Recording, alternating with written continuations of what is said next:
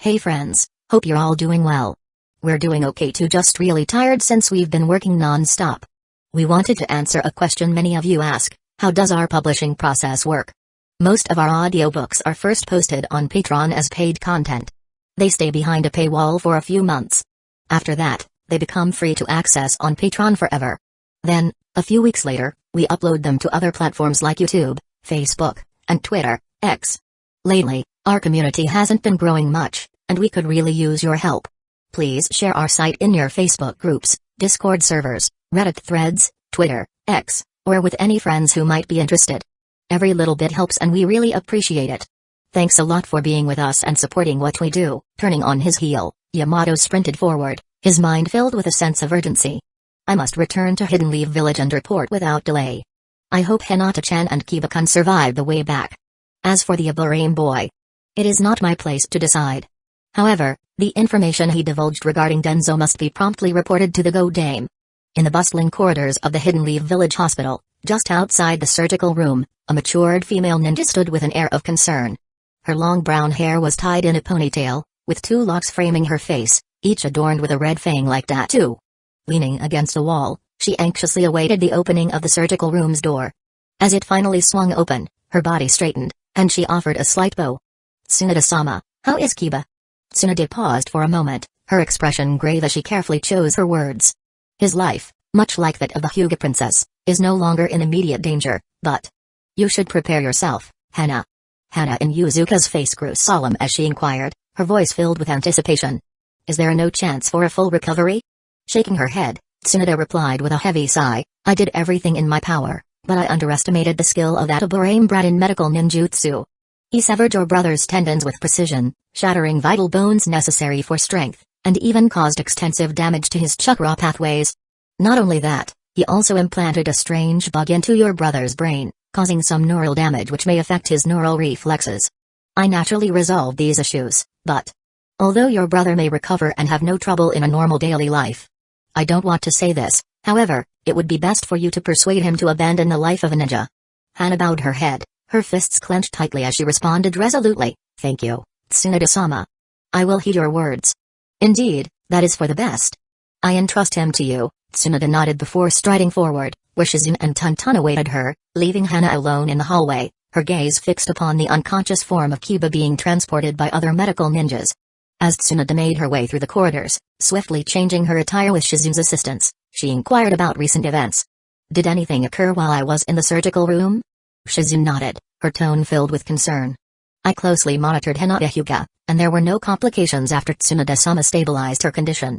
However, not long ago, an Anbu operative reported that both the Anbu headquarters and the Hokage residence were attacked." Furrowing her brow, Tsunade inquired with a troubled face, "How are the casualties?" Shizune shook her head, providing a small measure of relief. There weren't many Anbu present at the time due to being deployed to track Shino Aburame, and most of those who remained sustained minor injuries before being incapacitated. Personnel-wise, there were no significant losses. However, a number of technique scrolls, intelligence scrolls, and archived corpses were stolen from the Anbu quarters, while the scroll of seals was taken from the Hokage residence. "Well, that's a relief," Tsunade sighed, though her expression remained guarded. Waving her hand dismissively, she continued, "Lost techniques can be replaced, and the tracking methods hidden on scroll of seals will allow us to track it, regardless of where they may hide. We are already stretched thin, so as long as we don't lose too many of our ninjas, it can be considered a small victory." Tsunade's words trailed off as her gaze shifted back down the corridor. She shook her head slightly, a hint of concern crossing her features. Although the Hyuga girl's injuries seemed severe, the Aburame boy deliberately avoided her vital points, so the strike wasn't fatal. On the other hand, I can't comprehend what grudge the Aburame boy holds against the Yuzuka brat, but it appears he was the only one that truly suffered this time. Shizune glanced back as well, her confusion evident in her voice. "They're on the same team, and there haven't been any reports of any conflicts." Tsunade turned around, her hand waving dismissively. "The younger generation. Who knows what goes on in their heads? Let it be, but this Aburame brat has truly outdone himself this time. We cannot let him off so easily." Tsunade's words trailed off as she noticed a transparent bug perched on the wall nearby. "TSK." With a disapproving click of her tongue, she continued forward, her voice firm with command. "Shizune, issue a long-term mission to exterminate bugs within Hidden Leaf Village." Through the lens of his bugs, Shino watched Tsunoda and Shizune leave the hospital, making their way toward the Hokage building, ready to confront the storm that lay ahead. It seems our intelligence network in Hidden Leaf Village will take a significant blow in the coming days. But with the rapid breeding rate of our bugs, it matters not. At most, we'll need to waste some time in redeploying them. Shifting his attention away from the holographic screens, Shino's gaze settled on Karina, her face flushed after a deep inspection. She raised her head, her mouth opening to display the results of the inspection before swallowing, her unwavering gaze fixed on her still excited subject. The inspection is complete, and there are no issues. However, it would be wise to double-check every detail to ensure there are no problems in other aspects. Nodding in agreement, Shino's eyes turned to another screen displaying his clone returning to Hidden Leaf Village with his unsuspecting team, still oblivious to his betrayal. Indeed, we must continue the play on that side as well. After all, we cannot openly stand against the protagonist just yet. Karina nodded, her fingers fidgeting and rubbing against the subject of interest before bringing them up to her lips, where she sucked on them thoughtfully. And while my dear tends to that, as punishment for her dereliction of duty, failing to fulfill the criteria of detaching her previous patient's obsession, my assistant nurse will lead you to the bathroom before our long journey to our new home. Shino arched an eyebrow, surveying the cramped and fleshy interior of the overlord. But there is no bathroom in here. Releasing her grasp over her toy, Karina's hand gently cupped Shino's face, guiding his gaze toward Kurenai, whose red eyes bore a hint of shame. Her body trembled slightly, as if battling against an unseen force. Yet, her struggles were futile as she slowly straddled Shino's lap, creating space within the crowded interior. As the black locks of Karina's hair tickled his skin, her arms wrapped around his neck, and a warm sensation brushed against his sensitive spot as Karina's seductive whisper caressed his ears. Kurenai Yui is in charge of toilet duty. My dear can ask for her any time during our journey. And with this unexpected twist, Shino was fully prepared to carry out the remainder of his elaborate act. Chapter 130, Finishing touch. The sun dipped below the horizon, casting an orange glow upon the dense forest surrounding Naruto, Ino, Shino, and Anko as they made their way back to Hidden Leaf Village. His hand casually crossed behind his head. Naruto exuded a carefree aura that seemed to defy any imminent danger as his boisterous voice reverberated through the trees, his steps filled with energy and excitement. Yasha. We're going to be back to Hidden Leaf Village soon. With a mission reward, I will definitely go to Asen's place for some ramen, Dappeo. Ino, walking beside Shino, rolled her eyes at Naruto's cheerfulness. Her blonde bangs swished with emotion as she shot him a glare. Ramen, is that all that goes through your head? Seriously, and I thought Sakura was exaggerating it when she told me. Anko, trailing behind them, let out a hearty laugh, her eyes twinkling with mischief. Ha ha ha. Eating more is a good thing, Ino. It'll help you grow, in many ways. It's always good to eat more, and it doesn't matter what you eat. Then, her voice took on a dangerous edge as a devious smile curved her lips, as long it's not my dango. A drop of sweat rolled down Naruto's face, a fleeting memory flashing before his eyes. He mumbled, it was just one time. Didn't have to be so stingy. Suddenly, Naruto froze in his tracks. Anko had appeared behind him, a gleaming kunai held close to his face. She licked her lips playfully, her gaze filled with threat. Ah. Are you talking back now? Sorry. Forgive me, Naruto muttered softly, his body tensing under the threat of Anko's blade. Ino, standing next to Shino, observed the scene with a mix of fright and concern. She leaned closer to Shino, her voice a hushed whisper. Seriously, Sensei is dangerous. You think so too, Shino? Shino adjusted his glasses, his eyes glinting with hidden amusement, but just as Shino was about to elaborate, Anko's urgent shout tore through the forest. Shino, watch out! Shino's eyes sharpened, a sly smile curling beneath his collar. In one swift motion, he moved towards Ino, encircling her in his protective embrace.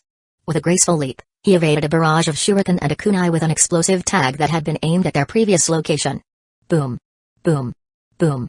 The deafening sound of the explosion shattered the peaceful atmosphere, sending a shockwave through the forest. After stabilizing herself, Anko instinctively assumed a combat stance, her senses heightened as she vigilantly scanned their surroundings. Her gaze locked onto the enemies who had appeared, their black attire unmistakably familiar. Anbu? Anko muttered, a frown etching across her face. The appearance of Hidden Leaf Village's elite covert ops unit could only mean trouble. Naruto snapped out of his momentary daze, his features hardening with determination. He pointed at the assailants, his voice dripping with anger. Who are you guys? Why are you attacking us?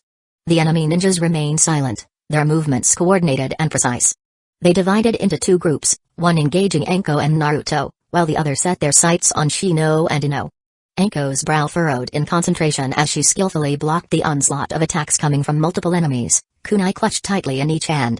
Her piercing gaze flickered towards Shino, a hint of concern clouding her features. TCH. Did they come for him? Or?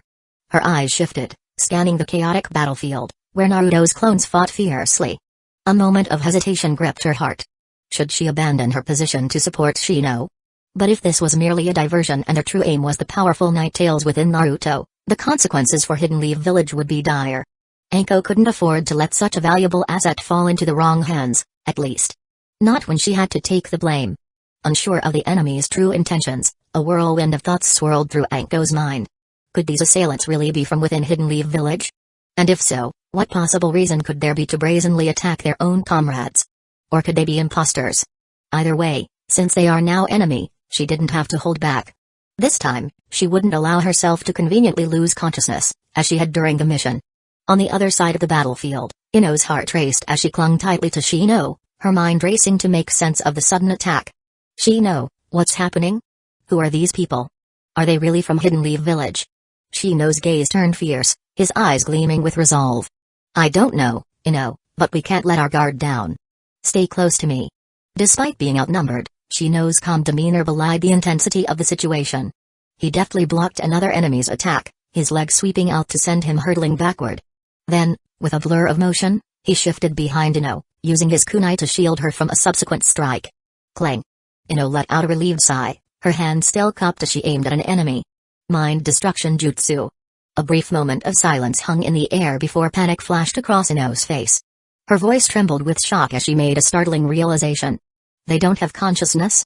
No. There's someone else controlling them, and I can't take over. Another member of the Yamanaka clan? But that's impossible. Anko's eyes darted around, searching for any signs of a controller amidst the chaos, but her efforts proved futile. Frustration crept into her voice as she fought off her opponents. DCK. Where are they hiding? Suddenly, Naruto's voice rang out from behind Anko, his words filled with determination. Ha! Rasengan. Naruto's spinning ball of chakra collided with the enemy. And it was unknown if it was simply a stroke of luck or if it was Naruto's combat instincts, but the attack struck perfectly against the abdomen of the enemy, destroying a critical point, and undoing a transformation. However, the enemy seemed prepared. As its transformation dispelled, before the smoke cleared, a smoke bomb was thrown out, momentarily obscuring Naruto's vision. Through the smoke, Naruto looked up, a mixture of anticipation and concern etched across his face. However, before he could make out the appearance of the enemy before him fully, Anko's keen senses detected imminent danger. Instinctively, she lunged forward, dragging Naruto away as she shielded Naruto from an impending threat. Danger. An ear-splitting explosion erupted, shaking the nearby trees. Debris filled the air, momentarily obscuring their vision. When the dust settled, the enemy had vanished, leaving behind only remnants of destruction. Anko lay unconscious atop Naruto, whose features contorted with frustration. Damn it. So close. Sensei. Naruto. Ino exclaimed, her voice filled with alarm as she saw the fumes of the explosion obscuring Naruto and Anko. Her momentary distraction proved costly, as an enemy blade almost found its mark, but Shino's quick reflexes saved her. He pulled her into his protective embrace, intercepting the blow meant for her. A spray of blood painted the air as Shino retaliated, forcing the enemy back. Shino. Ino's voice trembled with worry, her eyes welling up with tears as she witnessed the gash on Shino's back. A sense of helplessness washed over her, threatening to engulf her spirit. But Shino's voice rang out, resolute and unwavering. Don't worry, Ino. I'll do my best to protect you. Standing in front of Ino, Shino prepared to face off against the encroaching enemies. They encircled the pair, a momentary pause in their assault as reinforcements from Anko's side joined their ranks. Ino couldn't comprehend the reason for their sudden focused assault on them, her mind spinning with questions. But before she could delve deeper into her thoughts, Anko's urgent scream pierced through the chaos. Danger. Shino. Ino. Run! Ino's eyes widened as realization struck like a bolt of lightning. Time seemed to stretch into eternity as her gaze locked onto the enemies surrounding them. The adversaries' bodies swelled with an ominous glow, fiery streaks of flames bursting forth from within. The explosive power within them threatened to consume everything in a cataclysmic inferno. Despair gripped Ino's heart, the crushing weight of impending doom pressing down upon her. Is this truly the end? Is she fated to be swallowed by the flames along with her enemies? Yet, in that moment of despair, Ino felt a strong arm encircle her body, a sensation all too familiar but fleeting. Before she could fully register what was happening, she was propelled into the air, ripped from the encirclement by an unknown force. Time snapped back into motion as Ino soared through the air, her body propelled away from the impending destruction. But her wide eyes remained fixed on the scene unfolding below, forever etching it into her memory. Shino, her steadfast protector, still stood in the midst of the encirclement. And in the next moment, he was engulfed by a raging sea of flames. Shino oh! Ino's anguished cry tore through the air, carrying her heart-wrenching sorrow. As her head knocked against a tree, the world seemed to fade away, replaced only by the searing pain in her chest and the overwhelming grief that consumed her. Boom! Boom! Boom! Explosions reverberated through the forest, shattering the tranquility and engulfing the area in flames. Naruto was thrown across the ground, tumbling uncontrollably. The scorching heat and billowing smoke enveloped the scene, distorting reality itself. Anko, her determination unwavering, gritted her teeth as she defied the force of the blast. With lightning reflexes, she leaped into the air, intercepting the unconscious Ino, and cradling her unconscious form protectively in her arms to prevent her from falling into the flaming inferno below. Riding the currents of the explosion, she soared outward, crashing into the safety of the forest. A grimace etched across her face as she expelled a mouthful of blood. As the echoes of the explosion faded, the aftermath revealed a charred landscape.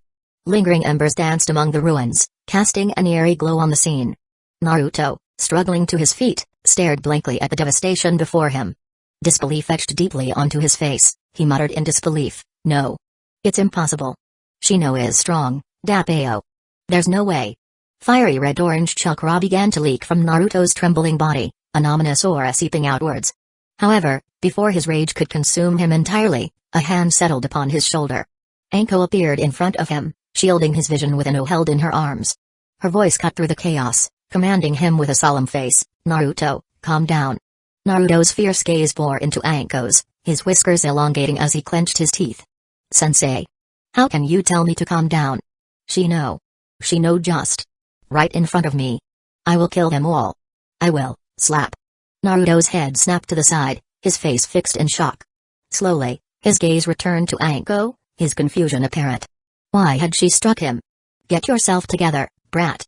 Anko's voice dripped with intensity, her expression dark and dangerous. A palpable atmosphere emanated from her. "Look around. They're already gone. And don't worry, Shino should have been a clone." "A clone?" Naruto's voice wavered, his daze gradually dissipating. The torrent of Nine-Tails chakra ceased its leak. Anko breathed a sigh of relief, a sliver of hope piercing through her own doubts. She circled around Naruto, her tone growing more confident. "There's a high chance that it was. You know Shino, he's strong and wouldn't die so easily." However, doubt gnawed at Anko's core.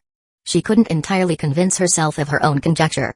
Yet, as their Jonin leader, she had to stabilize Naruto's emotions and ensure his safe return to Hidden Leaf Village, even if it meant telling a lie.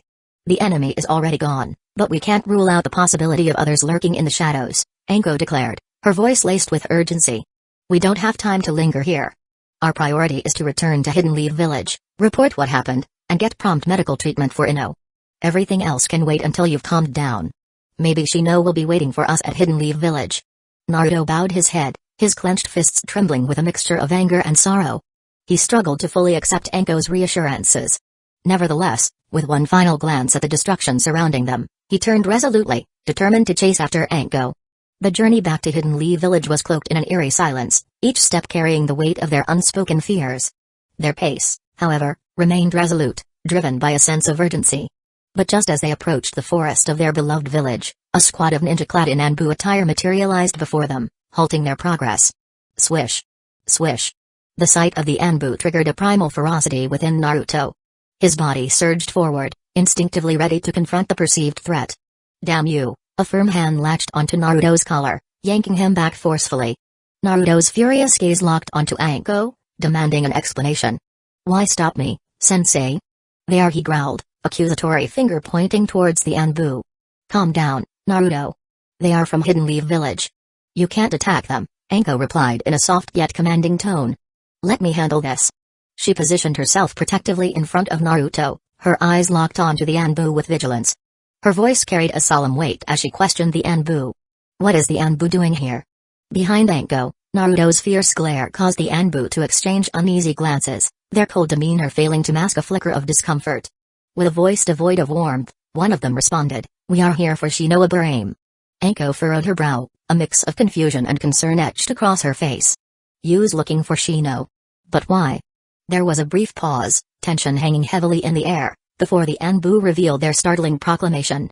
Just a couple of hours ago, the Hokage declared that Shino Aburame has betrayed Hidden Leaf Village. Impossible. Naruto recoiled in shock, disbelief painting his features. His voice trembled with a mixture of denial and desperation. No. I have to go see Tsunoda-Oba-chan. There must be a mistake. Wait. Naruto-sk. As Naruto darted away, driven by a determination to seek the truth, Anko's gaze followed him, a chill creeping down her spine. Her mind spun with confusion and doubt, unable to fully grasp the implications of the news, as even she couldn't believe the news after all she had witnessed during the mission. Just what in the hell is going on? Chapter 131, S-Class. Straighter inside the Hokage office, Tsunoda sat at her desk, a serene expression on her face as she gently stroked the slumbering Tonton in her lap. Entering the office, Shizune placed a cup of tea on the desk, her gaze falling upon the tranquil Tsunoda. She spoke in a soft voice, tinged with uncertainty. Tsunoda-sama? Tsunoda looked up, curiosity gleaming in her eyes. What's the matter? Shizune hesitated for a moment before continuing. It's just that Tsunoda-sama seems unusually calm. Considering the danger posed by Shino Aburame, I thought you would be more concerned. Tsunoda lifted the cup of tea, taking a sip in a composed manner before responding. You know me well, Shizune. Yes, I am worried, but it is during times like these that I must maintain my composure. Allowing emotions to cloud my judgment at these moments could be the straw on the camel's back. The office lapsed into silence as Shizune retreated to the side, creating space for Tsunoda to contemplate in solitude. They had recently received Tenzo's report, confirming Shino Aburame's betrayal and his subsequent escape, along with undisclosed secrets involving Danzo. Although Tenzo's report contained valuable information, it failed to provide conclusive evidence of the extent of Shino Aburame's danger. In fact, the report hinted at Shino secretly alerting them to the perils posed by Danzo. It could even be seen as a retaliatory strike against Danzo, but for them, it was potentially beneficial in some sense. However, Tenzo couldn't confirm the precise threat of Shino's Ganjutsu ability. After all, he wasn't a specialist in that field. Their most skilled Ganjutsu master in the village was gone, leaving them dependent on the return of the special Jonin with resistance against some Ganjutsu. The anticipation weighed heavily in the air as they awaited his arrival. Not long later, a knock echoed through the room. It's Kakashi Hatake, came the voice from outside. Enter, commanded Tsunoda, her posture straightening as she set down her tea and clasped her fists, prepared to receive the report. Tell me your assessment of his abilities. Kakashi stepped into the room, his gaze focused yet troubled. He began his report, providing detailed accounts of their encounters and summarizing his thoughts without divulging too many personal details. Despite the careful delivery, his analysis shed light on the situation for Tsunoda. After a moment of silence, Tsunoda summarized, So, you're saying that the Aburame boy possesses a Ganjutsu ability capable of unknowingly ensnaring numerous ninjas within a designated area. Its limits remain undetermined due to the brief contact, but this Ganjutsu is so convincing that even your Sharingan can't discern it. However, it doesn't inflict any harm on the victims? Yes, nodded Kakashi, emphasizing, but I must correct you, go dame. It's not that the Ganjutsu is devoid of harm, it simply doesn't cause physical injuries. Instead, it inflicts a more insidious type of danger, mental trauma. Tsunoda studied Kakashi silently, her eyebrows arching in curiosity. Mental trauma? You mean? Kakashi let out a sigh, pausing momentarily before responding. It delves into the depths of the victim's darkest memories, manipulating and confusing them. This Ganjutsu targets the very essence of one's being, the human heart. The heart, huh? Tsunoda mused, her thoughts drifting to unpleasant memories. She pressed on, seeking further elucidation. Can you provide more details? I'd rather not, Kakashi bowed his head, his refusal evident. Those words conveyed the gravity of the situation to Tsunoda. Her frown deepened, and she clenched her fists tightly, her narrowed eyes displaying determination. It appears that the danger posed by Shino Aburame far surpasses our initial expectations. Initially, due to his retained bonds despite his betrayal, I had only planned to designate him as a knee-rank traitor for his theft of confidential Anbu secrets. But with his ability alone... Tsunoda's gaze turned fierce as she swept her gaze towards Shizune, issuing a commanding order. Shizune, issue a notice. Raise his bounty and declare Shino Aburame as an S-rank rogue ninja. Hi, Tsunoda-sama. Shizune replied firmly, nodding to Kakashi before hastening out to carry out Tsunoda's directive. Kakashi scratched his mask thoughtfully, his gaze drifting to the window. Then, I'll take my leave, go dame. Tsunoda nodded, offering a final reminder as she watched Kakashi depart. If you encounter any problems related to this matter, do not hesitate to come to me. You know my area of expertise. Kakashi paused briefly, then waved his hand as he continued walking. I will. Suddenly, panicked cries from Shizu resounded from outside. Bam! The door swung open forcefully as an orange blur rushed into the room, colliding with Kakashi and tumbling onto the floor. Kakashi looked down blankly at his fallen student. Naruto, what are you doing here? Kakashi-sensei? No, wait, I don't have time to talk to you, Tsunade-Oba-chan. You've made a mistake. Shino can't be MMFPHH. Naruto's angry protest was abruptly silenced as Kakashi covered his mouth, his arm wrapping around Naruto's neck. Raising his hand, Kakashi used his eye to display a smiling face to Tsunade as he spoke. Go dame, I'll handle it, Naruto. Please attend to your duties, we won't disturb you further. With that, Kakashi dragged the struggling Naruto out of the Hokage's office, leaving Tsunade to helplessly rub her forehead and shake her head. First, with the Uchiha kid, and now. TCH, had I known, I wouldn't have made a bet on that bug brat. Now, Naruto will be difficult to handle. Only Jiraiya knows how to handle this noisy brat, but he's currently smack. With a resounding smack, Tsunade's voice was abruptly silenced. In the cramped darkness of the Overlord, Shino observed the holographic display before him, now void of sound. His gaze shifted to a nearby monitor, where Karina had just pulled up footage of a Nanbu removing the sound bug from the outer walls of the Hokage building. Soon, even the video feed of the Hokage building vanished. Its last footage was the sight of a young, audacious ninja brat crushing the bug with his bare hands. Shino shook his head in mild disappointment. It seems Hidden Leaf Village can be quite efficient when they put their minds to it. We may need to devise new methods for gathering intelligence from Hidden Leaf Village, especially since my foreknowledge of the plot may no longer be reliable.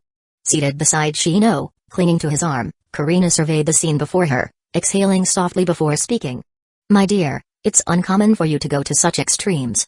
Are you certain your actions aren't a bit drastic this time?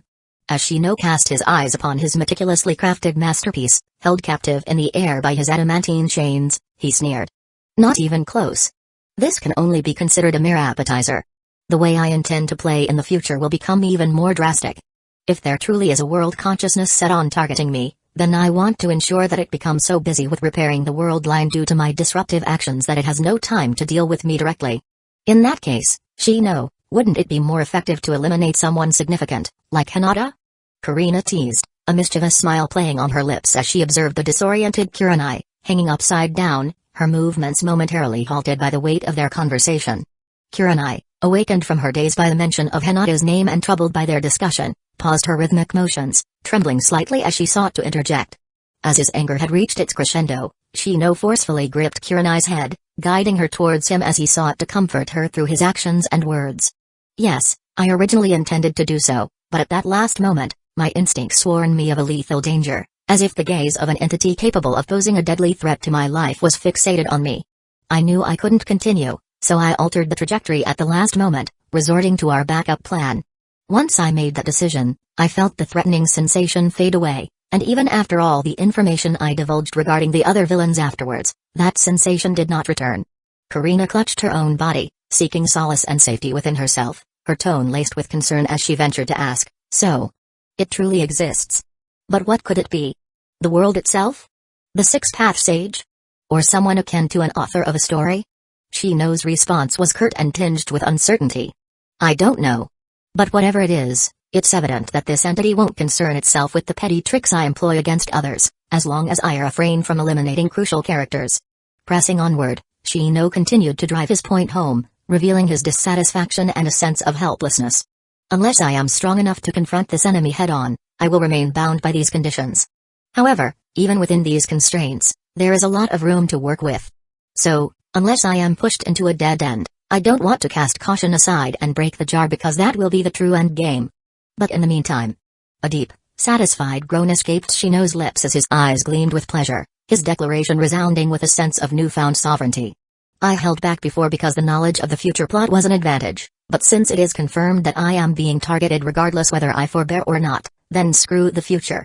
If it gets messed up, then so be it. As long as it can please me, I will play all sorts of tricks in order to get the benefits I want. Even without killing important plot characters, I can also let those behind the scene know that I wasn't any pushover, that if they mess with me, I will also cause them trouble. Karina's excited gasps reverberated through the confined space, her sultry voice flattering Shino. Haha. My dear, so manly. Don't utter such cringe lines, Shino retorted, finally releasing his hand from Kurenai as he raised one hand to playfully tap Karina's head, a hypocritical gesture that betrayed his enjoyment of the flattery. His gaze then shifted towards Kurenai, who did her best to contain his fury, soon opening her crimson lips, a sight that pleased Shino enough to reward her with gentle petting. He spoke softly. You see, if you had agreed to my method of subjecting Asuma to an endless loop where he would witness your death repeatedly, none of this would have been necessary. Alas, I let you handle Asuma, but the results was unsatisfactory. Nevertheless, it's good you're finally willing to learn. So, I will temporarily promote you to handle the relatively easier task of being a cleaner. As Kurenai stepped foot on solid, fleshy ground once more, she swallowed as a mix of nervousness and excitement filling her before she obediently knelt down, her crimson gaze fixed on Shino. Then, her black hair began to sway gently as she conveyed her happiness over her promotion to him. Observing this scene and sensing the emergence of a new technique, Shino closed his eyes, delving into deep thought, his voice hoarse as he turned to Karina. Are we there yet? Karina, who leaned against Shino, looked up with a rosy hue on her face. She replied, soon. Haha. But if my dear hasn't had enough, I can slow down our flight. Shino shook his head, one hand running through Kurenai's smooth black hair while the other tested Karina's patience. He declared, no need. We still have unfinished business. I haven't forgotten the true cause of our current predicament. Therefore, we must prepare a fitting return gift for the snitch, one that ensures he doesn't have the spare time to snitch on us again. Chapter 132, New Base in the land between the Hidden Waterfall Village and the Hidden Sound Village. An ancient forest stretched out into the distance, its lush green canopy wrapping around the tall mountains that stood proudly in the area. Amidst the towering trees and the winding paths, one area of the forest stood out, shrouded in an air of mystery and ominous aura, with colossal titan-sized bones of long-extinct creatures littering the forest floor, creating an eerie landscape that sent shivers down the spine. It was a place that held the secrets of a forgotten time, where the remnants of ancient beings served as a reminder of the world's turbulent history. It was a haunting sight to behold. This unique stretch of the forest was known as the Mountain's Graveyard, a place where normal humans and ninjas dared not venture. Within this desolate expanse, hidden away from prying eyes, lay an abandoned mine. Its entrance was obscured by the shadows of the forest, and the remnants of rubble covered the dirt ground, giving it an appearance of desolation and abandonment. It was within this forgotten mine that a new visitor emerged from beneath the surface. A strange insect, with the distinct visage of a zergling, burrowed out from the depths, its sharp claws gripping the ground as it surveyed its surroundings. Its alien senses swept the area, ensuring the coast was clear before it fully emerged, revealing its otherworldly form. The zergling was soon joined by a multitude of its kind, as more zergs, a mix of zerglings and drones, emerged from the ground with an almost orchestrated precision. In a uniform manner, the drones opened their gaping maws, releasing swarms of insects that swiftly took flight, scouting the path ahead. Their tiny forms disappeared into the shadows, their mission clear. Behind them, the zerglings dispersed, their nimble bodies scurrying into the dark mine tunnels, their presence concealed by the depths. The zerglings navigated the winding tunnels of the abandoned mine with a practiced ease. Despite their small size in comparison to the vastness of the underground labyrinth, their sheer numbers allowed them to efficiently carpet search the area, leaving no stone unturned.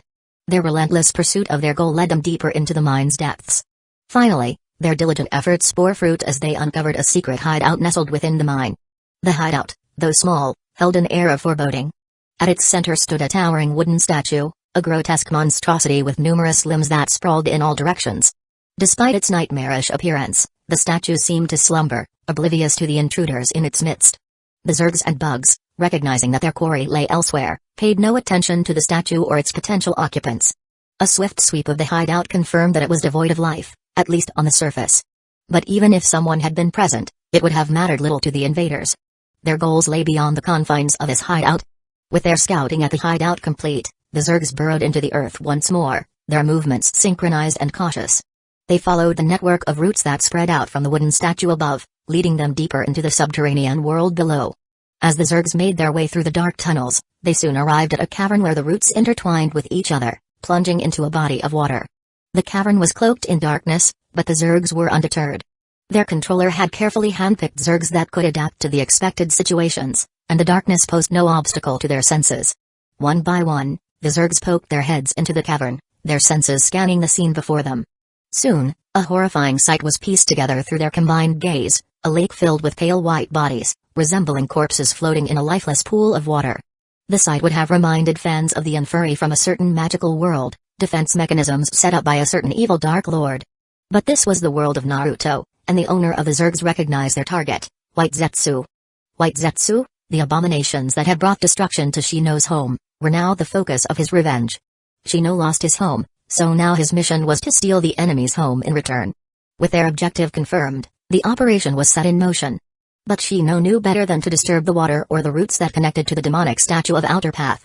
So, they aimed for stealth, avoiding the notice of the slumbering White Zetsu below, for they knew that despite their dormant appearance, the White Zetsu were not actually asleep. With their objective confirmed, the Zergs retreated silently, their movements discreet as they moved on to the next phase of their plan.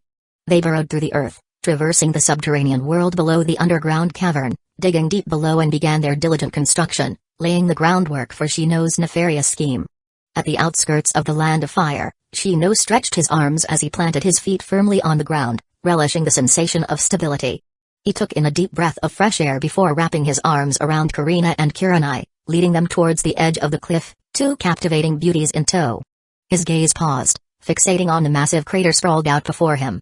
He admired the picturesque scene before his eyes settled on a village nestled within the crater. A faint smile graced his face. Ah, Hacho village, it's been a while. But I never expected to return here so soon. My dear, would you like to fulfill your previous promise? Our workers have already excavated our base below, and we can unleash havoc upon this village, using its inhabitants as fuel for the completion of our new stronghold, Kurina suggested, her tone light as she licked her lips and cast venomous eyes upon the village below. Meanwhile, Kurenai stood in silence, her expression devoid of emotion, despite hearing the cruel means being discussed. As a ninja, she possessed a heart of steel, and under her new master's influence, her heart had grown even colder towards other forms of life. Perhaps she herself hadn't fully realized this transformation. To the astonishment of both women, Shino shook his head. No, there is no need. Though I do have the desire to raise this place to the ground, a clever rabbit doesn't devour the grass near its burrow. Our new base will be constructed underground here, and we don't want to draw unnecessary attention by obliterating an entire village. Oh, what a pity, Kurina murmured, her arms coiling around Shino's as she rubbed her face against his, a hint of disappointment in her voice. I thought my dear had finally abandoned all restraints, but he remains cautious as ever. Shino's hand glided upward, slipping up her revealed navel and into Kurina's loose lavender uniform. His touch playfully explored as he observed the faint blush rising on Kurina's face. Rather than cautious, it's more like pulling back my fist to deliver a stronger blow when I am fully prepared. Our current focus is gathering the White Zetsu as resources for our new army. Then, we can set some of our grand plans in motion. After all, there are still countless resources we can plunder from this world.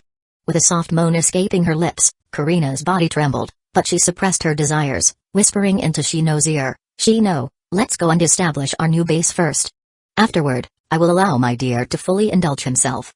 A meaningful smile spread across Shino's face, his gaze sweeping over the village for a final time. Although the innocent can live, but we must give due retribution where needed, taking out the trash and replacing it with our own, and turn this village into our farm. I'll leave it to you, Kurina. Then, Shino's thoughts conveyed a command. Moments later, a gaping maw emerged from the earth beneath them, swallowing the man and his two enchanting companions. Burrowing back into the ground, the transport drone journeyed towards its destination deep underground, where a cavern had already been meticulously carved out. Emerging from the mouth of the drone and stepping into the cavern, Shino was greeted by the comforting warmth within, a contrast to the heated temperature during the ride here. Shino's eyes surveyed the civilized structures that had already been erected, a testament to the construction made in this underground domain. He released Kurina from his arm, allowing her to find her own footing, a silent command for her to begin. With calculated grace, her hips swaying seductively, Kurina moved towards the center of the cavern, where there was a deliberate area empty of structures. As she planted her hand on the ground, it was as if she was summoning an otherworldly entity. Her gasps filled the cavern, akin to squeezing something out from deep within her. And with each gasp, a viscous purple substance oozed forth from her palms, corroding the rocky ground. It spread like a swarm of ants, gradually contaminating the entire section of the cavern, creating a creepy blanket of corruption. Soon, the eerie substance began to take shape, forming a rounded shell reminiscent of a biosphere, a shell of their former home. This was Kurina's life-bound lair, a core completely under her control. And the simple shell wasn't the end. The creep extending from the biosphere actually began to spread to the rest of the cavern, its tendrils digging into the ground and merging with the pre-existing exterior creep layer. Meanwhile, Shino produced a scroll and unfurled it. In a puff of smoke, a small pile of corpses materialized, placed upon the spreading purple creep extending from Karina. As the fresh bodies encountered the creeping substance, it instinctively devoured them, causing the corpses to rapidly decompose and dissolve before their eyes, leading to the creep's hastened expansion. Shino handed the scroll to Kurenai, who accepted it calmly. With diligent movements, she silently released the corpses from the scroll, allowing the creeping substance to consume them, nourishing the biosphere and facilitating the spread of the creeping corruption throughout the cavern. That was a significant upgrade in size compared to their base. As the core biosphere shell reached completion, Shino stepped forward, finding an opening that formed specifically for him. Entering, he locked eyes with Karina, who stood within the shell. Strolling over, Shino coiled his arm around her waist, gently wiping away the sweat on her face with his hands as he said with a soft voice, "Karina, thank you for your hard work." Karina nodded as she leaned into his embrace, a serene smile on her exhausted face as she whispered, "I'm willing to work hard anytime for you, my dear." After a brief rest, Shino retrieved another scroll. From it, he extracted piles of construction materials. Soon, Zerg drones burrowed into the biosphere, commencing their construction work at the core of their base. Turning towards Karina, Shino offered his hand, "Let's go."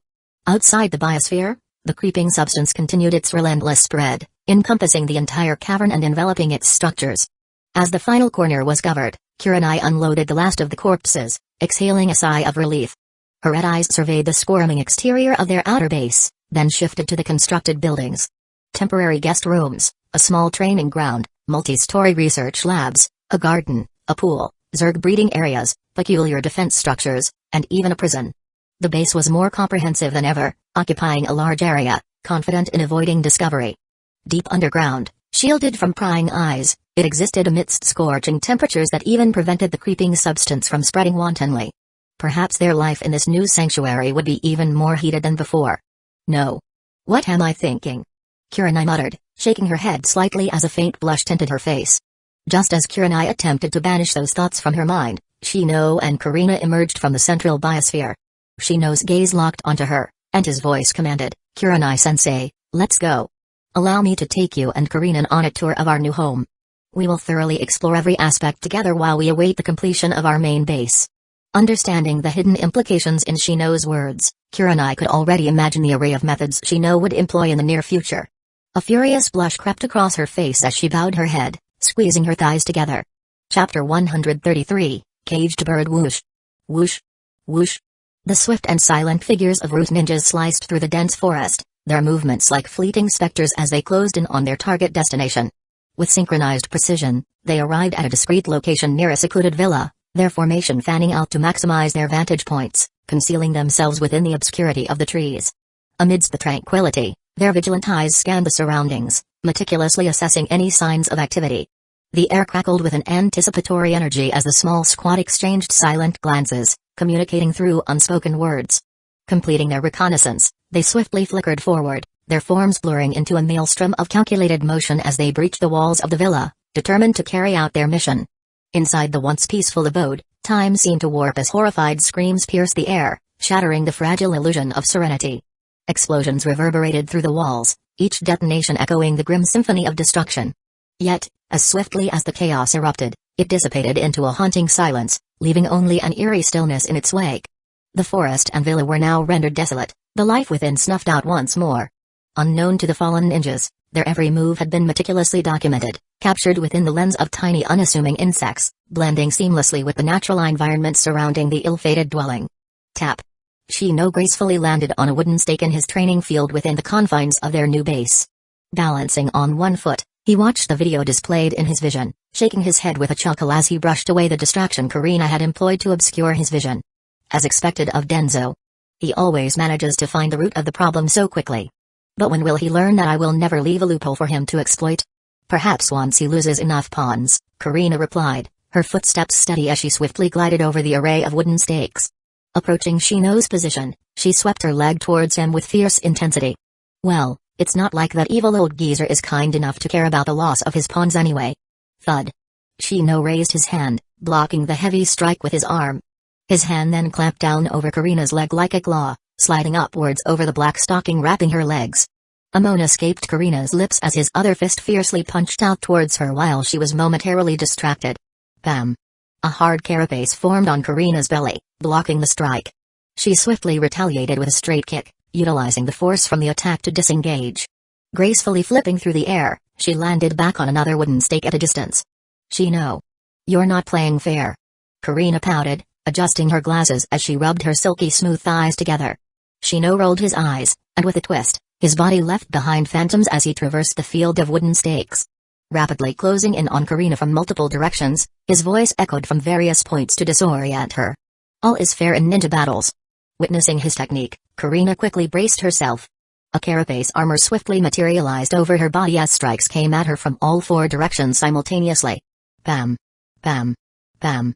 Thud. Karina was knocked back by the Shino that appeared by her side, the other phantoms vanishing after their brief attacks on her carapace armor. Twisting through the air, Karina quickly regained her composure, preparing to find a stable footing upon landing. But before she could, her eyes widened with shock as multiple thin wires appeared around her, ensnaring her body. The leech-like anchors on the wires secured the wires tightly, forcing her to resort to brute force to break free.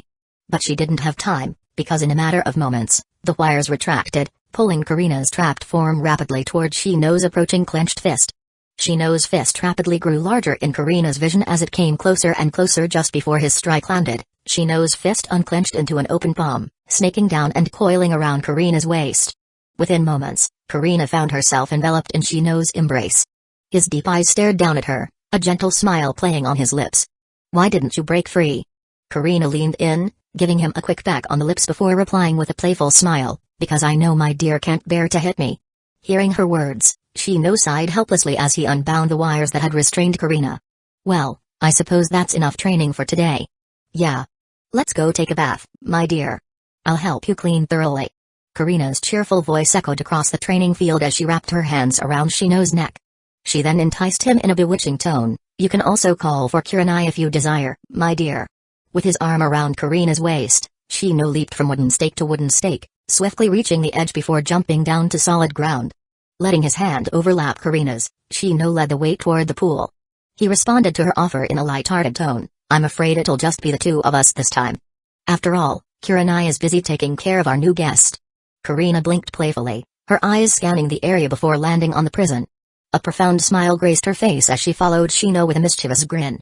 Well, then, I'll have you all to myself. But don't worry, my dear.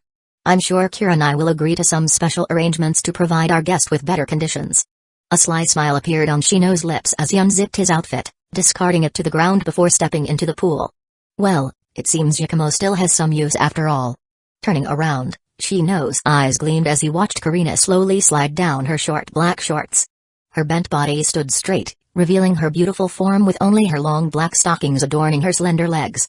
Twisting her hips seductively, she joined Shino in the pool, her smooth skin brushing against his, guiding his hand to her stocking. Does my dear like what he sees? Of course. With those words, Shino and Karina delved into a deeper conversation, causing undulating waves to ripple through the pool. In the midst of their bathing, Shino suddenly noticed a pair of feet stopping beside the pool. His gaze traced up the slender legs and plump thighs, finally fixing on Kurenai's hesitant face, a faint blush gracing her serious features. What is it? Shino asked knowingly, his attention shifting back to Karina as their conversation continued, Karina suppressing her voice in consideration of their serious discussion. After a moment of hesitation, Kurenai didn't ask for the impossible but settled for a compromise. Can you let her out? A sly smile played on Shino's lips as he replied, Are you sure you want to let her out? Perhaps you should take a look around and consider the situation first. Kurenai fell silent, her gaze sweeping the large cavern with a hint of confusion, before fixing her eyes on Shino, silently seeking an answer. Shino glanced at Kurenai with a playful look, his movements pausing as he pulled away to Karina's dissatisfaction. Swimming over to the steps of the underwater staircase in the pool, Shino waved his hand toward Kurenai, his tone overbearing as he commanded, Get in, and we'll talk. Kurenai hesitated for a moment before obediently undressing, leaving her lingerie on.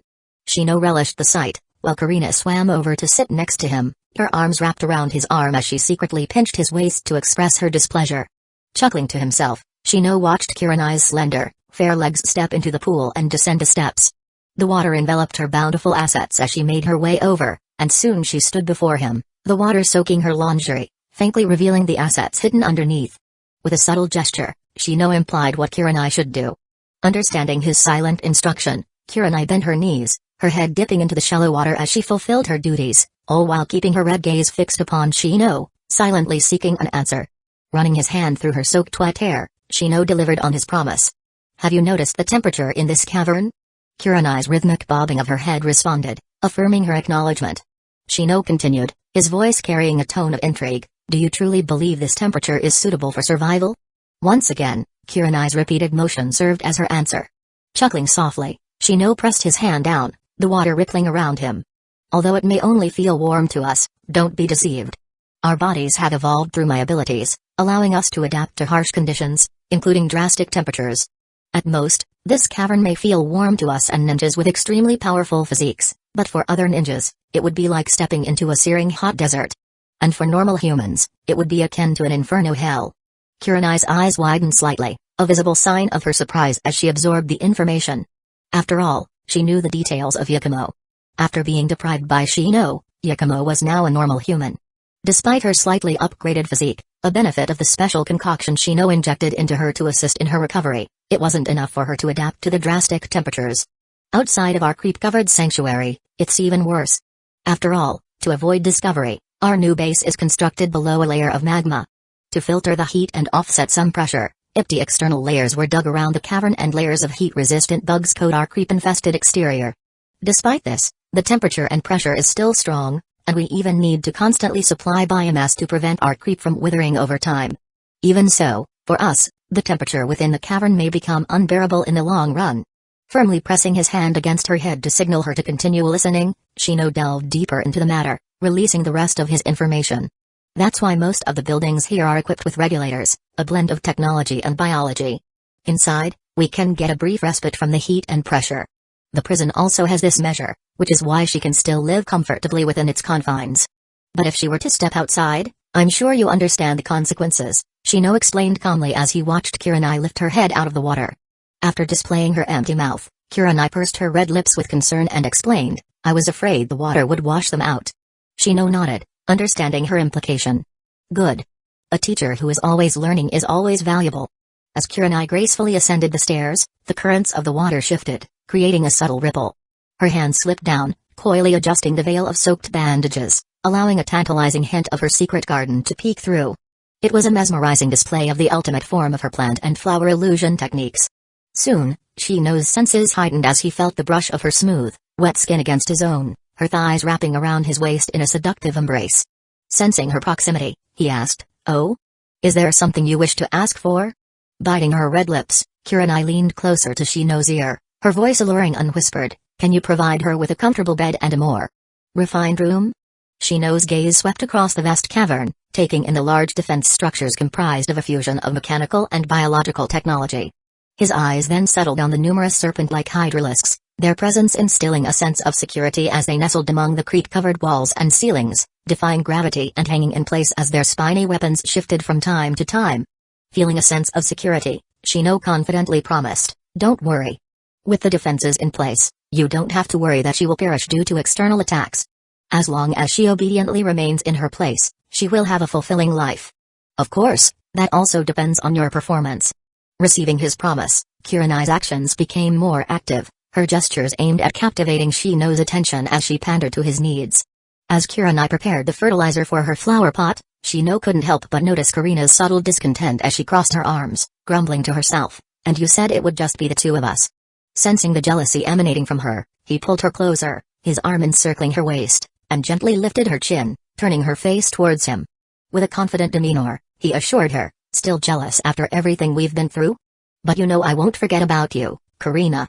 Seeking to ease her concerns, Shino leaned in, sharing a passionate kiss with Karina.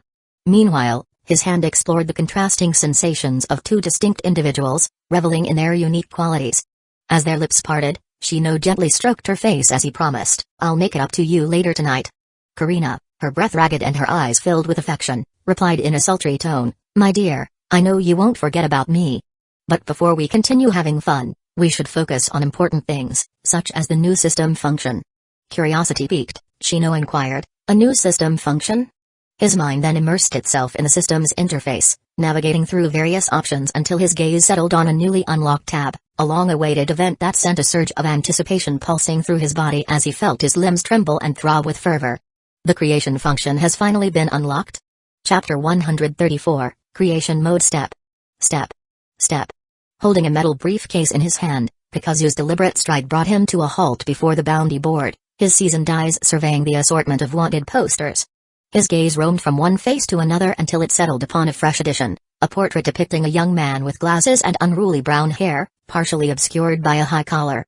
A hint of intrigue flickered in Kakazu's eyes as he muttered to himself, assessing the situation. Oh, a new valuable face worthy of my attention? S-rank at such a tender age. Could this be another scary fella, much like that Uchiha? But the price on his head is quite good. As his hand reached out, Kakazu deftly plucked a copy of the bounty, seamlessly adding it to his collection. Standing alongside Kakazu, Toby observed his companion's actions with a mixture of curiosity and dissatisfaction, unable to resist voicing his thoughts. I know we need that money, but is it really smart to find trouble with guys like that? Kakazu emitted a raspy chuckle, his eyes narrowing with amusement.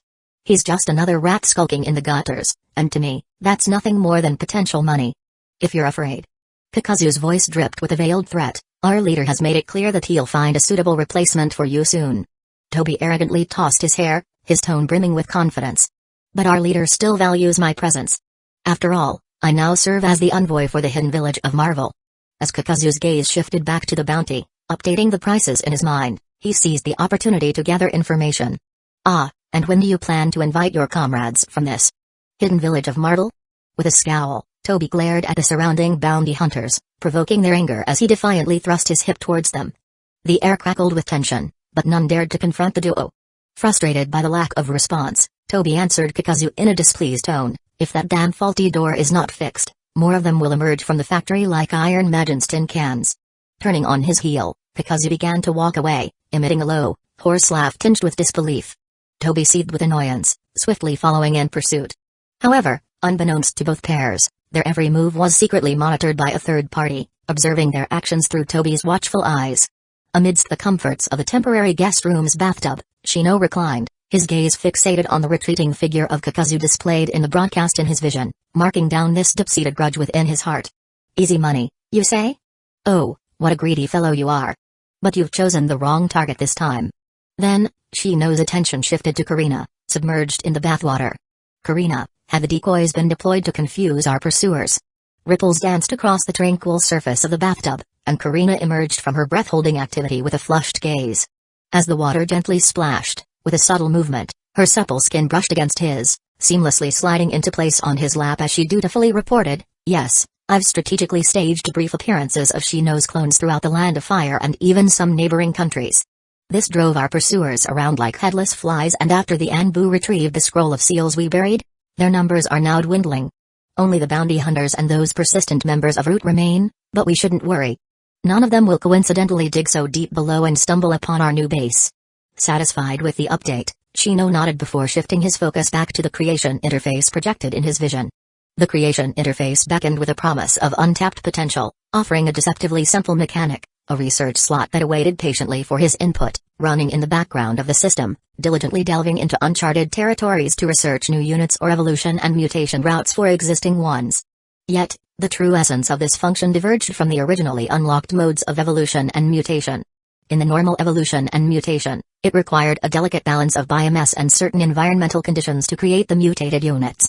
Not only that, for insects outside his spawn zergs, biomass could only serve to enhance the speed and probability of the upgrade, but the final success was still subjected to the whims of chance and probability, sometimes so low that Shino is forced to pause their breeding to conserve biomass. Even with Karina's meticulous research to establish methods and breeding bases to increase the probability, the wasted biomass is still a hefty amount. Furthermore, evolution and mutation can't happen from nothing. It hinged upon an original template, a pre-existing zerg or bug, and the process was just acting as a catalyst for unlocking dormant genes already existing within the target. And this meant that the gene itself was already included in the database from the moment of the initial contact with the creature. This meant the previous method was a means to grow the quantity of his tools, but there was no personal growth in his database from this method. In stark contrast, the creation function transcended the boundaries of known possibilities. It not only facilitated the pursuit of upgrades for existing zergs, but also opened a gateway to something far grander. It allowed for Shino's creative input to breathe life into the research, birthing units that had never before graced the annals of the system. And these new units could have previously been non-existent, ones with new gene data that had yet to be incorporated in the gene bank. This meant that the creation function possessed the remarkable ability to generate new gene data, amalgamating pre-existing information into a symphony of innovation. And Shino's role transformed into that of a player, choosing the options he desired and harvesting the fruits of the system's tireless research at his leisure. This creation function was akin to an idle game's resource generator, allowing Shino to collect new gene data and unit templates over time. It scarcely needed mentioning how powerful this newfound power was. With the creation function, even if Shino does not venture beyond the confines of his base, he possessed the capacity to amass a sprawling database of genes. And given enough time, he could even complete self-evolution by being a recluse. However, in the realm of this immense power bestowed upon Shino, the indescribable existence responsible for this ability seemed wary of the user's ascent to overwhelming dominance. As a result, certain restrictions were imposed, tempering the limitless potential within. First and foremost, the creation function operated within specific confines.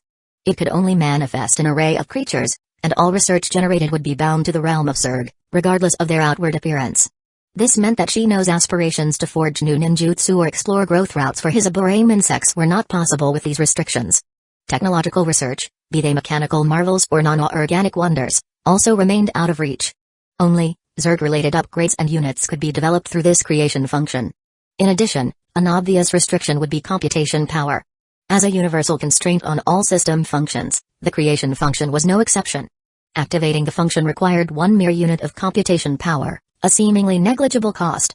However, the vagueness of the idea, the complexity of the unit's abilities, and the realistic nature of the prompt all conspired to stretch the research duration, spanning from mere hours to years, decades, centuries, millenniums, and even epochs of unimaginable length, simply marked with an unknown time, their true scope veiled.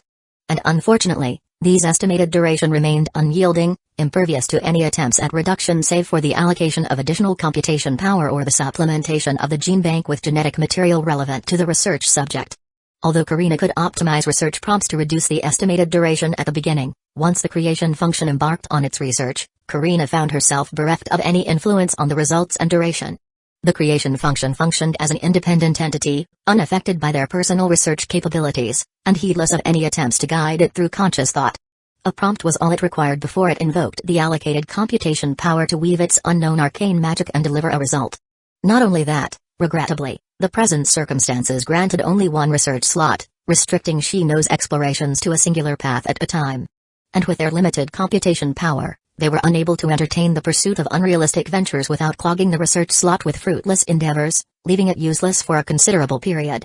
Fortunately, Shino held the prerogative to terminate ongoing research and embark upon a fresh endeavor whenever he deemed fit. Every gene discovered during the uncompleted research process would also be dutifully added to his gene bank, akin to gathering resources before they reach their maximum capacity. Yet, do not dismiss the boundless potential of this function, despite its inherent restrictions.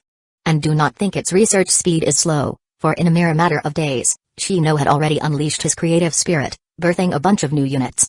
Admittedly, most of them lacked practicality, relegated to niche applications and peculiar scenarios. Take, for instance, the Dust Eater and the Colorful Light Bug. The Dust Eater, as its name implies, possessed a singular purpose, to devour dust and convert it into biomass. Alas, the cost required to sustain this Zerg exceeded the biomass it could generate. And Shino knew his useful creep could perform the same cleaning task, effortlessly devouring non-organic matter without imposing any additional burden on his resources. An absolutely free alternative rendered this Dust Eater a redundant creation. But, it's always good to have a vacuum cleaner, right? Ahem. On the other hand, the Colorful Light Bug represented a downgraded version of Shino's mutated camouflage insects. Its sole ability lay in the capacity to display a vibrant array of colors, reminiscent of a shimmering rainbow. Regrettably, its transformative capabilities were confined solely to colors and its outer shell, lacking the true essence of camouflage. Nonetheless, this experiment marked the boundaries of Shino's current research.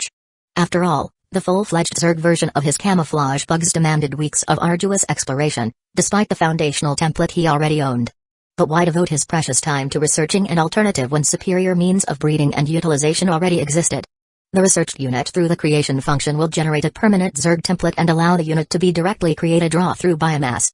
Needless to say, this function would be useful if he had nothing but biomass.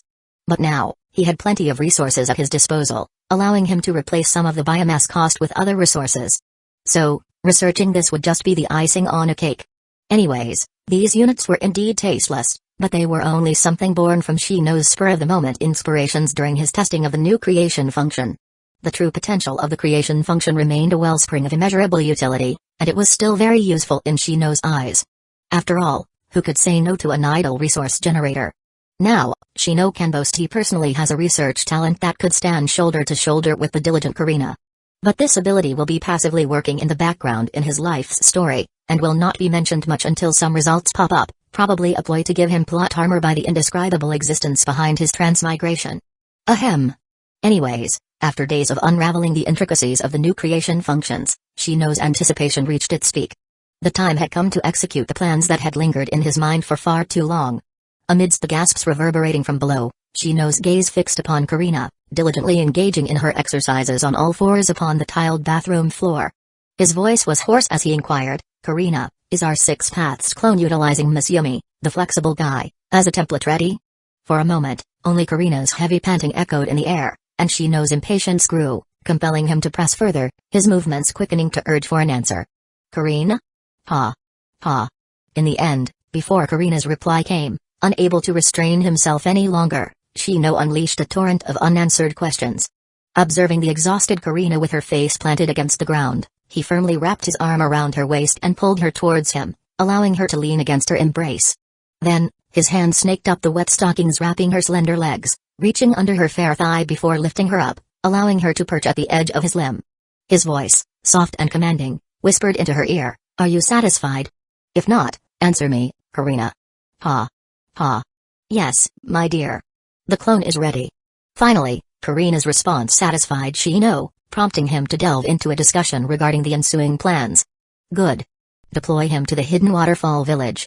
After we acquired the comprehensive repertoire of sealing techniques by plundering Hidden Leaf Village, we now have the necessary foundation to capture her." Karina's answer never came, a response that spoke of her inner jealousy. Yet her head undulating up and down conveyed her agreement, and Shino could already sense his scheme brewing through Karina's manipulation. So, a grin formed on his face as he continued to pound the intricate details of his plan into place, ensuring that his victim would be soft and tender upon the plan's completion. For what Shino desired was not a raging-tailed beast.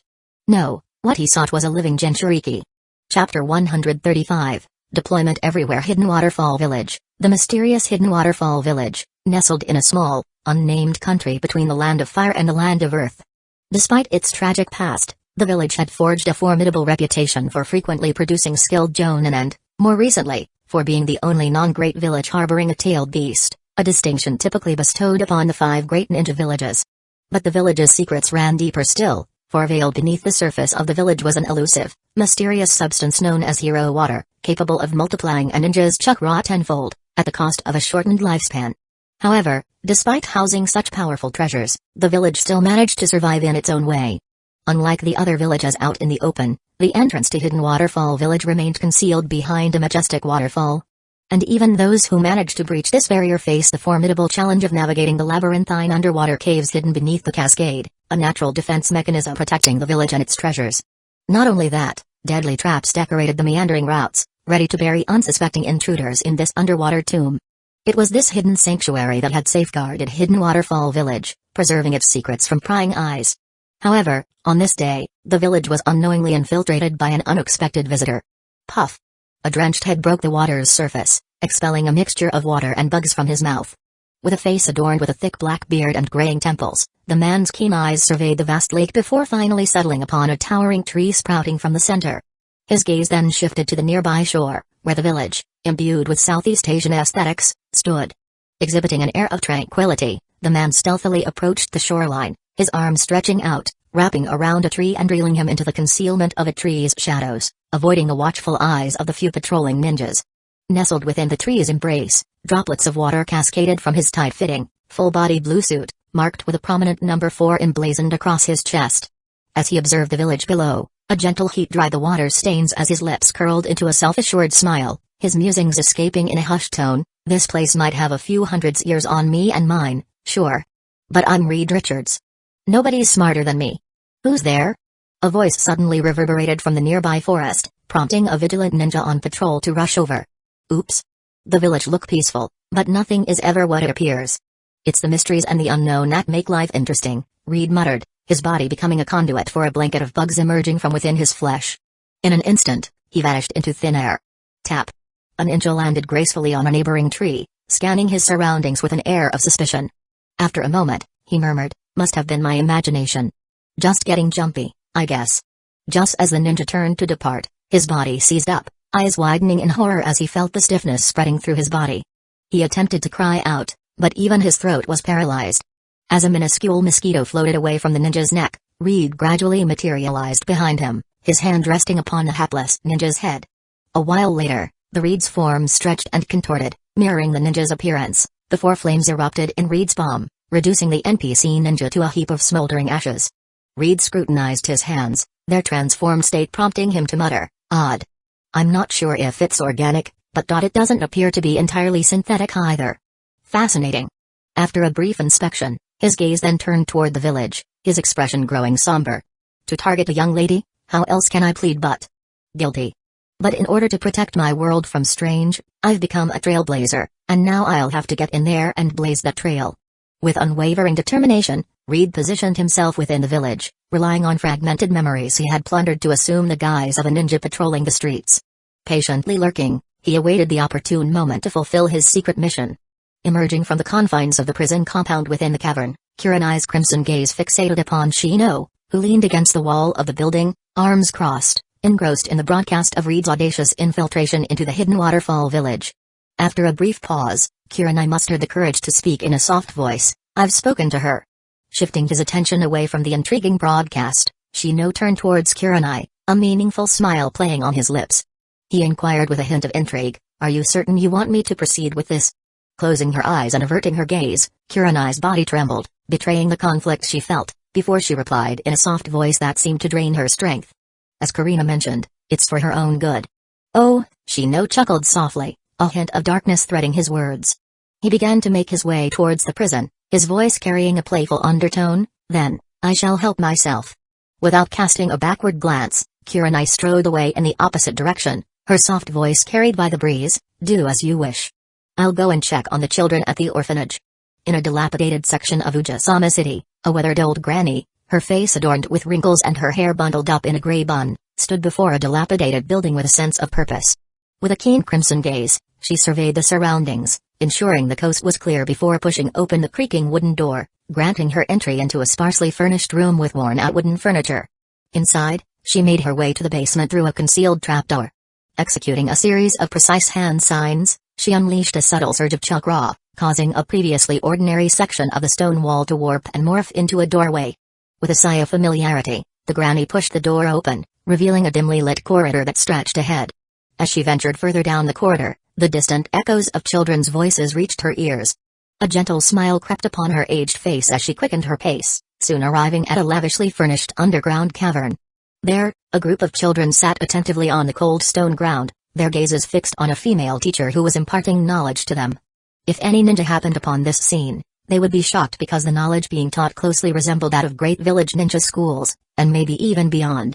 Paying closer heed would reveal a curriculum that touched upon topics including freedom, equality, and science.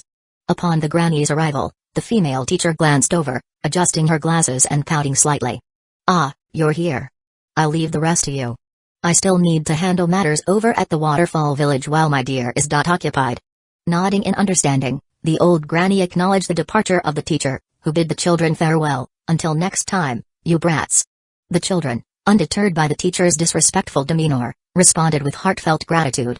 "Thank you, Shina-sensei." As the beauty's form shifted into a swarm of bugs and scurried away, the children erupted into laughter, unafraid of the seemingly horrifying sight.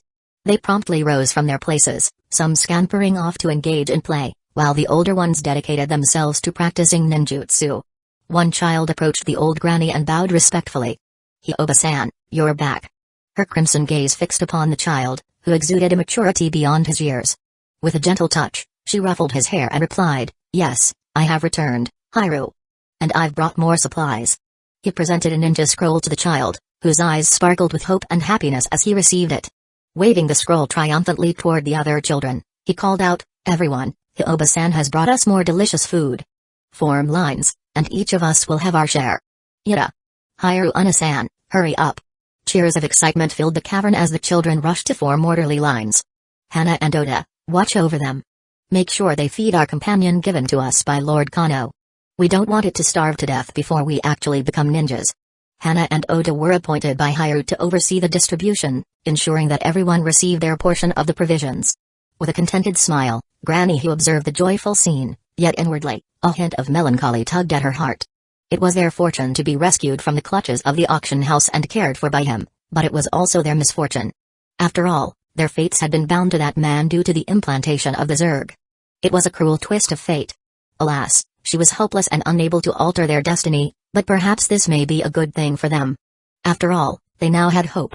Casting her eyes over the lively group, Hu noticed one child was conspicuously absent. Concerned, she inquired, "Where is Capo?" Haru, the child with a mature temperament, hesitated and bowed his head, his foot shuffling against the floor. Granny Hu sighed, understanding the situation. Did he sneak out again? Nodding with a touch of guilt, Haru looked up, explaining, "Brother Capo didn't mean to break the rules.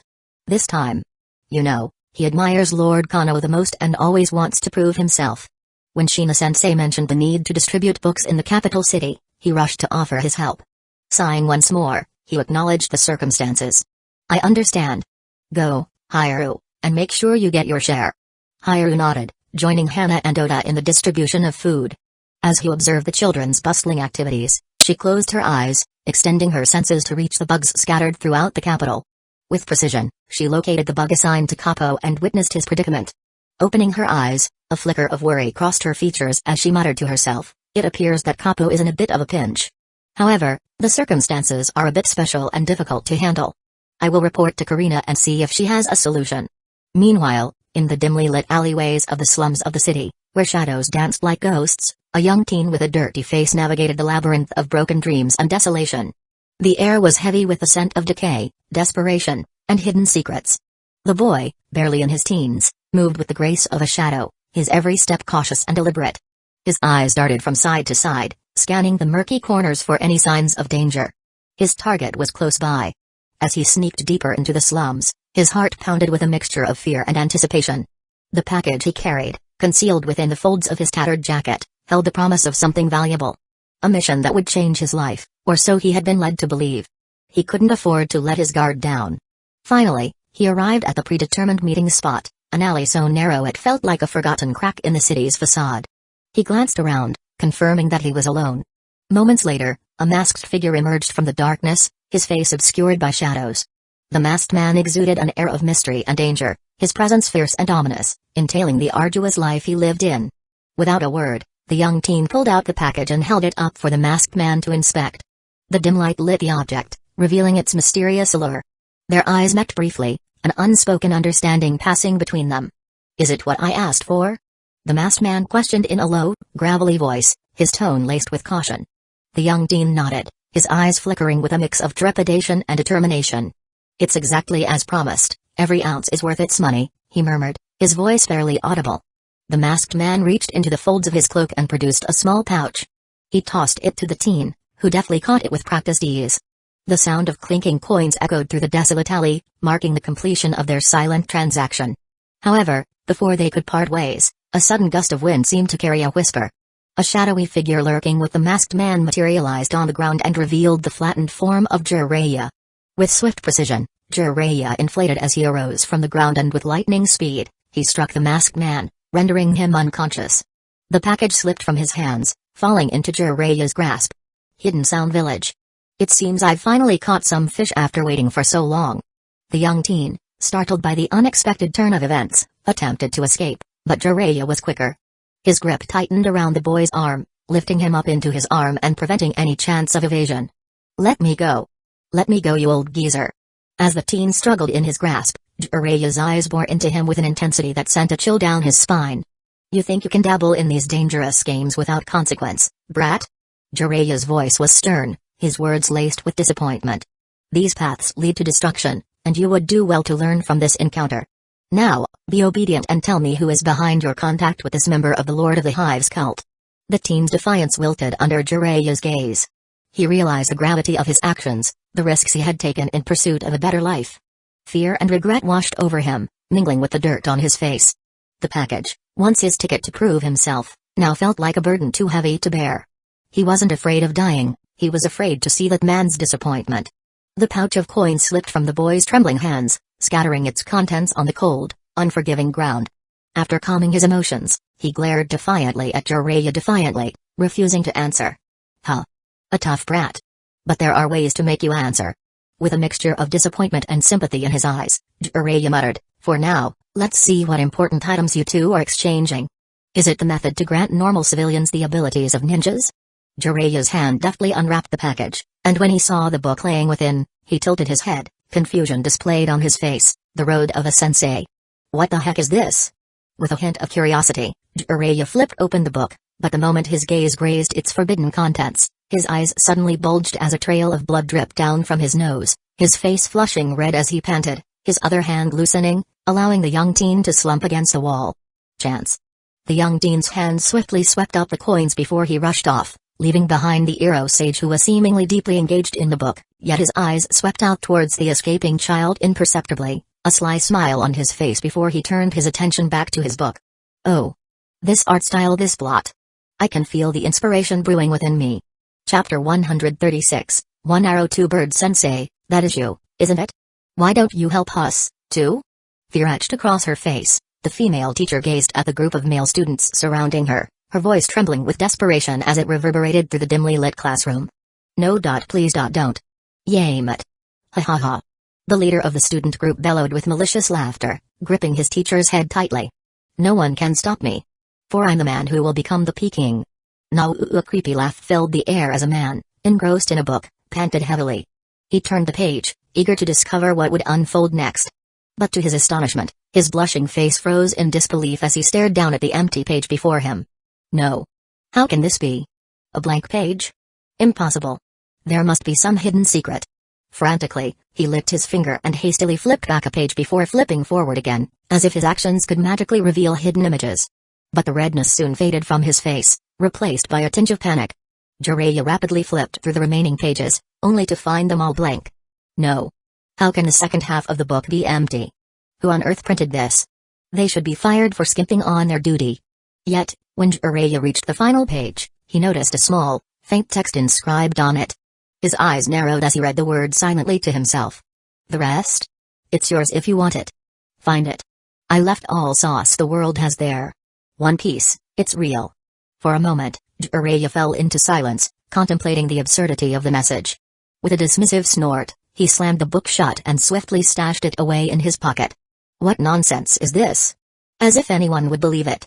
His gaze shifted toward the lifeless body of the masked adult ninja lying nearby, his stomach already corroded into a gaping hole, a grim outcome that had befallen all those he had attempted to interrogate. Carefully wrapping the corpse within a scroll, Jiraiya's eyes turned towards the young teen who was making a daring escape through the slums. A glimmer of slyness flickered in his squinted eyes. But that brat might hold some clues. As Shino absorbed the report delivered by Karina, his eyes remained fixed on the recording of Jiraiya's mysterious disappearance into the shadows. A sly smile played upon his lips as he muttered under his breath, Jiraiya, huh? I never expected him to become trouble. But perhaps I can use this to my advantage.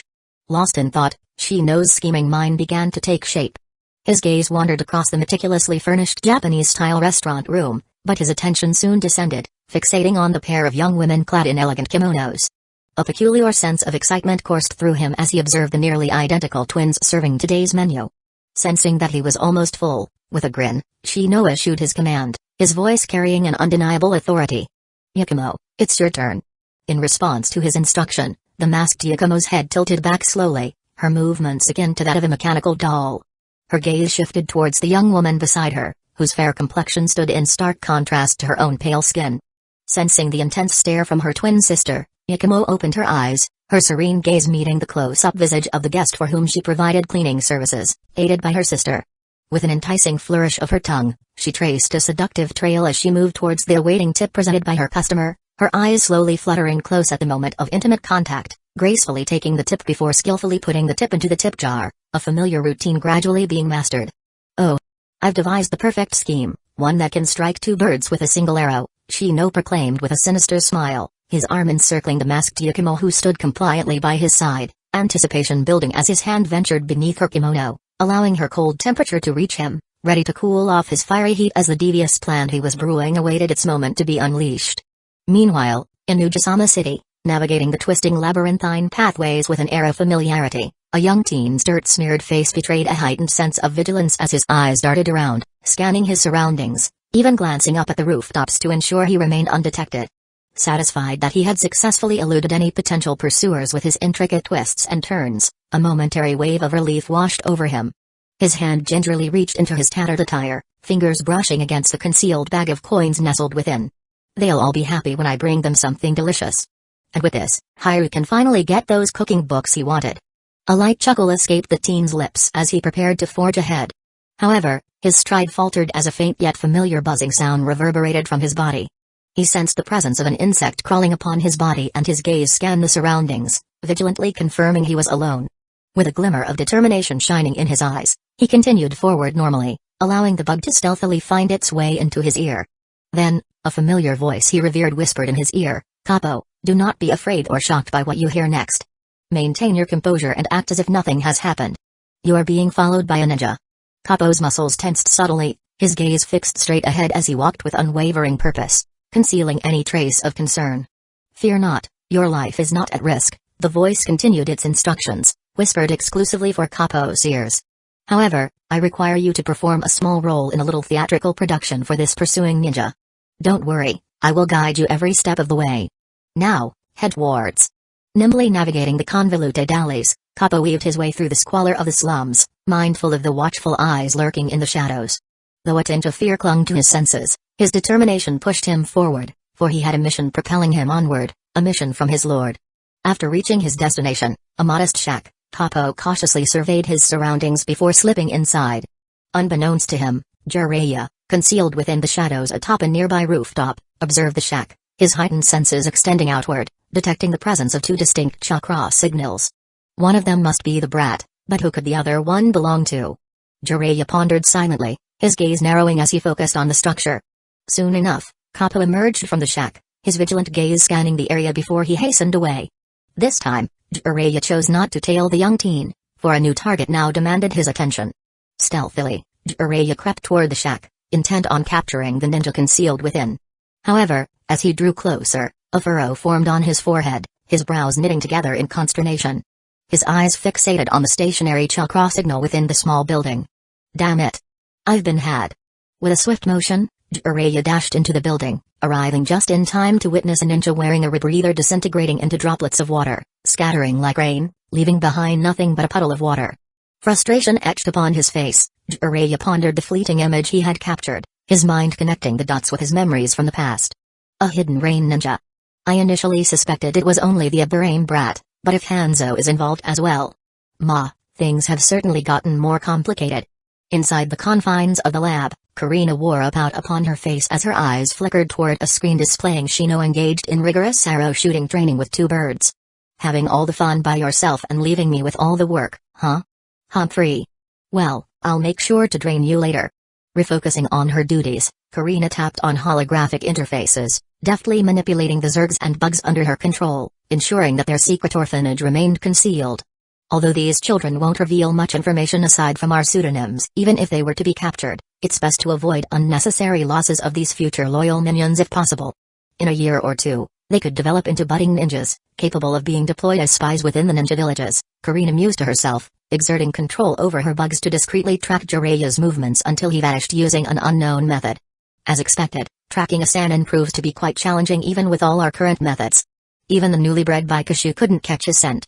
With a sweeping motion, Karina caused the screen to vanish, redirecting her attention to another set of monitors showcasing scenes from Hacho village. The vibrant activities of the civilians was a stark contrast to the gloomy aura emanating from the homes of village leader Disanasu and the councillors, who sat in silence like puppets, only interacting with the villagers when necessary. After extracting their memories, we've replaced their positions with our ninjutsu clones using the transformation technique. However, most of them remain dormant in order to conserve computational power. It shouldn't be a problem in the short term, but there is a risk of discovery in the long run. I must ensure that our control over this village is unassailable before that time comes. And the first step is to eliminate any sources of power that may threaten our dominance. With a swift motion, Karina summoned a wide screen, displaying another greenhouse filled with plants, where Kurenai diligently studied a new Genjutsu technique. "Kurenai, how is it coming along?" Kurenai directed her crimson eyes toward the screen that materialized in her field of vision, revealing Karina's visage, before returning her focus to the new Genjutsu technique she was attempting. With a hint of doubt on her face, she responded, "Unlike conventional Genjutsu, this technique doesn't seem to rely on the chakra system for its power, and requires an unknown energy type. And after testing all our available power sources, I've only managed to utilize it to a limited extent by harnessing the new Genetic energy you provided through the Zergs. This allowed me a glimpse into the potential of this technique. Through this technique, I can materialize an illusion directly in reality, akin to a mirage, rather than targeting the victim's mind directly. However, despite our Genetic energy working as a power source, it was still not a perfect fit.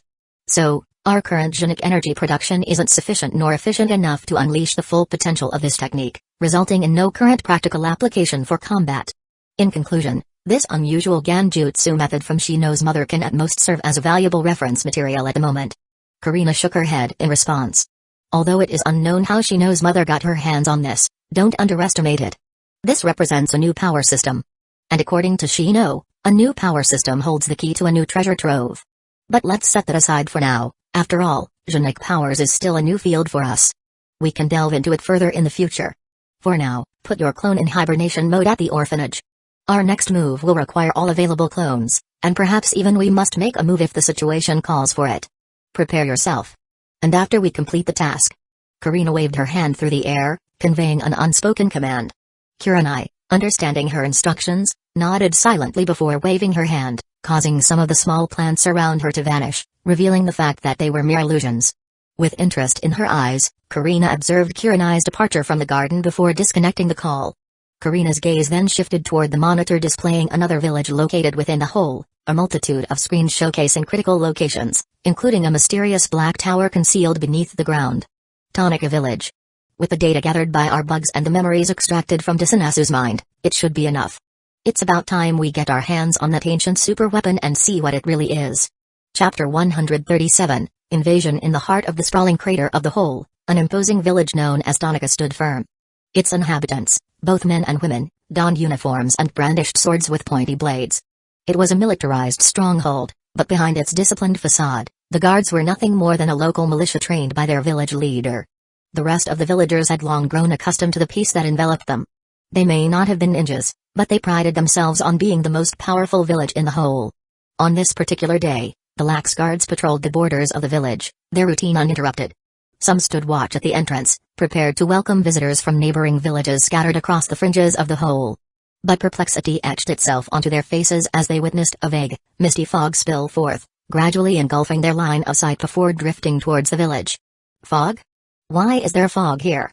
One guard exchanged glances with his comrade, then nodded towards him before turning on his heels, determined to make a report.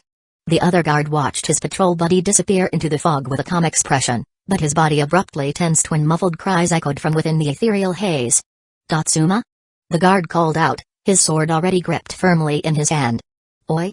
Stop fooling around. This isn't funny." There was no response. A bead of sweat trickled down the guard's face, but he had already made a resolute decision. Swiftly turning in the opposite direction, the guard bolted away. To the untrained eye, it may have appeared as if he were fleeing.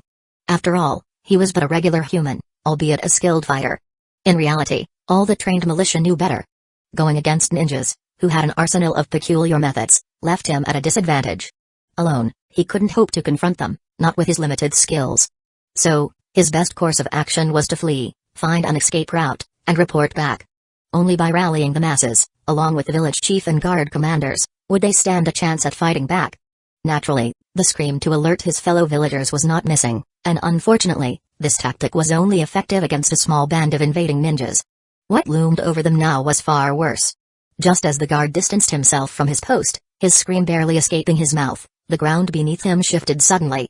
Sharp limbs erupted from the earth, causing him to stumble and crash onto the ground. Groaning in pain, he struggled to rise, only to find himself face to face with an abomination possessing 8 menacing eyes. A chilling sensation crawled up his spine as he prepared to scream, but before he could, a sticky substance swiftly adhered to his mouth, muffling his cries. The guard frantically scooted backward, his hands futilely attempting to tear away the web that sealed his mouth shut, but it clung to him relentlessly. Wide-eyed with terror, the guard could do nothing but gaze into the eyes of impending doom. The full horror of the grotesque giant spider unfolded before him, and he watched helplessly as his fate was ensnared within its nefarious web, sealing away his existence as the venomous fangs of the spider sunk into him, injecting an unknown venom and putting him to sleep. A chilling wind whispered through the village, carrying the ominous scent of decay.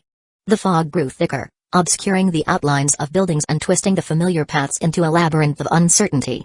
It was as though the village itself had become a nightmare. As fog settled into the village, a creeping unease filled the air. The villagers huddled in their homes, their faces etched with concern.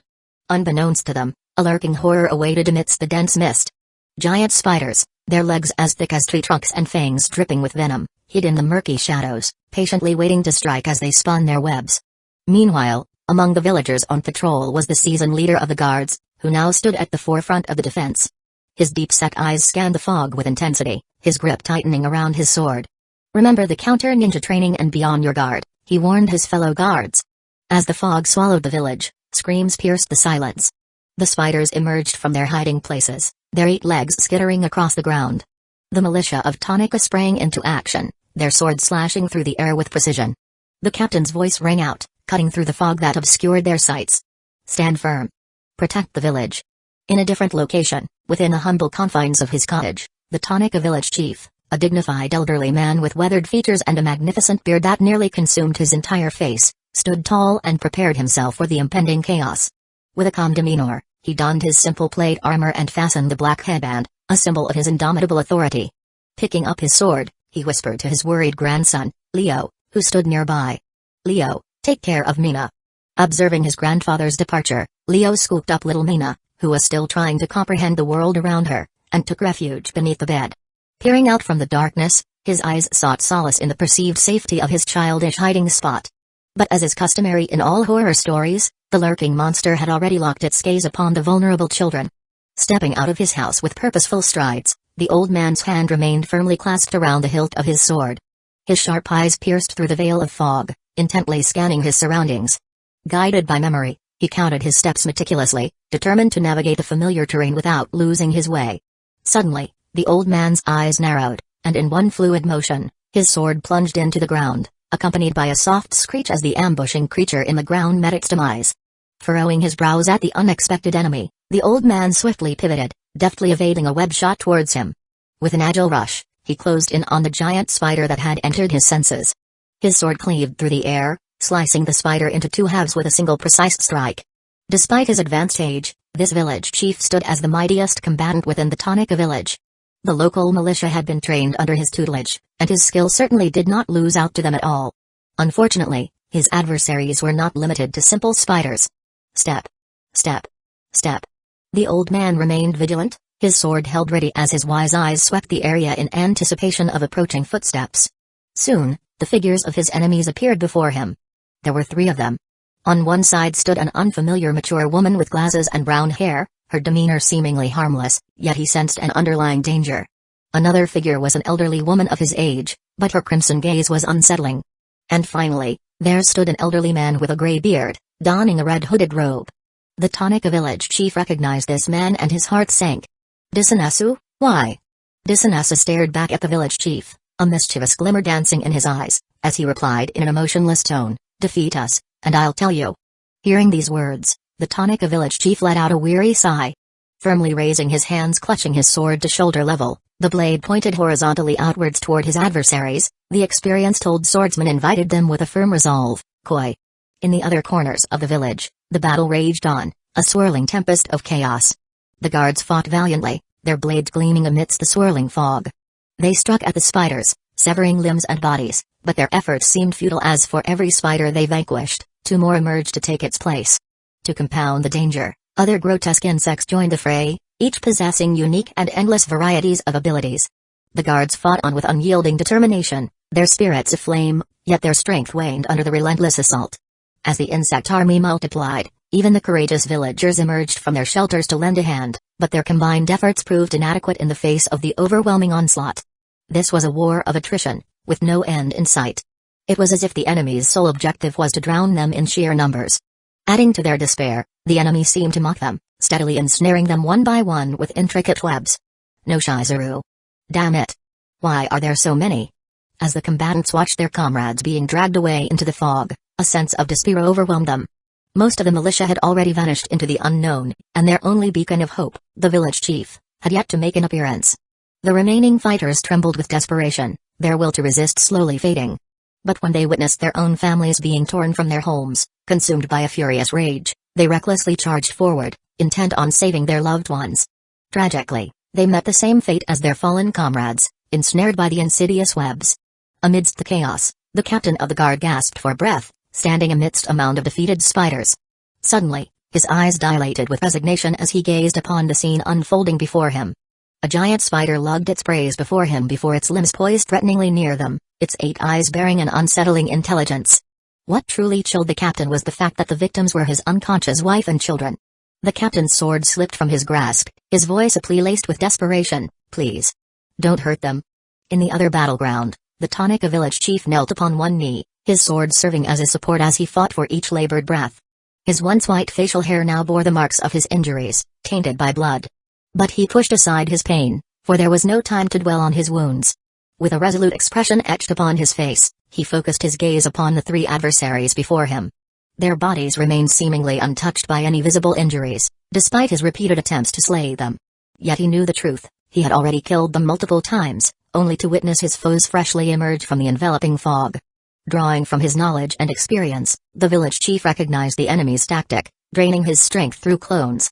It was a shameless assault, yet even the clones proved formidable adversaries for him with their uncanny methods of tiny strange insects and illusions. He knew his aged bones could withstand this onslaught for only so long. And lurking within the village were countless more enemies. Perhaps the villagers had already. However, through their exchange during battle, the village chief had come to comprehend the true orchestrators behind this ruthless attack. "Disanasu, it seems misfortune has already befallen him?" he muttered, seeking confirmation from his foe. His opponent offered no response, but the silence served as an affirmation. "What do you want?" "I will give it to you, as long as you let the villagers go," the Tanaka village chief conceded, bowing his head in a gesture of submission. After a pregnant pause, the culprits finally spoke. "We want a village." Raising his head, the village chief's brow furrowed with confusion. Yet, his wise mind swiftly grasped the implications of their demand. Gripping his sword tightly with both hands, he raised it above his head, an act of surrender. "As long as you do not harm them, this old life shall be in your hands." Silence enveloped the scene, but the old man could sense the creatures scuttling around him. His dim eyes scanned his surroundings and beheld the approach of giant spiders. Instinct urged him to fight back, but the words from the mature woman, adorned with glasses and insect-like features, compelled him to hold his ground. "Do not worry, we will spare your lives," she assured him with an unsettling calm. Hearing this, the old man relinquished his final chance to fight for survival. He felt their fangs sink into his frail body, injecting a potent venom that paralyzed him and brought a heavy drowsiness. As his vision began to fade, his consciousness slipping away, he faintly caught the echo of her chilling words, "Oh! But perhaps death would have been a kinder fate." Chapter 138, Cruel Fate in the Lab. Kurenai's piercing crimson gaze moved across the screens, each one displaying the team of Kurina clones meticulously performing surgeries on the villagers delivered by the spiders. The process resembled an assembly line as explosive zergs were implanted into the unsuspecting victims. A subtle tremor passed through Kurenai's eyes as she voiced her concern. "Are you absolutely certain this method can't truly control them?" Seated nearby, Kurina had her eyes closed, seemingly unaffected by any remorse. Her response was calm and calculated, devoid of hesitation. Shino made it clear that we cannot resort to massacring the villages near our base. So, this is the optimal method left to us. Kurenai's expression remained impassive as she offered a cautionary warning, but we must not underestimate the means of ninjas or the complexity of the human heart. Isn't this approach too risky? Kurina slowly opened her eyes, a sly smile dancing upon her lips as she met Kurenai's gaze. There will always be risks in every endeavor. However, I have already arranged gruesome punishments to deter any potential resistance and reduce the risk. And if there are still problems even then. Kurina's tongue slid seductively across her lips, her eyes filled with a twisted longing as her voice took on a tone laced with a touch of madness. Then, we just need to turn them all into biomass. Kurenai felt a chill course through her heart as she stared at Kurina. It was in this moment that she realized the woman who willingly submitted to Shino's every whim, like an infatuated girl, harbored a dangerous and deranged side within her. Was this the path she too would eventually tread? Sensing Kurenai's internal turmoil, Kurina's eyes flickered briefly before her demeanor returned to normal. Her hand reached out to caress Kurenai's face, offering a soothing reassurance. Fear not. No matter how crazy we may become in the future, we will forever remain Shino's obedient toys. Our existence revolves around pleasing him and ensuring his well-being. But if anything were to happen to Shino one day... Karina's features twisted, her voice chilling as it echoed through the lab. A world without my dear has no reason to exist. Don't you agree, my sister? As Kurenai absorbed Karina's words, a tempestuous emotion churned within her. Her primal instinct resonated with the dark sentiment, whispering her agreement. Yes. Such a world deserves to perish. Startled by her own proclamation, Kurenai felt a shock ripple through her being. Yet, instead of disgust, she found an odd sense of acceptance. The thought, which contradicted her original conscience, now felt strangely natural. Good. A gentle smile graced Karina's face as she closed her eyes once more. I will tie up the loose ends here, selecting sacrifices to serve as examples for the rest. While I do this, you can assist in the cleanup. Shino must be nearly finished by now. With a silent nod, Kurenai rose from her seat, bidding farewell to the lab and making her way towards the prison compound.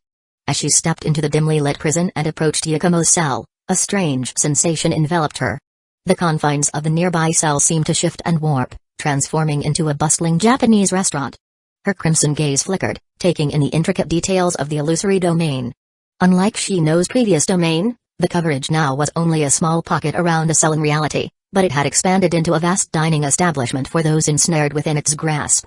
The manifestation of the powerful Genjutsu that Shino plundered from Yakumo was evident, showcasing the mastery he had achieved in manipulating and controlling it. Knowing full well that size doesn't mean everything, they had devised methods to adapt the domain's coverage, ensuring efficiency in combat situations of smaller scale. It would be too wasteful to employ a large domain to trap a single enemy, as it would be like nuking one champion with a field of hundreds of tea mushrooms. So, their focus now lay in refining the domain's power, compressing it to its limits in an attempt to grow the interior illusory world, and altering its shape to extend the domain's reach in reality. Through the optimized plans, Shino tirelessly practiced, honing his skills to achieve the ultimate goal, a domain that could extend like a strip, covering long distances within a confined area, allowing Shino's domain to capture enemies hiding far away and pull them into a vast illusory world. Truly, the power this bloodline limit granted was already formidable in Yakumo's hands, but in Shino's possession, it transformed into something far more dangerous. In many senses. And now, Shino was training his ability to compress the domain. With her keen Genjutsu mastery and her Zerg connection with Shino, Kurenai sensed his presence and approached the room. As she arrived, the sound of repetitive noises and gasps drifted from within, causing a blush to creep onto her face. However, she maintained her composure as she slid open the Japanese shoji door, casting her crimson gaze upon the scene before her. With measured steps, she entered the room and quietly closed the door behind her. Approaching the table, Kurenai's eyes swept over the masked Yakumo, who was sprawled against a wall nearby. She then directed her gaze downwards, locking eyes with the real Yakumo, a silent greeting passing between them. Yakumo's voice quivered as she spoke, addressing her teacher, Kurenai-sensei. No. Don't look. Silently, Kurenai settled herself into a graceful posture, folding her legs neatly beneath her. Her hand reached out, gently grasping Yakumo's hand, offering a wordless reassurance through her firm grip. Observing the scene, Shino's glasses seemed to glimmer as he quickened his pace, determined to complete the meal he had prepared. No. Not in front of Kurenai-sensei. Soon, with a low groan, he fed a portion of the meal to Yakumo before stepping back, allowing the remainder to settle on the tablecloth before him. In front of Kurenai-sensei. After admiring the sight momentarily, Shino turned his attention towards Kurenai, moving closer to her. So, Karina sent you to clean the dishes? He quipped. Kurenai looked up at him, nodding softly as she continued to comfort Yakumo with soothing gestures. Let me handle the rest, she assured her. Kurenai then slipped her hands out from Yakumo's firm grasp, letting Yakumo's hand hang limply as she shifted her body slightly, turning to the side. Shino's gaze remained fixed on Kurenai's red eyes as she parted her seductive red lips to report on the operation. Her tongue trailed from bottom to top before delving into the intricate details of the critical point of the mission. As he listened to his teacher's beautiful voice reporting to him, Shino's eyes briefly wandered to Yakumo, who stared at her teacher with a dazed expression. It was a sight that motivated him to delve deeper into the matter, uncovering the hidden details of the operation that Karina had already meticulously documented in the system database. Soon, Shino grasped the full extent of their accomplishment. While his command was to take care of Hacho Village, Karina had gone beyond expectations, completing an additional long-term mission that was already logged in his to-do list. Tanaka village was now also completely under their control. Of course, this achievement came at a cost. A significant number of their loyal Spider Clan members had been sacrificed, and unlike the resilient Zergs, the population of these insects would require some time to recover. But it was a sacrifice deemed worthwhile. Karina had seized control of the village, already devising strategies to access the tower, all while meticulously adhering to Shino's directive of avoiding a massacre that would draw external attention. And what she had accomplished now was not a mindless massacre, but a calculated form of deadly control. Each villager's life was intricately bound to the others, forcing them to comply to their demands. Until their dying breath. Though the villagers were still able to go about their normal daily lives, they now bore the heavy weight as accomplices who must assist in preserving their secret. Any breach would result in the punishment of the entire village. And Karina, ever prepared, had arranged a gruesome feast, complete with a blood-red balloon popping event, to educate these innocent villagers on the dire consequences of disobedience. I wonder if there are any foolish enough to drag everyone down with them. But it matters not. At most, it would be an interesting pastime show, Shino mused, his words devoid of sympathy or remorse. Despite his human origins, Shino understood that he had transformed into something entirely different. He was now a Zerg. In the vast cosmos, where the rule of the jungle and the dark forest theory prevailed, all those who were not the same race were enemies. Even beings of the same kind could become enemies in the face of interests. Plundering was the universal theme, and weakness was a sin. Even the Naruto world was not exempt from this reality, having been targeted by the Atsuki, a cosmic clan that cultivated trees to harvest worlds. However, this world was fortunate enough to have encountered someone like Kaguya, whose brain twitch led to the birth of her sons and her own sealing away by the very same sons. While this was a rare case, it showed that not all cosmic clans were inherently malevolent. But for the Zergs, who were born to be plunderers, all beings, even other Zergs if they existed, would inevitably turn against them and become enemies. Zergs could universally be labeled as a calamity. Therefore, as a Zerg, Shino had no time to concern himself with treating humans kindly. After all, his future would be bleak if he doesn't use all possible unscrupulous means to grow. He might not even make it to the ruthless cosmic stage if he worries about every tidbit. So, Karina's approach fully aligned with his own tastes. Of course, this didn't mean he would recklessly exterminate all humans. Humans were still valuable resources in his eyes. There were still countless geniuses and beauties that he could assimilate to bolster the power of his own hive. And to achieve this goal, his own power had to grow accordingly, especially now that he had embraced his role as a full-time villain. Obtaining this ancient superweapon is just one of many steps. Its usability remains uncertain, but I won't be foolish enough to utilize it until I understand the consequences. After all, there are too many examples in stories regarding villains who capsize their own ship due to recklessly employing weapons without understanding the backlash of its usage, Shino contemplated as he stared at the sparse data of the tower that Karina had acquired from the mind of the Tanaka village chief. The purpose of the tower is unclear, but it is evident that it is not of this world. Its true function remains unknown. It may even secretly serve as a beacon for an alien civilization. Although I crave strength, caution will always be my creed unless circumstances force my hand. Oh. Shino cast a brief glance down at Kurenai, who diligently completed her report. And of course, some crooked thoughts can sometimes get in the way, but it is also a welcome distraction. After all, he acknowledged the importance of certain habits in maintaining his emotions. Without such habits, he risked becoming an emotionless overlord consumed solely by the desire to devour the universe, potentially losing himself in the process and forsaking the valuable memories of his previous life, memories that could help him avoid predictable, cliché death flags. As Kurenai savored the final morsel of the dessert he had prepared, Shino praised her, his fingers gently brushing against her alluring red lips.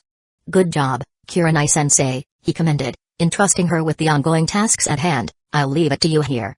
With a swift turn, the bright and vibrant restaurant gradually faded away, replaced by the somber atmosphere of a dimly lit and well-furnished prison cell.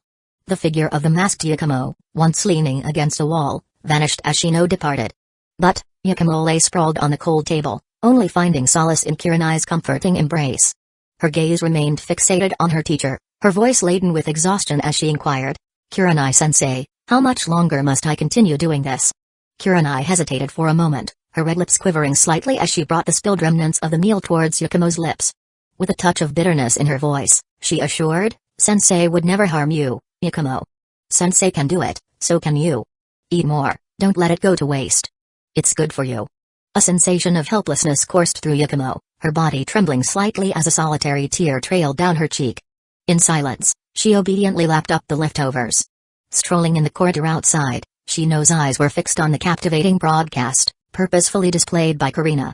A chuckle escaped his lips as he sensed his recovery thanks to Karina's assistance. Damn Karina, you can't even let it rest for a moment, can you? He mused aloud. But perhaps after everything is over. The next event. I must participate to ensure nothing goes awry. After all, up next will be the White Zetsu Crush event. Chapter 139, Zetsu Collapse in the Abandoned Mines of the Mountains Graveyard. A strange, unique white Zetsu, his face creased like a whirlpool, strutted through the hidden underground base with an air of confidence and boredom. The dimly lit corridors echoed with each step he took, the sound reverberating off the cold stone walls. He had always enjoyed his solitary walks, relishing in the power and secrets that surrounded him. Tonight was no different. Ah! When will my good friend take me out? I really want to see how pooing works. As the lonely Swirly ventured deeper into the base, an eerie sensation suddenly enveloped him. A slight tremble rippled through the base as the atmosphere became heavy, almost suffocating, as if the very air itself was holding its breath. Moments later, a strong, continuous rumble echoed through the base, shaking the very foundation as Swirly's white arm transformed into wood, embedding itself into the rocky wall as he tried to stabilize himself. What is happening? In the heart of the underground complex, a massive underwater cavern stretched out below the base. It was a hidden world, untouched and concealed from the prying eyes of the outside world. However, at this moment, an abyssal hole had been opened up beneath this cavern. The previous subterranean layer supporting the underwater lake was hollowed out, and now the underwater cavern collapsed, sending shockwaves through the base. The ground quaked violently, fissures snaking through the once stable earth. The water from the lake drained through the collapsing cavern, exposing the hidden horrors that lurked within the lake.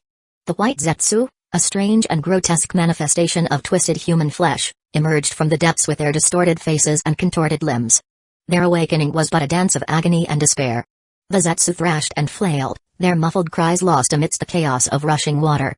As the water gushed downwards, they sank further into the abyss, their bodies smashing into a twisted mess deep below or crushed by the weight of the rushing water affected by gravity. Rubbles from the collapsing cavern also contributed to their demise as the natural force of nature wreaked havoc amidst the thousands of white Zetsu. Above, Swirly hung on the rocky walls frozen, unable to tear his gaze away from the gruesome spectacle. The twisted face of this Zetsu twisted further in pain and confusion, its eyes wide with shock. 1, 2, 3. Guru. So many. Someone will be very mad. But the horrors did not end there. As the last remnants of the underwater lake disappeared into the abyss and formed a new deep underwater sinkhole, the still living corpses of the Zetsu struggled to move, their distorted limbs twitching and jerking in unnatural ways. The ground trembled once more, but this time, it was not from the collapse. From the depths of the earth beneath the water, giant zergs emerged, their chittering mandibles hungry for flesh. They burrowed out of the ground and entered the water, their beady eyes fixated on the struggling Zetsu. The zergs wasted no time, their sharp pincers tearing into the broken bodies, gnawing at the remaining flesh. Some larger zergs even devoured its prey whole, burrowing back into the ground and escaping with its bounty. Many of the less damaged white Zetsu mustered the strength to fight back. Their twisted limbs transformed into wood, flailing in a desperate attempt to hold their ground, to push back the encroaching tide, but the sheer quantity of their enemies gradually overwhelmed them. After all, without the chakra of the tailed beasts, the Zetsu army had yet to reach its peak strength of 100,000 members. And the suddenness of the ambush had shattered their cohesion, decimating most of their combat effectiveness. This moment, this critical juncture, was not their apex. Now, they found themselves outmatched, outmaneuvered by a merciless foe who exploited their vulnerabilities with precision.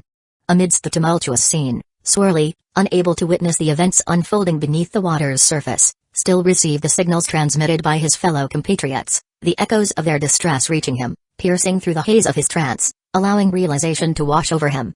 An enemy attack. Eek. What should I do? What should Guru do? As he'd worked in place, Swirly's voice trailed off, his thoughts racing as he recalled the appearances of their strange enemies sent back by his perished compatriots. Could they be? His words hung in the air, a fragment of curiosity and uncertainty. Staring into the abyss below, Swirly's mind whirled with possibilities. Could they be creatures with normal bodily functions? He mused aloud, his voice laced with excitement. Should I go ask them what it feels like to poo? However, before Swirly could consider further, the battle reached its abrupt conclusion. The currents of the once tumultuous lake gradually settled, leaving a sense of stillness in its wake. Swirly, scratching his bald white head, stood on the wooden platform he had constructed for himself, taking in the aftermath. They left? He remarked, a tinge of disappointment seeping into his tone. Ah, but the original is here. In that very moment, Zetsu in his Akatsuki uniform burst forth from a nearby wall, barely halting his momentum before he could plummet into the abyss below. Zetsu's gaze shifted, fixating on the gaping hole in the ground, where only the robust roots of the demonic statue of Outer Path remained untouched by the chaos, successful in safeguarding only a few white Zetsu. With an ugly, distorted face contorted by anger, Zetsu growled towards Swirly. Guruguru, what happened? Swirly, undeterred by Zetsu's hostility, began a little dance, his hands gesturing animatedly as his body twisted around. Edo. He started, his words accompanied by his wavy movements. So, I was taking my daily walk. Get to the point. Zetsu's hoarse voice growled, impatience lacing his words. Swirly nodded rapidly, his gestures becoming more pronounced. Well, a giant deep hole appeared, just like the ones needed for defecating, and everyone went whoosh whoosh into it. Is this the so-called toilet? His words held a mix of innocence and curiosity, as if pondering the absurdity of it all. Guruguru. Zetsu roared, his frustration escalating as white Zetsu detached from his body, diving into the walls and heading downward, ready to investigate the mysterious steps that had swallowed the others to confirm the intermittent signal of distress he received. And soon, the pieces of the puzzle began to align. White Zetsu merged back with Black Zetsu, the weariness evident on the latter's face as he confronted Swirly, his patience waning. So, what did you find? He inquired, his voice tinged with a mixture of annoyance and anticipation. A message, White Zetsu growled, his frown deepening as he recalled the words engraved on the rocky wall submerged beneath the water's surface. A message from... He paused, leaving the answer hanging in the air. From who? Black Zetsu's eyes narrowed, his mind already swirling with possibilities. Is it that boy? Hints of suspicion beginning to form in his mind. Blood for blood, eat shit snitch, White Zetsu retorted with a sneer, his voice laced with disdain. Who else could it be? Swirly's voice chimed in, brimming with an innocent curiosity. Can I really eat? Shut up. Zetsu growled in unison, their impatience resounding in their synchronized response. The gravity of the situation settled upon them, the weight of revenge and the revelation of their hidden base leaking to their enemies. It's retaliation for our leaking of his base, isn't it? White Zetsu mused aloud, his voice tinged with a sense of concern. But how did he find this place? Black Zetsu's eyes narrowed further, his mind racing to uncover the answers they desperately sought. Right now, we should not worry about his revenge, or how he found this place, he hissed, visibly troubled by the turn of events. We should worry if he had seen the statue. A furrow formed on White Zetsu's brow as he contemplated the implications. He shouldn't know what it is, right? He pondered aloud, his voice tinged with uncertainty. Black Zetsu fell into a contemplative silence, his thoughts consumed by the potential dangers ahead. Remember what I said, that there may be a variable that could threaten our plan? He posed the question, his voice heavy with conviction. White Zetsu hesitated, his response laced with trepidation. Is that the reason why you demanded to take drastic action instead of sending an invitation? A low chuckle escaped Black Zetsu's distorted lips, a chilling sound that echoed through the cavern. No, it was just a method to push him away from Hidden Leaf Village before inviting him, he explained, a sinister grin stretching across his face. But precisely because of this event, now my feeling has been confirmed. That boy is a variable, a danger. He can no longer exist. He, White Zetsu chortled, the sound carrying an unsettling tone, as he communicated with his compatriots. That Iburian boy believes himself to be smart, but taking our White Zetsu alive is the worst mistake he could make. Black Zetsu's grin widened, a malevolent glint in his eyes. That may not be enough, he mused, his voice dripping with sinister intent. Tell him about this. He needs to relocate the base, and we may need his help to locate that boy. It will also be a test, to see if he is truly capable of carrying out Madar's will. As Zetsu's chilling laughter reverberated within the cavern, he slowly sunk back into the walls, leaving behind an eerie silence. Standing alone on the small wooden platform he had erected, Swirly pointed to his own swirl-patterned face, a sense of uncertainty and vulnerability in his eyes. He asked, to no one in particular, what about me? Sitting comfortably on the leathery sofa within the lounge of their new core, Shino let out a sigh of relief as the operation concluded successfully. Although it was a bit unexpected that Tobizetsu is there, thankfully, there were no accidents, he remarked, his voice tinged with satisfaction. If Tobizetsu had utilized his wood style to delay us during those crucial moments, we might have faced a full-blown confrontation with Zetsu himself. Although it was just some zergs, losing an army of that size would have been quite painful. Well done, Karina, for coordinating everything flawlessly. As she released the wood, Karina pouted playfully, lifting her gaze to meet Shino's. Humphrey, And here I thought my dear was too busy training our caged bird to remember my hard work, she teased, a mischievous glint in her eyes, mixed with some jealousy. Chuckling, Shino gently pulled Karina up onto his lap, letting her legs straddle his as his hand gently caressed her black stockings.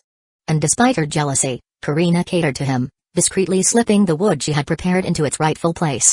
As he felt the warm connection between them, Shino's smile grew wider as he traced his finger along Karina's lips, his touch tender and affectionate. "No need to be jealous of them, Karina," he whispered softly. "You can give me something special that they can't." And what might that be, my dear?" Karina's voice was filled with desire, her hot breath caressing his face as she leaned in closer, their breaths mingling. Shino didn't need to reply. Words were unnecessary as their lips met in a passionate kiss, their tongues intertwining in a fervent dance. The bond between them grew stronger, their connection deepening and tightening with each passing moment. Finally, Shino employed one of the Naruto techniques he had yearned for, wood style. As they separated, gasping for breath, Karina nestled into Shino's embrace, her cheeks flushed with excitement. She whispered into his ear, "My dear, should we arrange for our newly bred army to return to the base with some white zetsu so that we can study the true potential of wood style?" Shino raised an eyebrow, intrigued by the proposition. "Didn't some white zetsu infiltrate that army?" he asked. "Yes, but their feeble attempts at disguising themselves couldn't fool my discerning eyes," Karina explained, her voice filled with confidence. "Although they replicated the appearance and abilities of our Zerg perfectly, they lack the crucial connection to the Zerg network. Despite blending in perfectly with our Zerg army, it was easy to identify and isolate them from the rest of the army. Shall I turn them into biomass, my dear?" Shino pondered the situation for a moment, his grin turning sly. "No need to turn them into biomass just yet," he declared. "Since they are so eager to serve as lackeys, let them be the vanguard in our next raid. After all, if we want the true wood style quickly, we can't avoiding paying a visit to good old Uncle Snake now, can we?" Chapter 140, Thank You Uncle Snake. Deep within the land of the grass, nestled near the hidden grass village, a concealed underground hideout lay hidden beneath an imposing formation of rocks. The dimly lit chambers within housed secrets of immense importance, guarded by a colossal coiled snake statue adorned with flickering candlelight in its eyes. Silence enveloped the hideout, its owner absent from home. Countless sealing techniques were meticulously employed to shield the hideout from detection, yet even such elaborate measures proved futile against the relentless search of the Zergs. Burrowing through the earth, repetitive carpet searches in the confirmed general area allowed them to easily locate these hidden bases. And now, these ruthless invaders infiltrated the base, scouring every nook and cranny for valuable resources and coveted research data. Amongst the ranks of these marauding creatures lurked a handful of disguised white zetsu, their sinister intentions concealed beneath their borrowed appearances. Diligently, they shadowed the Zergs, who departed with the important research scroll safely stored within their bellies. The white zetsu probably hoped that by following these Zergs, they would ultimately be led to the Mastermind's main stronghold. Unbeknownst to the white zetsu, the Zerg's true purpose did not involve physically returning the research data. After all, the Mastermind merely required scanning the information into their vast database, while a genetic material held the true value.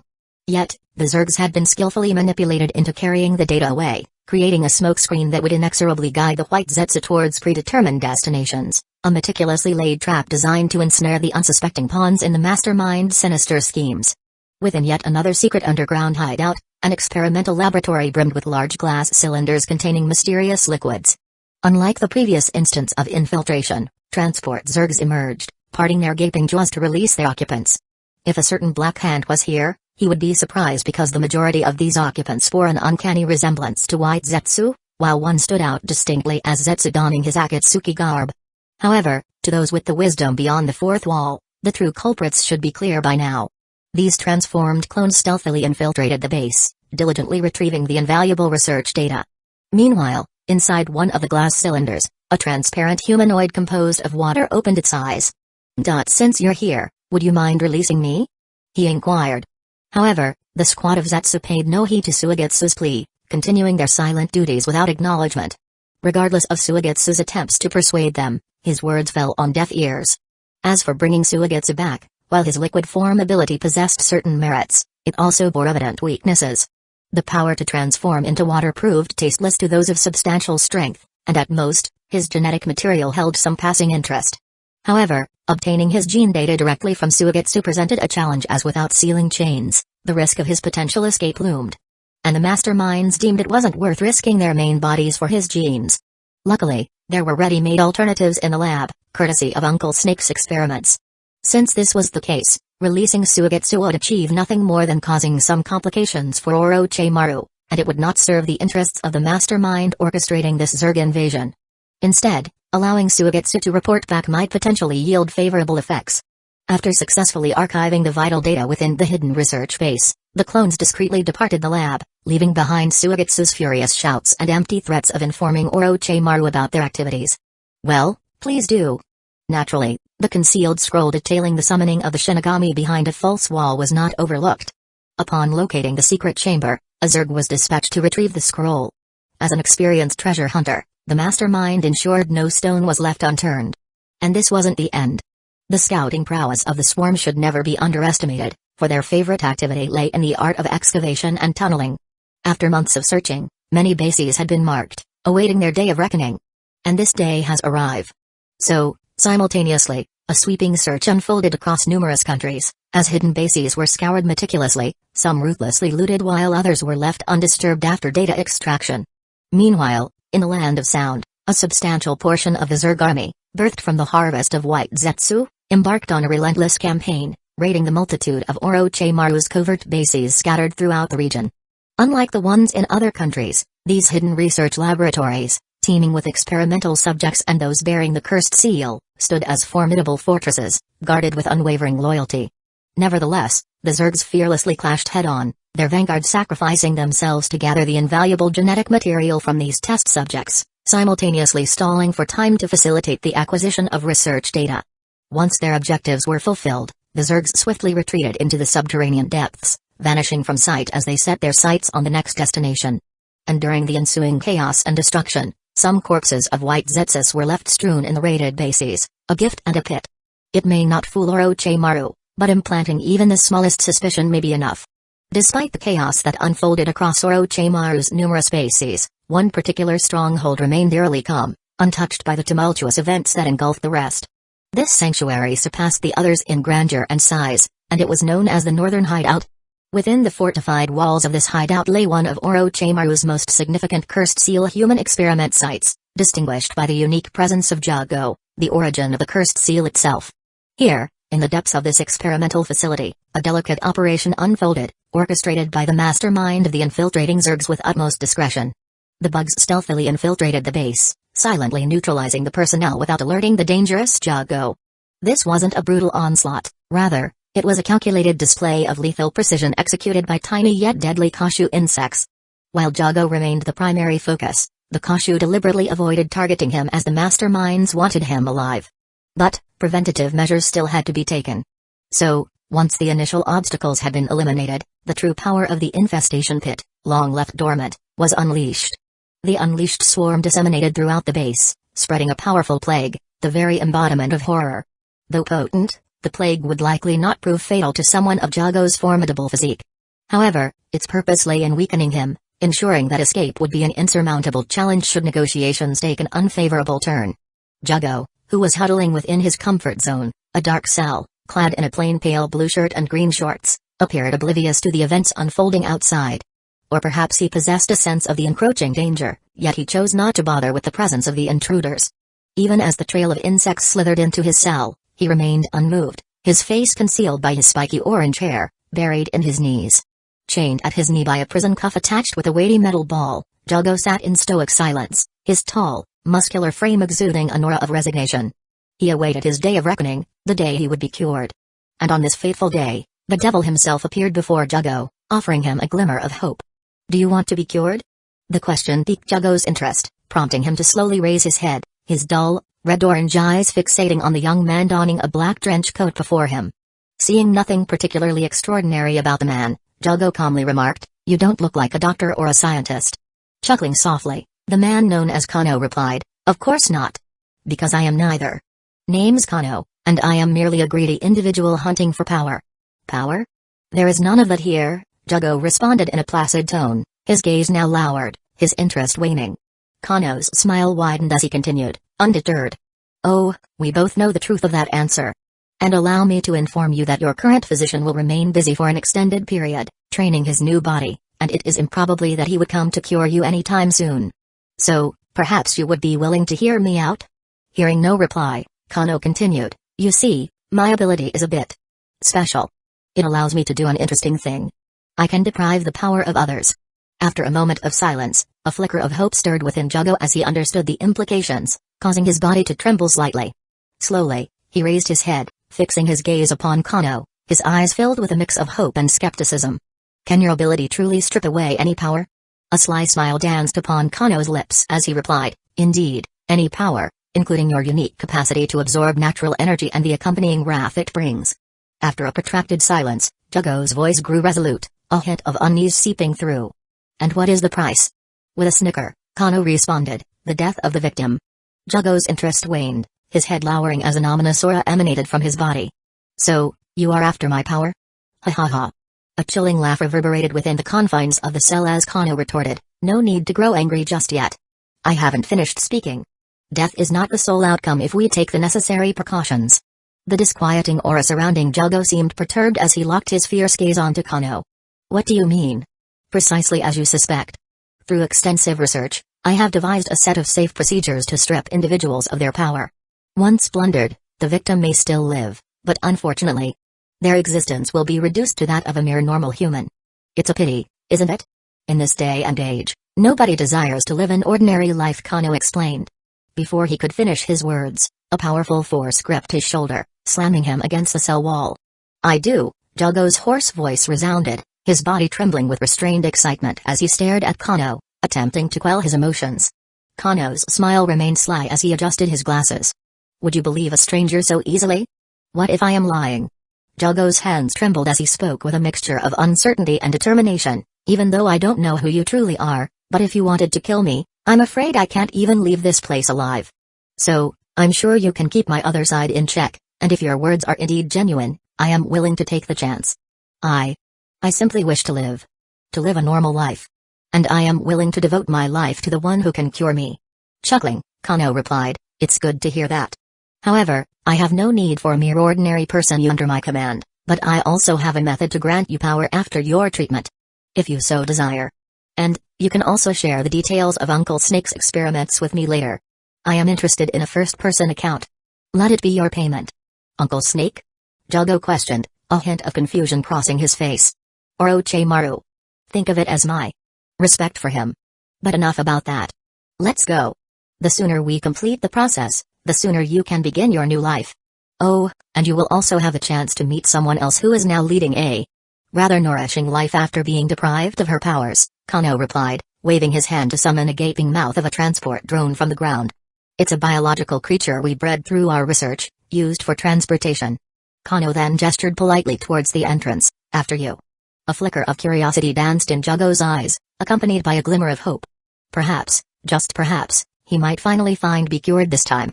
On their way to the meticulously prepared hideout he had prepared to cage Jugo, Kano continued his persuasive efforts, striving to gain Jugo's trust. To alleviate the worries plaguing the cowardly Jugo's mind, Kano even conceded to Jugo's request to meet the evidence of the previous success story.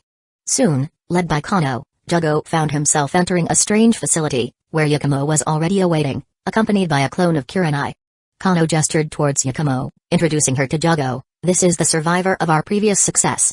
Yakumo, please share your experience with our new friend. As Yakumo stood before Jugo, a slight tremor coursed through her body under Kano's piercing gaze. And with a resolute stare fixed upon the muscular Jugo, Yakumo began reciting the prepared script, her voice seemingly calm and collected. As she neared the end of her rehearsed lines, Kano nodded slightly towards Kurenai, preparing to send Yakumo away. But suddenly, a twist of fate unfolded, catching Kano off guard and causing his expression to change.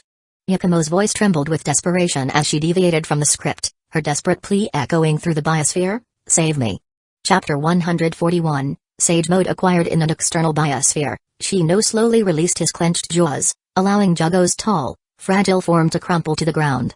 Stepping back, he opened his eyes, a fierce glint flashing in them as an intense rage boiling within them. As Shino's once black hair transformed into a fiery orange hue, and his body contorted and shifted, his hand wriggled abnormally and soon morphed into a monstrous, purplish claw. A deep growl escaped Shino's lips as he felt the twinge of pain coursing through his deforming body. It wasn't long before a grotesque fleshy wing grew out from his back. As his vision was dyed blood red, muffled screams vaguely reached Shino's ears as he felt the anger overwhelm him, but before he could succumb entirely to the transformation, Shino, deactivate it, Karina's urgent voice roared in his mind, piercing through his anger and awakening him and jolting him into action. Shino's eyes gleamed with clarity and determination as he forcibly deactivated his newfound ability. As his hair gradually reverted to its original black shade and his body returned to its human form, Shino gradually regained control over his physical appearance. Meanwhile, swarms of bugs crawled all over his body, absorbing the lingering remnants of the new energy, solidifying into petrified stone before peeling away from him. Collapsing to the ground with a relieved sigh, Shino felt the last traces of the energy fade away. So, that was natural energy, he muttered, assessing the newfound strength coursing through his body. After the evolution of his body into a true Zerg life form, his enhanced physique could already compare to normal Jonin's. Now, combined with the assimilation of Jago's powerful physique, it was unknown what level of strength he has reached. Shino. Karina's voice filled with concern reached Shino's ears as she circled around him, inspecting him closely. Are you alright, Shino? I almost thought no problem, Karina. As he got up, Shino reassured her with a lax tone. Controlling natural energy is more challenging than expected. But when it's deactivated, it's simply like turning off Sage mode. No harm done. Haha, his laughter carried a tinge of humor, an attempt to downplay Karina's worries. Karina's expression grew frustrated as she poked Shino's chest repetitively, warning him, her voice laced with anger. This isn't the time for jokes, Shino. I've noticed hints of this when you absorb Yakumo, and now it's confirmed. The more bloodlines you assimilate, the higher the risk of losing control of your emotions and body. We should study these risks before absorbing any more bloodlines. Wrapping his hand around her waist, Shino pulled Karina close, planting a gentle kiss on her forehead. Okay. I understand your concern, but I assure you, I'll be fine. And you know I won't be absorbing any more bloodlines anytime soon. After all, with the creation function's passive ability to safely strengthen me for every new gene we accumulate, there's no need to take risks like this. It's just that Jago was an exceptional case.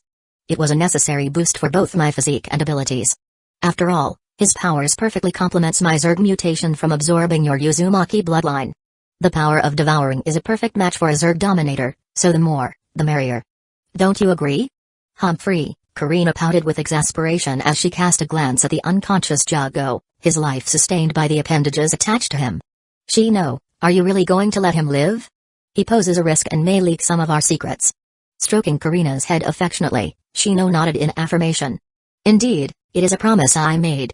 Despite being a scummy villain, I won't go back on my word in some things. Karina giggled mischievously, recalling stories from the system database. You promised not to kill him, but are you letting me do it for you instead? Playfully knocking Karina on the head, Shino shook his head. No, Karina. I wasn't joking, and I certainly won't resort to cliché lines like that. From the very beginning, I never intended to take his life, and that remains true now. Perhaps it is my genuine intentions that helped me gain his trust. Reflecting on the events unfolding in both reality and the original story, Shino continued, after all, we shouldn't underestimate Jago. His senses are remarkably sharp, and in the story, he can even detect Sasuke's killing intent. If I harbored ill will towards him, he might have detected it and activated his sage transformation to unleash havoc. Then, things would truly be troublesome, especially with Yakumo causing trouble, almost ruining my plan. Fortunately, despite his gentle nature, Jago chose to believe in us after confirming the truth of my power to deprive Yakumo of her abilities. Since he placed his trust in me, I won't forsake him. So, we're really letting him go? Karina muttered, her lips curling with dissatisfaction. Yes, Karina, Shino responded with determination. However, a sly smile crept across his face. Of course, we must take necessary precautions. Let's give him an implant. If any information leaks, then we'll consider a more permanent solution. Karina giggled and nodded. As expected of my dear, I knew you couldn't simply let him off so easily. Alright, I'll have one of my clones take care of it. Let's return to the base. And Karina's voice turned sultry as she pressed herself against Shino's arm, whispering into his ear, on our way back, let Karina perform a thorough inspection of my dear's body. After another discreet journey on the Overlord to avoid detection, Shino and Karina finally returned to the safety of their own base. Due to his lapse of control over his newfound prowess, Shino had to support the weakened Karina, guiding her towards the plushy sofa in their lounge. Karina, it seems you'll need to find a way to upgrade yourself in the future, or else you won't be able to handle it all alone, Shino teased with a sly grin as he playfully squeezed her, letting her lean into his embrace on the couch. Blushing, Karina licked her lips, her eyes filled with affection. "But I don't need to handle it alone, Shino." Leaning closer to him, her warm breath tickling his ear, Karina whispered, "With your enhanced strength and stamina, perhaps we can seek a couple more concubines for you." "How does that sound, Shino-sama?" Shino gazed at Karina with deep eyes as he playfully pinched her face. "The jealous little goblin actually wants me to find more? Even if I'm jealous. As long as it's your desire, I am willing to do anything for you, Shino," Karina declared, holding Shino's face gently, "but I also want to request my dear to agree to a proposal." "Oh? What proposal do you have in mind?" Shino asked, intrigued. A mischievous smile graced Karina's face as she glanced toward the lounge door, where Kurenai had just entered. "Perhaps it's better for her to persuade you in person." Shino's gaze shifted to Kurenai, who walked in with a flushed face. Raising an eyebrow, his eyes wandered to the sake cup she held in her hand. "You know I don't drink wine, Kurenai." With a calm facade, Kurenai slightly swirled the cup as she replied. "It's not for you, Shino." Gracefully sitting on the ground and tucking her legs beneath her body, Kurenai chugged the remaining sake, letting a couple droplets trail down her fair neck. After placing them gently on the ground, she locked her red gaze onto Shino and began to slowly crawl towards him. Moments later, Shino detected the faint scent of wine as he found himself gazing down at Kurenai, who was testing his newfound strength in her own unique way. "Oh. Kurenai-sensei, you've been awfully active lately. Why is that?" Kurenai didn't answer, her tongue deliriously rolling around as if intoxicated by the sake. Soon, she slithered upward before swiftly bringing her head down, testing the limits of her alcohol tolerance.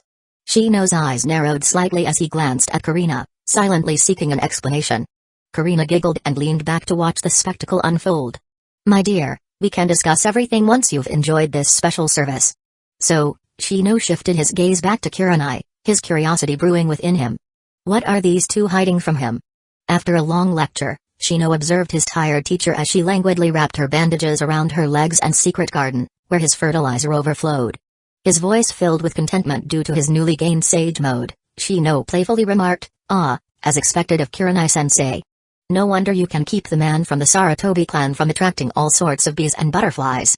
So, tell me, what is it that you desire?" Kurenai paused in her movements, her crimson gaze fixed on Shino in silence. Sensing her hesitation, Shino already had an inkling of what she wanted. His voice remained calm as he deeply stared into Kurenai's eyes. "Even though it didn't succeed in the end, she still disrupted my plans and the seed of betrayal is already clear. I know what you've been doing, but even if you give your share to Yakumo, without my permission, she can't be a part of us. So, give me a reason why I should tolerate her." Kurenai bowed her head, her voice steady as she replied, "She can be of use." "Convince me," Shino asserted firmly, leaning back on the couch and coiling his arm around Karina's waist. He stared down at Kurenai with a playful smile, waiting for her response. But Kurenai remained silent. "Why aren't you saying anything?" Shino asked knowingly, a touch of mockery in his tone. "Is it because you also recognize that she doesn't hold much value apart from her trivial tricks? Her bloodline limit has been drained, and her weak resolve doesn't make her suitable to be a ninja. Her talent in Ganjutsu is redundant when both you and I possess those skills. As for her painting abilities, the I-generated art from the system is superior and faster, and our bug printing system eliminates the need for traditional painting. So, what other useful talent does she possess?" Kurenai continued to remain silent, her head bowing even lower. "Please," she pleaded softly. Shino's eyes narrowed slightly as he stared down at Kurenai, lifting her chin to force her to meet his gaze. "Although I enjoy indulgence, I haven't stooped so low as to think solely with my lower body. Without any practical value, she is not worth being assimilate. So, since she desires freedom, I have decided to release her from her suffering, cleanly. Letting her off so easily was also in consideration of your feelings. Are you not satisfied? Do not test my patience, Kurenai." Kurenai's body trembled slightly, tears welling up in her eyes as she weakly pleaded, "Please, Shino." As Kurenai lowered her head submissively, testing his patience with her persuasion skills, a hint of anger surged within Shino, but before he could speak, Karina's gentle hand soothed him, and she chimed in, "My dear, we were already aware of the risks before we took action. There's no need to be angered by such trivial matters." Suppressing his anger, Shino looked at Karina with a mix of confusion and relief. It was unusual for her not to be on his side. "Are you also siding with the outsider?" Karina shook her head, playfully twirling her finger on Shino's chest as she replied, "My dear, you know that I always consider your best interests in all my decisions. This time, I simply thought it would be a waste to let her find rest so easily for what she has done. So, I have a proposal, one that can recycle waste and benefit you, my dear. With a hint of interest, Shino focused his gaze on Karina. Oh? What grand plan have you cooked up this time, Karina? Chapter 142, Self-Help in Karina's lab. Shino surveyed the array of holographic screens before him, displaying the live feeds from Orochimaru's visited bases and the white Zetsu scattered among his own army. He furrowed his brow and inquired, any signs of Uncle Snake or Zetsu discovering our location? Karina, diligently working on the final adjustments to their operations, responded, no, Shino. The white Zetsu are still wandering aimlessly, driven by our Zerg army which we will never recall. The traces of Akatsuki Zetsu has been lost, but I had already arranged some of our Bakushu to discreetly mark his scent when he went to check on our return gift. Unfortunately, we can only acquire general direction of his whereabouts due to his fast traveling, and can only use our prediction model to analyze his location. As for Orochimaru, his current physical condition makes it unlikely that he will pose a significant threat to us. Shino mused. Continue monitoring. We cannot underestimate the villains in this world, especially Uncle Snake, who has managed to survive into the Boruto era, and was even whitewashed. Since we've offended him this time, it's always better to be aware of his movements and prepare ourselves in advance. Although we know his weakened soul is susceptible to Ganjutsu, and with my new Ganjutsu domain, I am less fearful of him, but the boat can still capsize if he successfully ambushes me when my Ganjutsu domain is inactive. Even though I now possess its origin within me, I certainly don't want his cursed seal on me. After all, we still can't fully comprehend the cursed seal's origins due to the lack of data. Although we plundered a lot of research data this time, the most crucial parts are probably still kept in Uncle Snake's brain. Shino let his worries flow out as Kurenai diligently accepted it in silence. Karina observed this with interest as she reassured Shino, don't worry, Shino. As your Ganjutsu powers undergo an upgrade, I will diligently monitor around the clock and promptly notify you of any intrusions. Zetsu can't deal with us alone, and the Anti-Obito plan is already prepared. As for Orochimaru, even if he does appear, we still have Kurenai, don't we? Shino directed his gaze towards Kurenai, who knelt patiently with her mouth slightly ajar, awaiting his permission to speak. With a gentle stroke of her head, he watched as she swallowed in anticipation before she calmly declared, if the Sannin shows up, I will do my best to hold him off, Shino. Nodding in approval, Shino observed Kurenai as she began her cleaning duties, his mind wandering as his thoughts settled upon another threat. Shino knew if he was willing to pay a heavy price, his current Zerg army could fight a war of attrition with the ninjas, and even drag the high-end combatants to death. But, as long as this man exists, he could render all his efforts futile with his perfect summoning, impure world reincarnation. So, Shino turned his attention to Karina. What about Kabuto? Any sign of his whereabouts? Karina shook her head with a hint of frustration. No, Shino. It appears that he may be hiding in one of Orochimaru's secret bases located at sea. Our Zerg forces have limited coverage in that area compared to the land, making it difficult to locate Orochimaru's hidden bases there. However, with the data we obtain from Demon Island, we are in the process of developing our naval force. Soon, even the Land of Water won't be able to escape our watchful eyes. Hasn't my dear always lusted over a beauty there soon? She won't be a problem. Shino chuckled softly, observing Kurenai who stepped back after dutifully helping him dress like a diligent maid, allowing Karina to enter his embrace. Well, let's save those thoughts for later. For now, let's focus on enhancing my power. I'll head over there now. I trust you to handle things here, Karina, Kurenai. Karina planted a kiss on Shino's lips before stepping back with a cheeky smile, assuring him, leave it to me, my dear. After watching Shino depart the lab in silence, Kurenai's crimson gaze shifted towards Karina. After a moment of hesitation, she whispered gratefully, thank you for helping me, Karina. Karina paused her work, glancing over with a sly smile on her face. There's no need to thank me. I'm just helping myself. Helping yourself? Why? Kurenai's mind began to race. How does this benefit her? Sauntering over to Kurenai, Karina maintained her sly smile as her finger trailed over Kurenai's lips, wiping away a stain. Beauties like you aren't hard to come by in this world, and there would be even more in the vast universe. But it doesn't matter how many of you there are, as long as none of you threaten my position as the one and only Queen of Shino. Karina put her finger into her mouth, licking it clean before continuing, but Shino's new power, his Yakumo as he calls it, is outside my control. Although she is currently like a mindless doll, who knows if that will remain the case after a century or a millennium or perhaps even longer. In the long rivers of time, once her intelligence reaches a certain point, she could become a threat to my position. I can't allow that.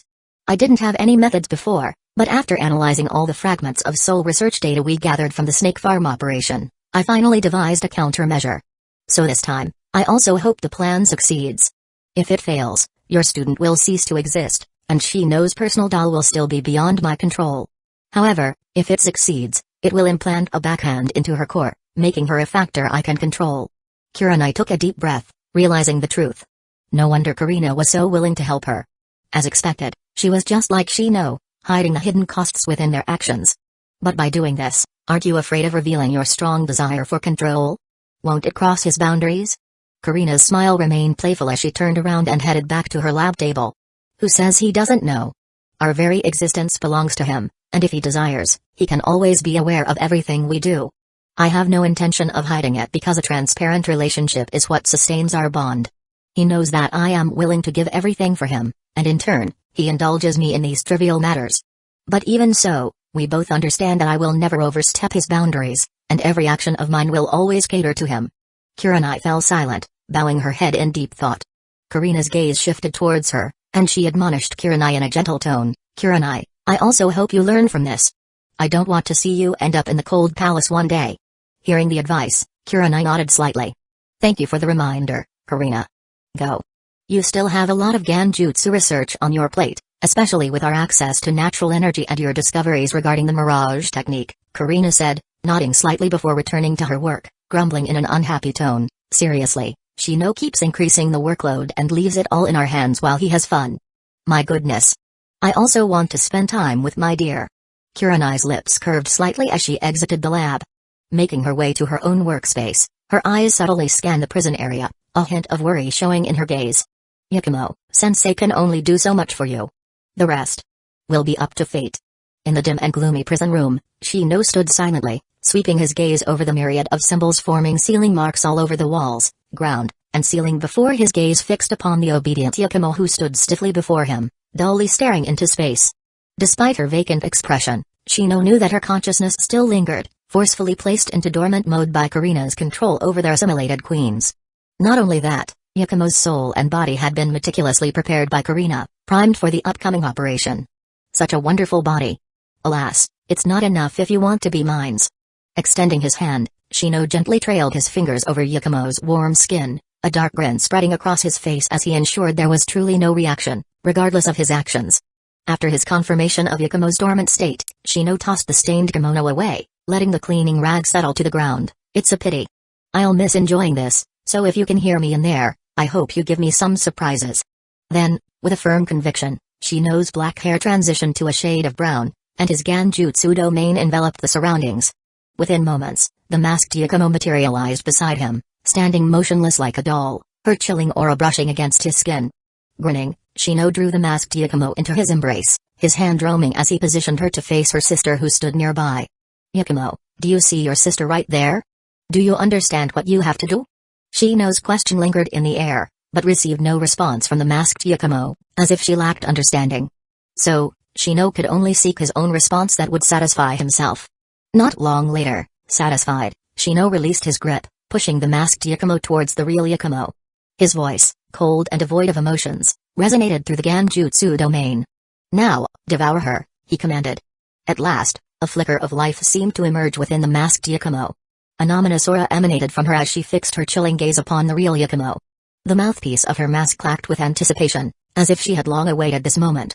Suddenly, a chilling, creepy laughter of a young woman echoed through the Genjutsu domain as the demoness lunged forward, plunging into the fleshly vessel, prepared to help herself to the feast. What would be the outcome of this horrifying act? There is no need to guess further because... Chapter 143, New Yakumo. Karina cautiously accessed the control terminal hovering before her, its high-tech white glow casting an otherworldly aura on her Shino clone. She tapped on the screen, diligently recording the mysterious symbols displayed, her focus locked on deciphering the unknown language before her. Initially, she had believed that accessing the tower would be a simple task, but she soon discovered that the console itself posed as the first barrier. The language inscribed on its surface was unlike anything from this world. Even with the aid of the Tonica village chief's memories, their understanding fell short. He could only recognize specific symbols necessary to activate or deactivate the tower, a knowledge passed down through generations via a cherished heirloom.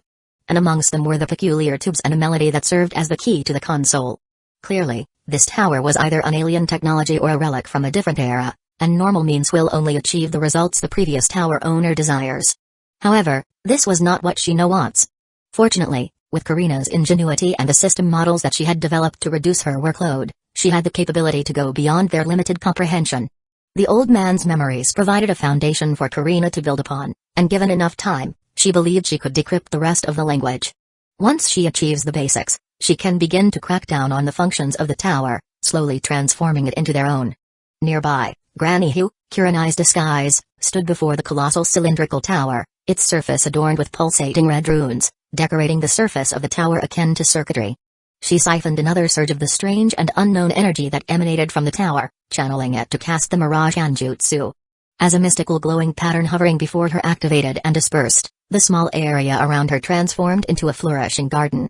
Kurenai's eyes flickered with intrigue as she reported to Karina. As expected, the unknown energy generated by this Spear of Heaven tower is compatible with the Mirage technique.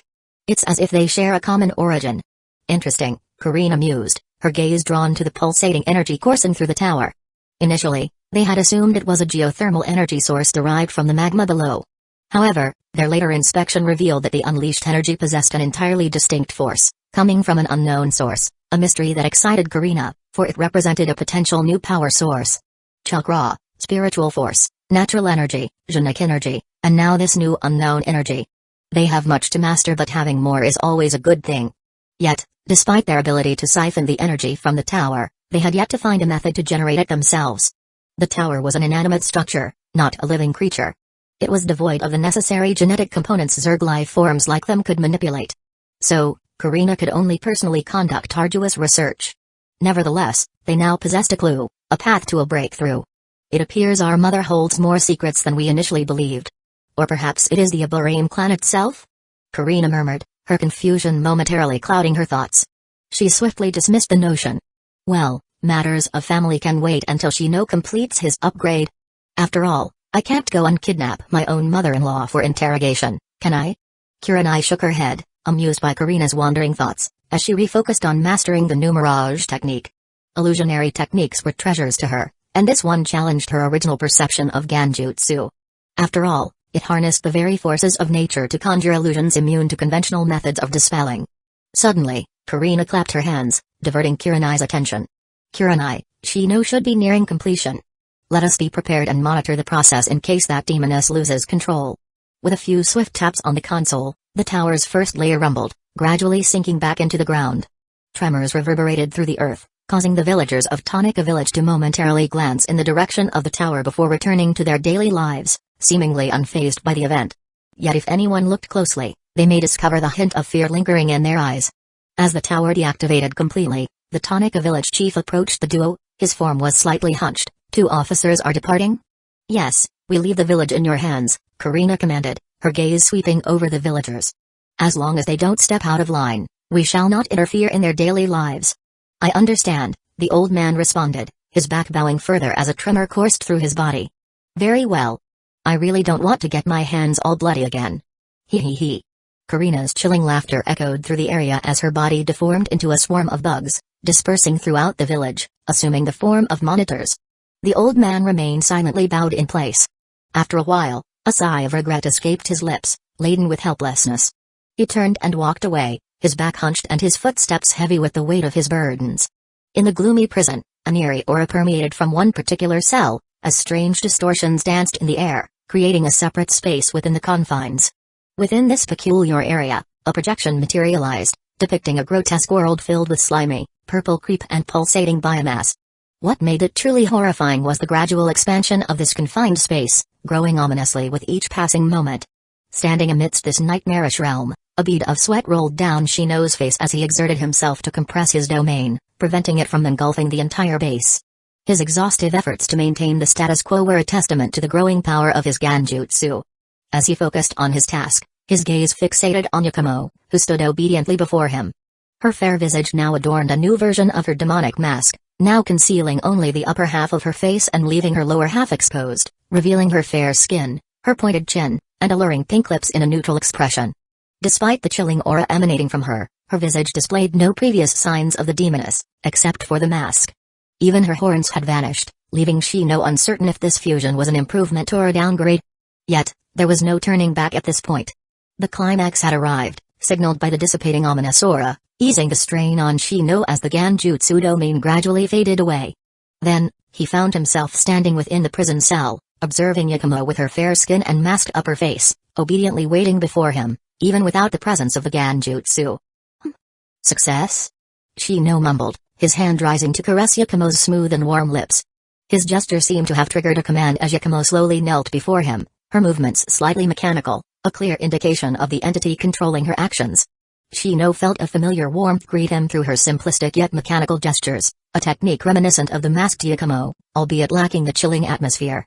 As he stroked her head to commend her obedience, Shino couldn't help but inquire, "Not bad. But what happened to your sister?" Yakumo didn't answer Shino directly, but in response to his words, a phantom began to separate from her body, gradually materializing beside her in the same kneeling position. Within moments, this phantom solidified into another nearly identical Yakumo, wearing the same half mask over her upper face. However, this time, her skin was pale, and a cool aura emanated from her being. Shino directed his gaze towards the second Yakumo, who met his eyes in silence. Surveying the prison, Shino sensed that his Genjutsu domain had not been activated. Extending his hand towards the second Yakumo's face, he felt her cool, soft skin.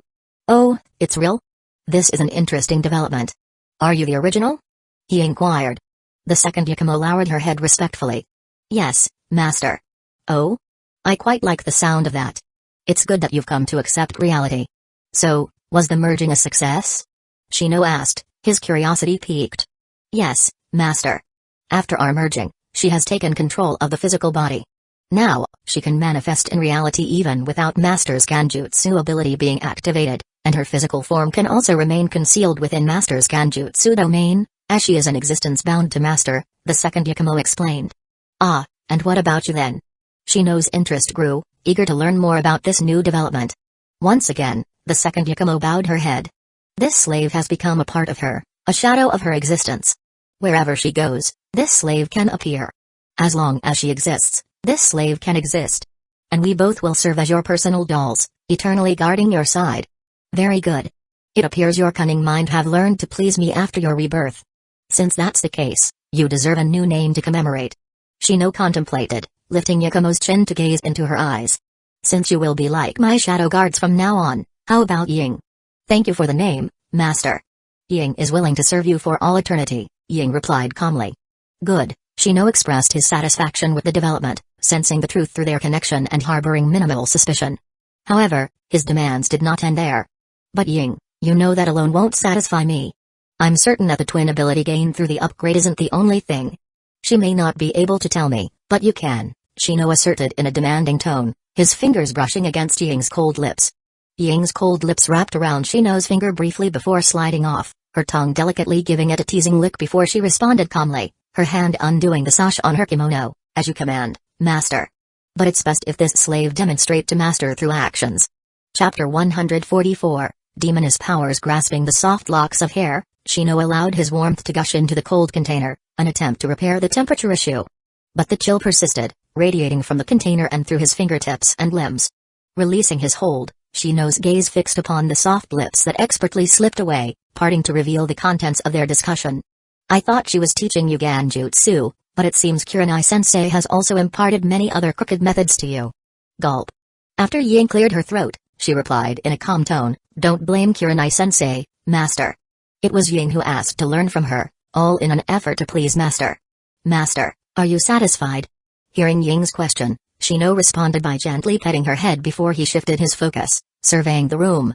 What was once a prison had transformed into Yakumo's luxurious boudoir, her nostalgic room in her villa. And through the window, Shino glimpsed the peaceful scene of the surrounding forest. It stood in stark contrast to the chaotic mess within the room, where Yakumo lay sprawled on her bed while Shino perched on its edge, with Ying sitting gracefully on the ground before him, her legs folded beneath her with her knees spread apart, a posture that allowed her body to restore its chilling cold temperature by letting the excess warmth flow out. And the truly intriguing aspect of this scene was that it was not a product of Shino's illusion, but rather Yakumo's, or, more precisely, Ying's doing. Through Ying's connection with Yakumo, they were able to manifest an illusion domain using the new ability they had acquired through their merge. If their physical bodies were in reality, they could create their own illusion domain. This revelation astonished and also excited Shino greatly. It meant they now possessed a second illusion domain, separate from his own. They could summon two illusion domains simultaneously, each functioning independently or merging together to form complex illusions within illusions. The power of this new ability was undeniable. While Yakumo's illusion domain had a more limited coverage compared to Shino's, due to the limit of 2 units of combined computational power of Yakumo and Ying, it still proved to be a significant addition to his arsenal. Even if he didn't utilize Yakumo's separate domain, he could let them integrate into his own Genjutsu domain when necessary. And with the upgrade in Yakumo's inherent computational units from 1 to 2, the computation units Shino had to allocate to sustain his domain had been reduced as well. But this was not the full extent of their abilities. And right now, Shino was about to explore and discover more. Ying, I remember you mentioning that Yakumo's power can grow? Ying didn't answer immediately as she calmly and gracefully lifted herself upwards, her movements calm and calculated. Shino didn't urge her as he patiently awaited her response, enthralled by her technique. Unlike Karina, who surrendered herself completely to him, and Kurenai, who focused on technique but accommodated him like a sister figure, Ying took a different approach. Her movements exuded serenity and nobility, a slow dance that kept him on his toes for extended periods. And it wasn't until now that she revealed the full extent of her abilities to him. As her tongue concluded its sensual dance, Ying raised her head and spoke in a composed tone, "Will Master feed Yakumo and Ying?" Shino's eyes grew deep as he responded in a husky voice. In response, Ying delicately wrapped her mouth around the feed dispenser, her tongue gliding across it before she released it. Master knows what Ying desires. Ying requires souls, human souls. Curiosity piqued, Shino inquired with interest, and Yakumo can grow by devouring them. Yes, Master. When Yakumo devours a soul, it becomes assimilated into her, coming under our control and becoming a part of Master's army. From then on, they can dwell within Master's Genjutsu domain, retaining their memories, personalities, and potentially even their abilities, Ying explained, bowing her head to tempt him once more. Shino fell into deep thought for a while before posing another question. Can you devour any souls as long as they are human? Ying gently shook her head amidst her repetitive movements, and then gracefully lifted her head, a trail of saliva connecting her lips to her objective. According to Mistress Karina's initial estimation, we can only devour normal human souls at present. Shino's disappointment was evident. Only normal human souls? That means even with an army, they would merely be ordinary humans trapped within his Genjutsu domain.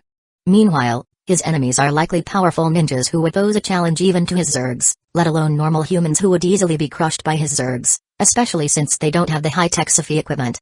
Sensing Shino's frustration, Ying diligently flourished her tongue, before she began showcasing the power of her new devouring ability.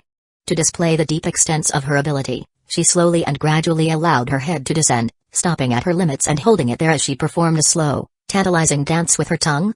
Shino's desire to hold her down grew, but he resisted the urge as there were far more important answers he had yet to acquire from her mouth. So, he patiently endured and awaited her reply. Soon Ying raised her head, unfazed by her previous breath-holding endeavor as if she didn't require air, resuming her explanation calmly. Do not be too disheartened, Master. Theoretically, each additional soul devoured will provide feedback to Master, who is the core of our existence. As Master grows, our ability to devour stronger souls will also expand as Yakumo will grow along with Master. Eventually, Yakumo will possess the strength to consume souls beyond those of normal humans. So it still relies on my own progression in the end? Shino mused, a heavy frustration bubbling within him. Who knows how long it would take until my soul grows strong enough? And even if I do reach that point, the field of souls is far more complex than mere theories. Even an average human may possess a soul far surpassing the norm, such as the protagonist of a given world. How can we determine your current limits or discern which souls you can devour? Ying sensually licked her lips as she responded, We do not, Master. We only need to obediently devour whoever and whatever Master tells us to devour. So you leave the troublesome part to me? Shino grumbled unhappily. What if I am not careful enough and have you consume something beyond your current capabilities?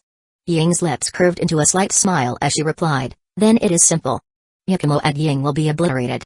Frowning, Shino questioned, Doesn't that render this devouring ability useless unless we find a way to gauge the strength of the enemy soul? After all, I don't want to lose my ability by accident.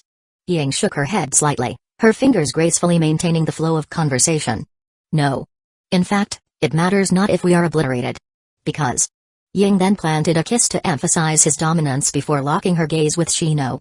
Though her eyes remained hidden behind her mask, her fervor shone through. As long as Master exists, Even if we are obliterated, we will recover and be reborn within Master. The same applies to all souls assimilated into the army.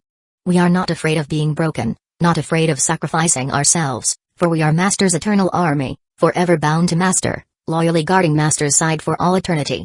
Shino's eyes glimmered with excitement. His own immortal army. He could already envision the possibilities of this army. Though they would merely be ordinary humans with limited combat prowess, the fact that they had the quality of immortality added an immense weight to their value. If he could further equip them with his other abilities. A multitude of ideas danced through Shino's mind, and he couldn't contain his excitement as he pressed his hand down, unleashing his exhilaration. Perhaps the player army will not stay as mere imagination and may become a reality in the future. However, that dream remained distant for now.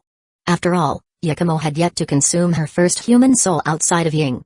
Additionally, despite not requiring his essence, which had no apparent upper limit to assimilation except for his supply, it remained unclear if there was a maximum number of souls Yakumo's new ability could assimilate.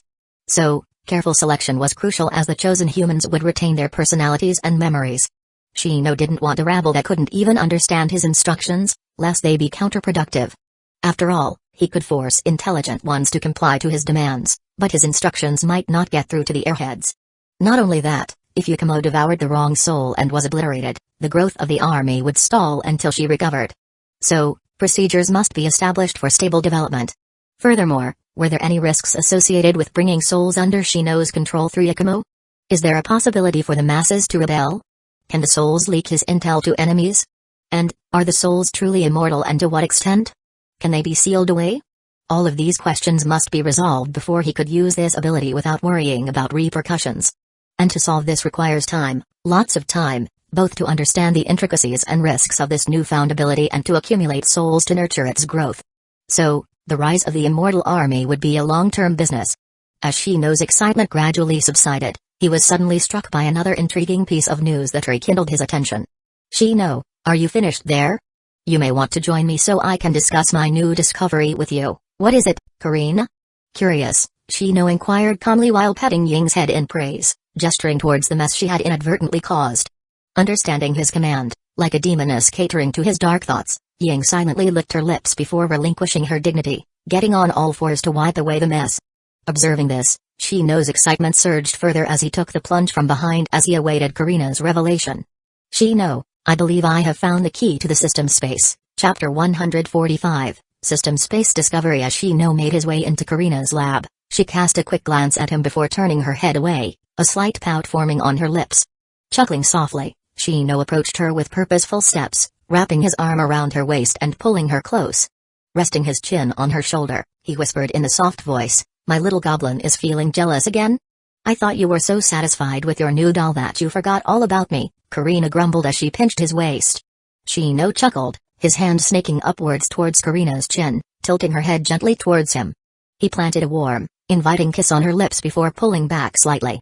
However, before he could say anything, Karina swiftly twirled around in his embrace, pushing him down onto a nearby chair. Leaning in towards him, her hot breath caressing his neck, she began to snake downwards.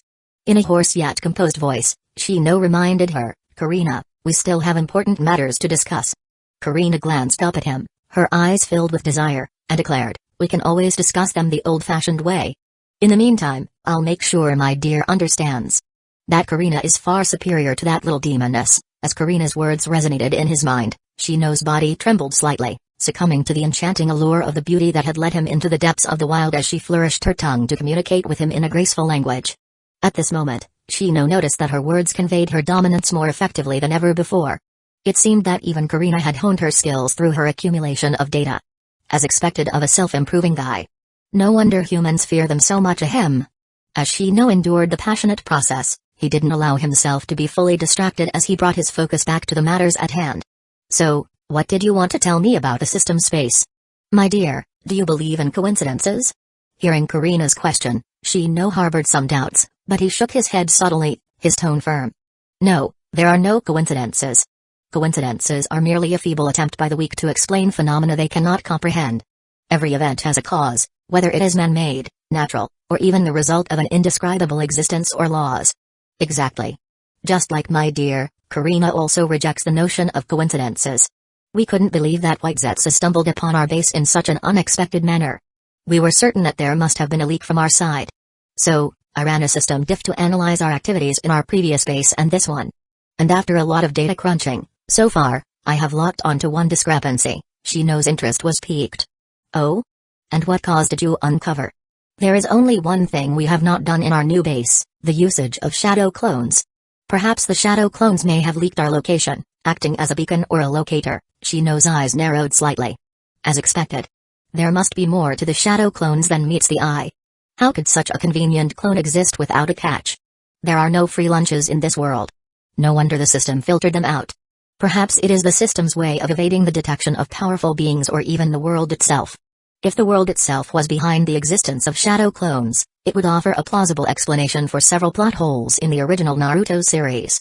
One such example is Naruto's ability to summon an overwhelming number of shadow clones without succumbing to mental instability. While other Jinchuriki possessed similar chakra capacities, none of them displayed the same level of usage of shadow clones, or their variations, as Naruto did. Clearly, they knew the risks of shadow clones, and wasn't able to bear the burden of wantonly using them. This suggests that some other existence or the world itself may have shouldered some of the burden for Naruto, allowing him to utilize this technique without suffering the same mental strain as others. In fact, it's possible that the shadow clones served a dual purpose. Not only did they assist Naruto in his growth and development, but they could also serve as a means for the world to monitor his progress, locate him, and present challenges tailored to his abilities. The shadow clone technique, while a cheat in some ways, could also be seen as a chain, tying Naruto to the world's expectations and demands. This could explain why Naruto's usage of shadow clones significantly diminished in Boruto, when he was no longer the favored protagonist. Of course, these were only mere theories. However, these speculations provided another reason for Shino to avoid using the shadow clone technique. It was a technique that carried both advantages and potential risks, and given the mysterious involvement of the world, Shino deemed it prudent to abstain from its use. So, this revelation resolves one of our doubts and reinforces the belief that there are no coincidences, Shino pondered aloud. But how does this relate to the system space? Shino, just as there are no coincidences in other events, Karina believes that there are no coincidences in certain aspects of your Genjutsu domain as well. Hasn't my dear noticed any abnormalities? Have you not found it strange that every time your Genjutsu domain instinctively activates, it projects a world infested with creep? Shino contemplated his established conclusion, attributing the creep-infested world to his innate Zerg factor. Isn't it simply a result of my innate Zerg origin? He suggested. That was our initial conclusion as well. However, after recent events, we may need to reconsider. When Karina witnessed the reappearance of the same creep-infested world during your Genjutsu domain upgrade, Karina had doubts and knew it may not be a mere coincidence. Consequently, Karina delved deeper into the matter, meticulously analyzing the process. And this is what Karina has discovered. With Karina's words, holographic interfaces materialized before Shino, playing back the moments when he comprehended the depths of his Genjutsu domain. The videos jolted his memory, eliciting a surge of excitement, momentarily destabilizing his composure and causing him to lose control. Karina, with a mischievous smile, met his gaze, suggesting that these videos were intentionally shown to provoke him. Nevertheless, she swallowed her cheers of success as she continued with her explanation, delving into the true significance behind her display of these videos. Shino, take note of Yakumo's new ability to devour souls. While we can confirm that this is linked to the Zerg factor, what interests me most is the fact that this ability allows the souls to reside within your Genjutsu domain. This is far from ordinary. Karina's reminder prompted Shino to contemplate the matter, recognizing the glaring inconsistency. It dawned on him that housing the souls within his physical body was implausible. In such a scenario, the souls could easily escape or be reclaimed by the world, undergoing reincarnation. His body lacked the means to contain and retain these souls securely. Therefore, if the souls were truly housed within his Genjutsu domain, it meant that his Genjutsu domain must manifest as a tangible space somewhere. Otherwise, where did all the souls go? And this space must be special because it must be able to safely retain the souls and hide the assimilated souls from the eyes of the world, preventing them from escaping into reincarnation and forcing them to be his eternal slaves. So, where might this space be? Shino could only think of one possibility, his system space. The same space where their biomass had remained hidden, eluding discovery for so long.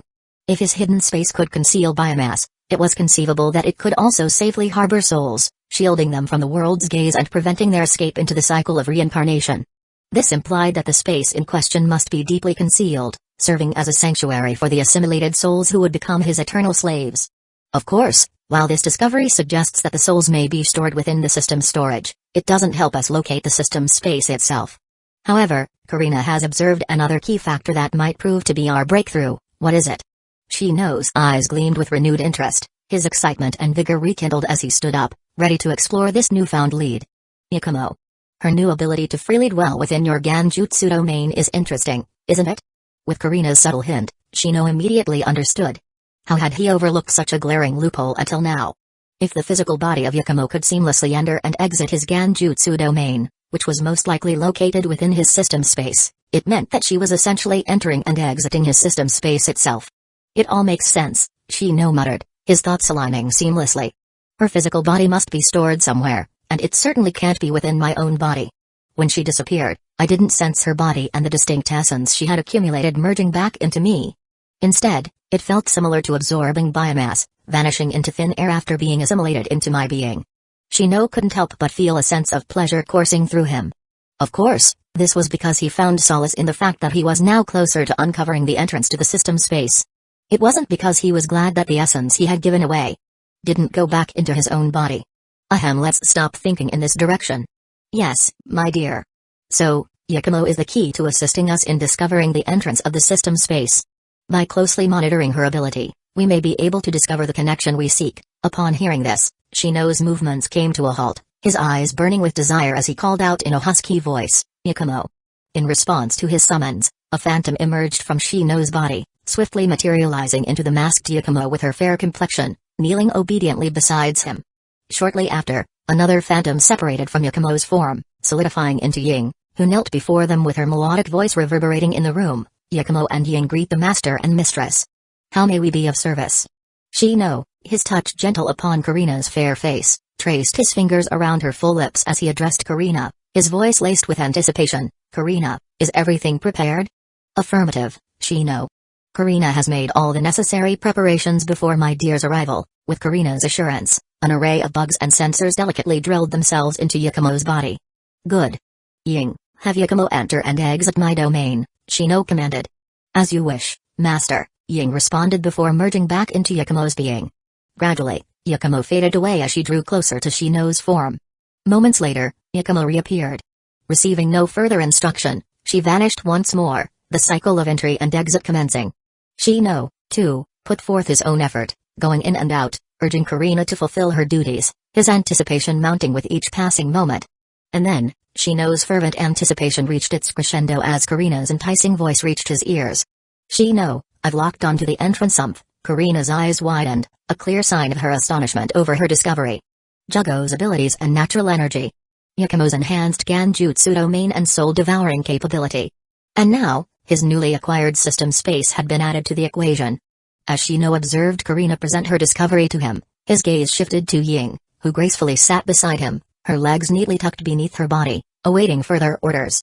As a sense of excitement tingled within him once more, Shino remarked, it seems that the next period of time would be one filled with interesting developments. Chapter 146, Development Period Natsueboshi, Nazakai? Yubkanashi Yumi wo Mita. As the beautiful melody played in the background, the beach came alive with warm sunlight casting glimmering reflections upon the crystal-clear water as it pushed in and receded from the sandy landscape, where Shino stood proudly as he inspected the fruits of his labor during this period of intense development. On the sandy beach nearby, Karina lounged in her smooth purple bikini, while Kurenai rested with a red flowery bikini, both of them chaotically sprawled on the sand. Their bikinis were disheveled, revealing their alluring curves and fair assets. Their bodies were also sticky with sweat, their chests rising and falling as they caught their breath, exhausted from their previous beach activities. In stark contrast, Yakumo and Ying, adorned in white banda bikinis with kimonos loosely draping their backs, continued to serve Shino tirelessly. Their stamina seemed boundless, one's movements precise and mechanical while the other graceful and enticing. However, Yakumo's actions soon came to a halt, sitting on the ground like a motionless doll. Beside her, Ying gracefully completed a final sweep alone before turning to Shino and reporting, Master, it's clean and ready. Are you ready to try the new doll? Shino grunted, his gaze shifting towards a mature woman in her 30s, with long violet hair and striking facial features. Her jade green eyes stared vacantly ahead, while her lips hummed a beautiful melody. An Inta forehead protector adorned her head, bearing the star symbol that revealed her ninja origins, but she now wore a light purple kimono that accentuated her voluptuous, mature curves. Shino's eyes flickered with recognition as he realized the beauty before him was none other than Natsui from the Hidden Star Village. How had she ended up here? It was a long and intricate story, one that unfolded during this intense period of development. It all started with Karina's breakthrough, utilizing the invaluable cursed seal data left behind by Uncle Snake. After digesting Uncle Snake's research data, this brilliant little genius managed to develop a groundbreaking prototype that merged the cursed seal with their vast database of sealing techniques, such as the Thunder God technique. The result was a completely novel technique that seamlessly integrated with Shino's newly acquired powers from Jugo. Unlike the original cursed seal, Karina's prototype couldn't bestow extreme powers or enable rebirth through the seal. It couldn't even be transplanted onto others. Instead, this seal was designed with a single compatibility in mind, to harmonize with Shino's Zergs, or more accurately, his ninjutsu clones. By embedding the seal within the core of his clones, the Zerg battery, Shino could project his main body's power to the clones, regardless of the distance separating them. This cursed seal enabled him to unleash his unique abilities, such as his powerful Genjutsu domain, his chakra sealing chains, and even the newly acquired Sage transformation, through his clones. Needless to say, this ability was overpowered not. It was crucial to acknowledge that this ability was still a work in progress, far from perfect. Undeniably, there were downsides to consider. Firstly, the farther the transmission distance, the more power would be lost in transit. As a result, his abilities could only reach about half their full potential despite being fully activated. Moreover, even with numerous cursed seals at his disposal, Shino could only channel each of his powers to one cursed seal at a time. This meant that he couldn't have multiple clones simultaneously utilizing the same ability. If one clone were utilizing his Genjutsu domain ability, for example, no other clone, including his main body, could access it. This limitation prevented him from deploying an army of clones all wielding the same ability. Furthermore, if a clone channeled the power of the Genjutsu domain, it couldn't simultaneously utilize other abilities like Sage transformation or chakra chains, and vice versa. The cursed seal prototype was limited and could only channel one of his abilities at a time. Fortunately, this constraint wasn't a significant concern given the abundance of clones at his disposal. Of course, Shino possessed a multitude of other abilities in his repository, including chakra transfer and absorption, as well as various passive skills. However, none of these could be effectively transmitted through the seal.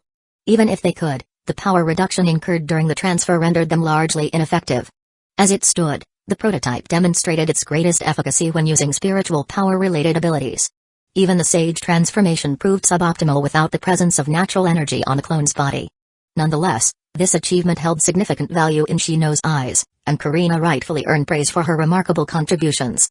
And of course, it was normal praise, not the other type. Ahem. Naturally, during this period of exploration, Karina achieved numerous other breakthroughs while analyzing Shino's diverse abilities. However, it seemed that Yakumo's development progress had hit a wall, whether intentionally or not. If there was one person who didn't want the demoness to advance, it was the jealous little goblin. Yet, despite her jealousy, Karina had always remained determined to forge ahead, as long as it ultimately benefited Shino. As a result, they encountered no obstacles in further developing the utilization of his Genjutsu domain. However, when it came to Yakumo's soul-devouring abilities, they struck a barrier, letting them realize that Ying's words were too good to be true. Of course, it wasn't due to any moral reservations on Shino's part, as he had no qualms about consuming human souls. Rather, the issue was the definition of a normal human. Even when they kidnapped weak, ordinary individuals specifically for Yakumo to devour, she still struggled to consume their souls. In some cases, the feeble, instinctive counterattacks launched by these seemingly insignificant humans resulted in Yakumo's own obliteration, leaving them baffled. After exhaustive testing, they finally unraveled the reason behind this perplexing predicament. Despite being average humans, human souls remain deeply intertwined with their living bodies. Thus, Yakumo was unable to extract and devour them. Surprisingly, it was these living humans whose souls mounted the strongest retaliatory response. Bound to their physical forms, their soul's strength was seemingly amplified manifold. On the other hand, when they killed the human, the detached soul weakened considerably. However, without a physical vessel to bind it, the liberated soul would swiftly escape, dissolving into the ethereal unknown. However, they concluded that it was the world itself that reclaimed the soul, sending it on its journey of reincarnation or to the Pure Land. This was a natural law, and even their most sophisticated sealing methods proved futile in halting this natural process. At best, they could only delay it, but never long enough for Yakumo to complete the devouring process. Even if the underworld of this world could be considered to be rather loose, death still held immeasurable power. So, Shino's hopes of building an immortal army were dashed by this realization. However, their endeavors did yield valuable knowledge, and Karina made a conjecture. Detached souls without physical bodies were in their most vulnerable state, exhibiting minimal resistance that generally diminished the longer they remained attached. And this weakened state was perfect for devouring. To test this conjecture, they turned their attention to a long-standing victim on Shino's watch list. This beauty, however, had been placed lower on the assimilation queue due to the availability of more iconic and desirable candidates. So, the Star Guard mission unfolded. And Shino dispatched upgraded clones to shadow Naruto and Team Guy, monitoring their every move in secret. Simultaneously, he tested the limits of his new cursed seal, pushing the boundaries of his nerfed Genjutsu domain, utilizing it to hide from the weak ninjas of the Hidden Star Village and the group of 4 Hidden Leaf Village Geninins. Then, with cold detachment, Shino observed the tragedy unfold before his eyes, allowing a potential queen to meet her demise. It wasn't until he witnessed Natsui materialize in her soul form that he decided to intervene. Unleashing the full might of his Genjutsu domain, Shino summoned Yakumo. While the rest of the ninjas remained blindsided by his Genjutsu domain, his clones swiftly moved to subdue Natsui, who displayed an extraordinary ability to deflect attacks. Alas, despite her impressive powers, Natsui proved defenseless against the weakened adamantine sealing chains employed by Shino. Although she could deflect attacks, she couldn't ward off Shino's sealing. In the world of Naruto, sealing techniques were truly overpowered. Capturing a soul in such a weakened state was a rare opportunity, and Shino knew it wouldn't last long. Thus, he allowed Yakumo to devour Natsui's soul. Despite being a powerful Jonin ninja, once detached from her body and sealed, she became the perfect feast for Yakumo, akin to the original Ying, who Karina had rendered dormant through her complete control over assimilated queens. Thus, poor Natsui lost her husband, her son, her life, and now even her freedom after death. Yet, fear not, Asuka Hoshi, in his characteristic low-intelligence villainous manner, still revealed his crimes in public instead of lying to ensure the Hidden Leaf Village ninjas couldn't intervene. And after setting up his villain role, he finally embedded the Star Core onto his own body, ready to sweep away even his own village. However, this time, the Star Core was just an illusion. So naturally, Naruto emerged victorious, even without Natsui making an appearance. And with the end of the Star Guard mission, Shino acquired a new source of power, and his immortal army finally gained an additional member. And this incident confirmed that Yakumo could devour any human soul, as long as proper procedures were followed to weaken their state. Nevertheless, it remained uncertain when another rare opportunity like this would arise. Perhaps, Yakumo would be able to directly devour human souls in the future, but for now, Karina concluded that Yakumo could only devour weakened attached souls, dormant souls, or remnant souls. With this restriction, the growth of his immortal army may be hindered, but at least it didn't require his limited supply of essence. But despite this method not requiring his essence, perhaps directly assimilating ninjas would be a better alternative because the assimilated would be connected to their system, allowing ease of access to their memories and abilities. On the other hand, with Natsui under Yakumo's control, Karina could only invest extra time to extract her memories to bolster their database.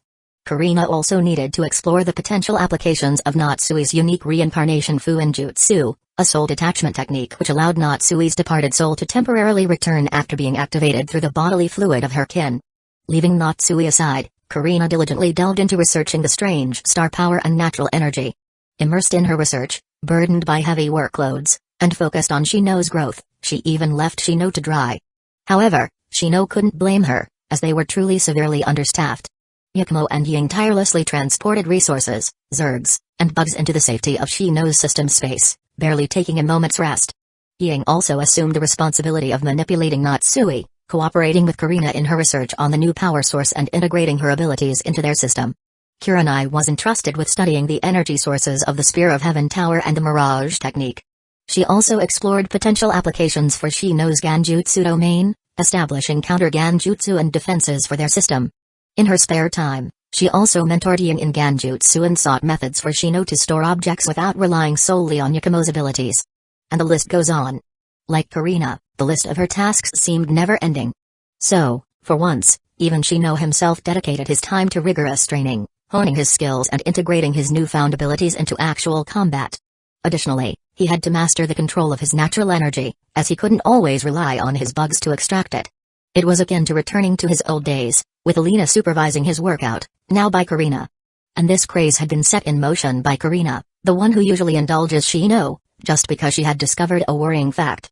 Chapter 147, Darkness grows as Shino's consciousness delved into his system space for the first time. A vague connection solidified, establishing a firm link that allowed him to extend his senses into his small hidden realm.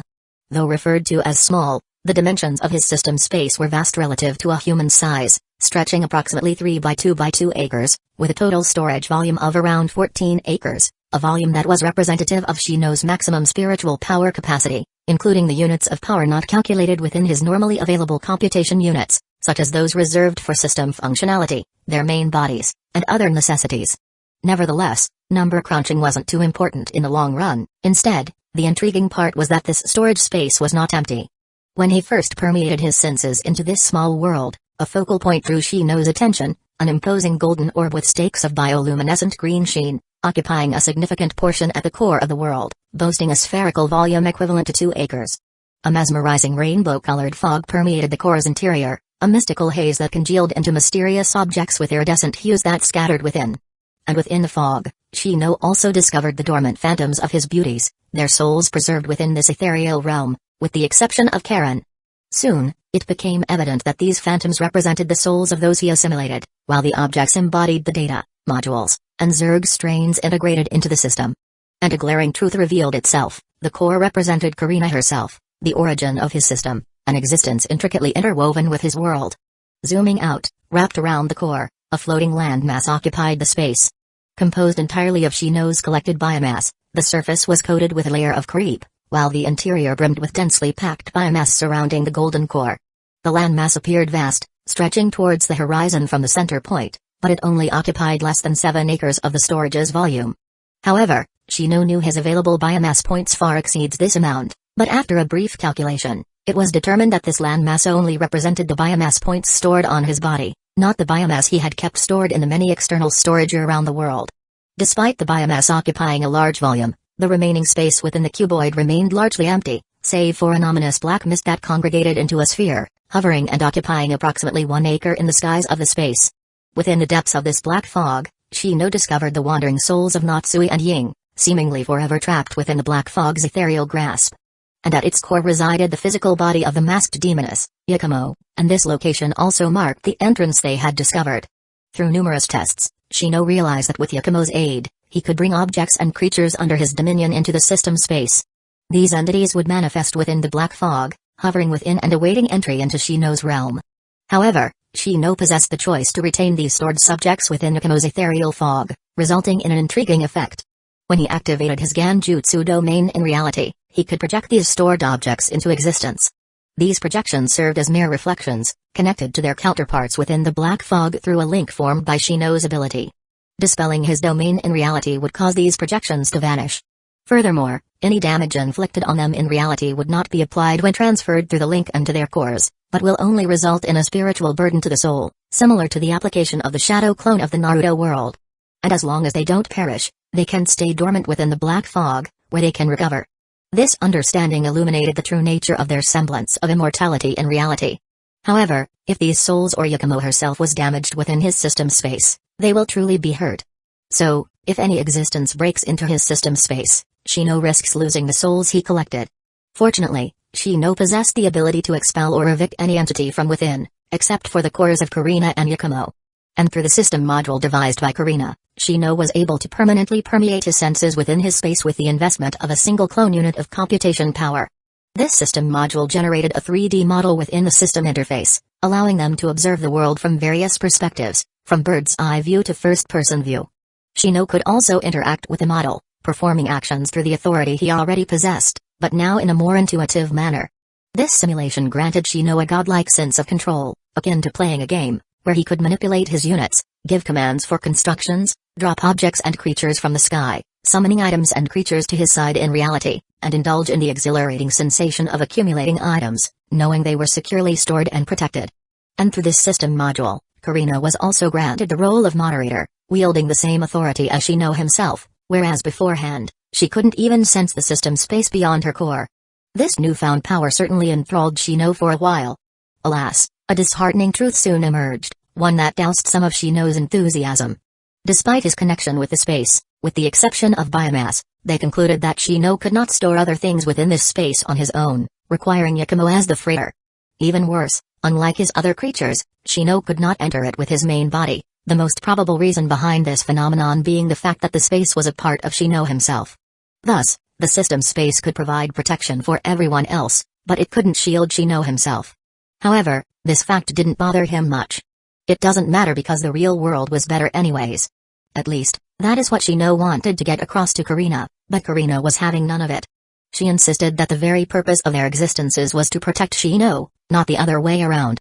So, driven by her frantic determination, Karina went to great lengths to enhance Shino's abilities and demanded that he dedicate himself to rigorous practice. In her words, Shino's safety equated to their own security. It was a reason Shino couldn't refute, but he understood that Karina feared he would become inflated with pride, believing he could bear all burdens alone now that he possessed the means to protect them.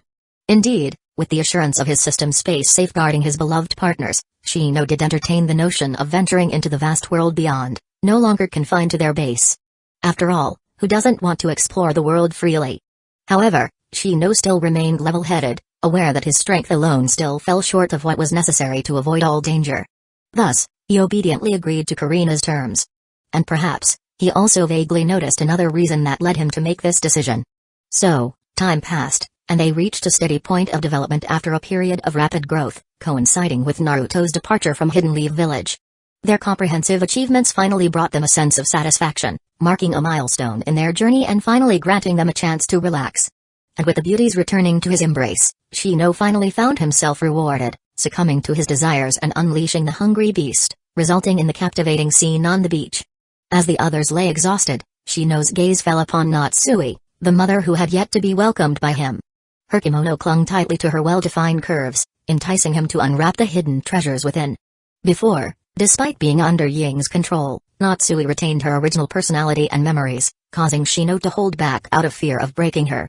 But now, after her secrets had been dug out and her value drained, under Ying's manipulation, the obedient Natsui gradually lowered herself on all fours, her body trembling subtly, as if she was struggling against Ying's control after realizing her impending fate. Alas, her resistance was futile. Natsui's subtle struggles only served to emphasize her bountiful assets as they presented a mesmerizing lesson on physics while she approached. Coming before Shino, her well-defined, heart-shaped face lifted, and her vacant jade-green eyes fixated upon him. Shino observed with interest as Natsui's lips slowly parted before silently waiting in place, her violet hair gently swaying from the sea breeze. Shino's hand caressed her soft purple hair, relishing the sensation for a moment. Then, his eyes burned with a fiery intensity, and with a forceful motion, he indulged in his bounty, a darkness stirring within him. However, as he continued, observing her vacant eyes, Shino couldn't help but mutter, his voice tinged with a mix of curiosity and dark desire, "It would be nice to see some reaction." Ying, standing faithfully by Shino's side, responded with grace in her voice, her words filled with compliance, "As you wish, master." In an enthralling turn of events, Natsui appeared to be infused with life as her once vacant jade-green eyes became filled with vitality. But, panic soon gripped her features, her voice muffled yet echoing on the beach, betraying her inner turmoil.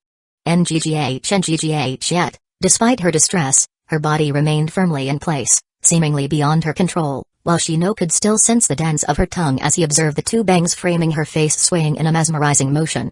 Shino observed the transformation, a peculiar satisfaction swelling within him, as his darkness reached a new pinnacle.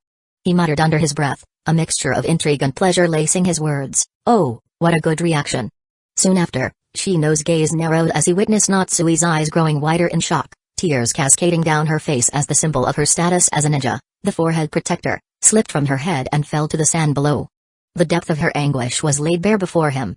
Whispering into Shino's ear with an air of seductive allure, Ying assumed the role of a demoness, her words dripping with a wicked satisfaction. "Did you enjoy this, master?" Shino's voice, heavy and rough, carried an air of dark satisfaction as he observed Natsui's intense coughing, her feeble attempts at regaining control staining the sand. "Very good," he uttered, his tone tinged with a twisted delight. "But it's a waste like this, isn't it?" Ying, ever the seductive accomplice, responded with a sly suggestion. Her voice laced with intrigue, she gestured towards Natsui, enticingly stating, "Oh, then master can put it somewhere where she can't waste it." With Ying's gesture, Natsui's body convulsed violently as she arranged her posture, as if there were strings of control pulling her limbs into position like a marionette, regardless of her desperate cries.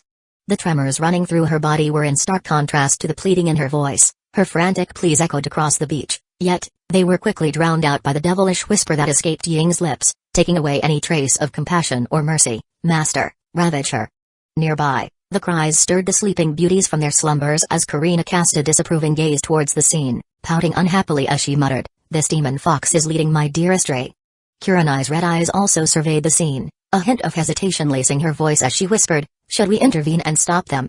Rolling her eyes, Karina stretched her limbs and licked her lips, her eyes glinting with a touch of madness as she declared, "No, this is also a pleasure for my dear, a release for the pent-up frustration after intense training. And you should become accustomed to it sooner. Such scenes will occur sooner or later. After all, my dear will engage in no less plundering in the countless realms that await him in the future."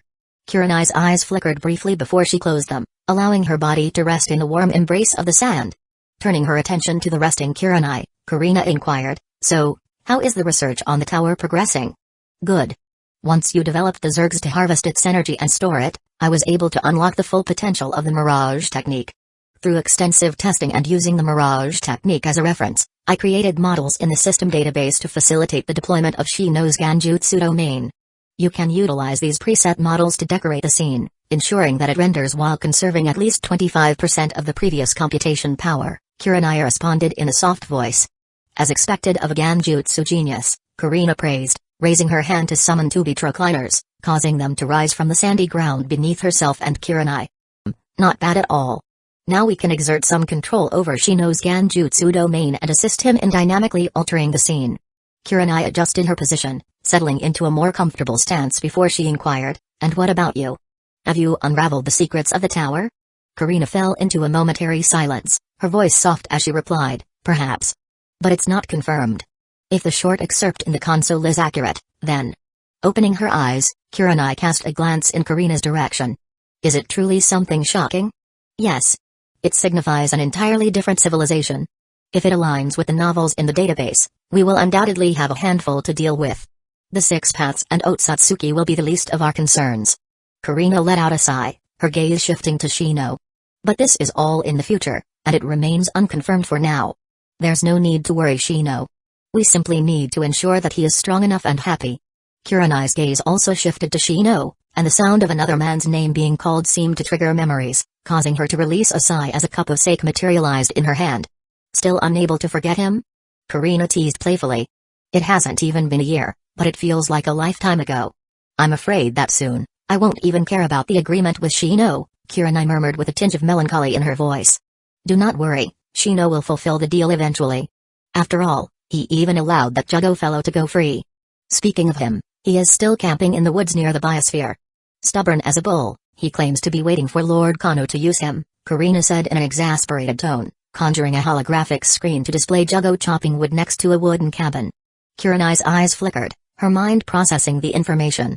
"Perhaps we should send him to Hidden Leaf Village?" Karina raised an eyebrow, her gaze fixed on Kurenai. Remaining composed, Kurenai calmly stated, "Although he harbors secrets, it may be better for this to fall into Hidden Leaf Village's hands rather than someone else's. Lately, I've sensed that my clone in Tanaka Village is under surveillance." Karina furrowed her brows lightly. "The bug monitors haven't detected anything." "Intuition," Kurenai responded calmly. "Have they discovered our location again?" Karina sat up, multiple holographic interfaces appearing as she scanned through the Zergs serving as their early warning system. "No, they may have only found the clone due to our activation of the tower. As our clones never returned to the base, they shouldn't have traced us," Kurenai speculated, sighing as she took another sip from the sake cup she had summoned. "Still, it's not a good sign for them to be so close. Who knows if there will be another coincidence," Karina muttered, activating safe mode and reconfiguring the bugs and Zergs to stop returning to the base. "No. Not inside." "Nu." Natsui's song of lament reached their ears, causing Kurenai to murmur softly, "I also hope they don't come inside. Otherwise, we'll have to be on the run once again." Karina's eyes gleamed with a dangerous glint as she spoke with a sly smile, "Then let's give them something to keep them occupied so they won't have time to search for us." Kurenai turned her calm eyes towards Karina, a question lingering in her gaze. "Akatsuki is their running dog. But if this dog were to run wild, would they have the time to bother us?" Karina said, her lips curling into a sly smile as she summoned an image of a mature, beautiful woman with short, straight blue hair. And what better way to drive a dog mad than to take away its most precious treasure? Chapter 148, New Target. As Shino relaxed on his beach chair, his attention was captured by the sound of swallowing coming from the vicinity of his legs. Opening his eyes, he directed his gaze towards the untidy violet hair that partially covered Natsui's face as she pressed her ample assets against the popsicle she enjoyed under the warm sun. Eating popsicle under the warm sun at the beach. Clearly, just a normal situation. But after removing her lips from the popsicle, Natsui lowered her head with humiliation, avoiding eye contact as she spoke with determination. "I did as you asked. Don't hurt Samaru." Without waiting for Shino to respond, Ying, who stood behind him massaging his shoulders, issued a cold command. "That's not the tone a slave should use to speak to her master. And you have forgotten a step. Another training session is required." Natsui's body trembled slightly, her fists clenched as she glared fiercely at Ying with her jade green eyes. However, after a moment of silence, she lowered her gaze towards the melting popsicle covered in a glistening sheen of liquid. Biting her lips in humiliation, she reluctantly brought her mouth back towards the popsicle. Enjoying the reluctant yet skilled technique, Shino continued to recline on his chair calmly. He then shifted his gaze towards Karina, who rubbed herself against his chest like a pet cat, her body pressed against his right arm as she lay on her recliner beside him. After stroking Karina's hair, Shino couldn't resist asking, "What scheme was my little goblin plotting while I was busy?" Karina lifted her head, resting her chin on Shino's chest as she replied, "Guess." Shino rolled his eyes, activating the system interface. Karina pouted cutely and brushed away the interface, causing Shino to raise an eyebrow. Lying face up, Karina slithered closer, leaning towards Shino's ear. Her warm breath tickled his ear as she whispered, "I was planning how to acquire another beauty for my dear. The blue-haired angel in the Hidden Rain village. Is my dear interested?" Raising an eyebrow, Shino let his hand wander, slipping under Karina's red bikini top as he delved into deep thought. "Conan? Is that truly possible?" Karina's lips curved into a mischievous smile as she responded, "It's a bit tricky, but it should be feasible." Shino's excitement surged upon hearing this. Ying further stoked his anticipation as she appeared beside Natsui, placing her hands on Natsui's head to help her throat achieve more in-depth training. Letting out a slight groan, Shino narrowed his eyes as his finger trailed up Karina's thighs. "But it can't be that simple. You know it's impossible to snatch her away under Nagato's watchful eye. So, what plan have you devised to lure her out?" Karina moaned softly before answering in a sultry voice, "Shino, you can read the finer details of the plan in the database. However, rest assured that you don't have to worry about it.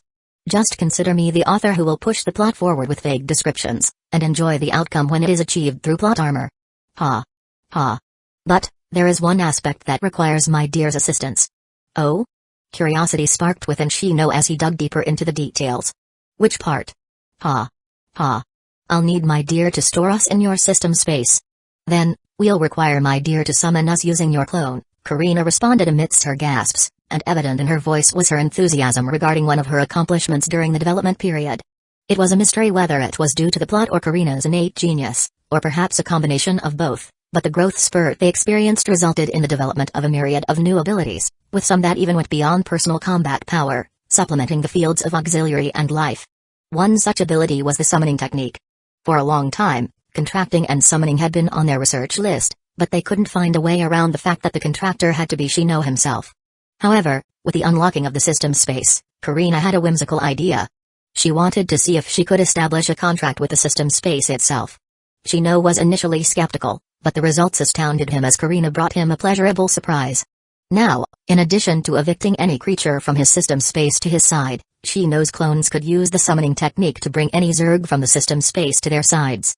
Not only that, Karina even crafted contract scrolls, allowing them to establish contracts and connections with other humans, enabling them to also summon Zergs to their side through the summoning technique. What's more, the summoned Zergs could cancel the summoning during dangerous situations and retreat to the safety of the system space in an instant.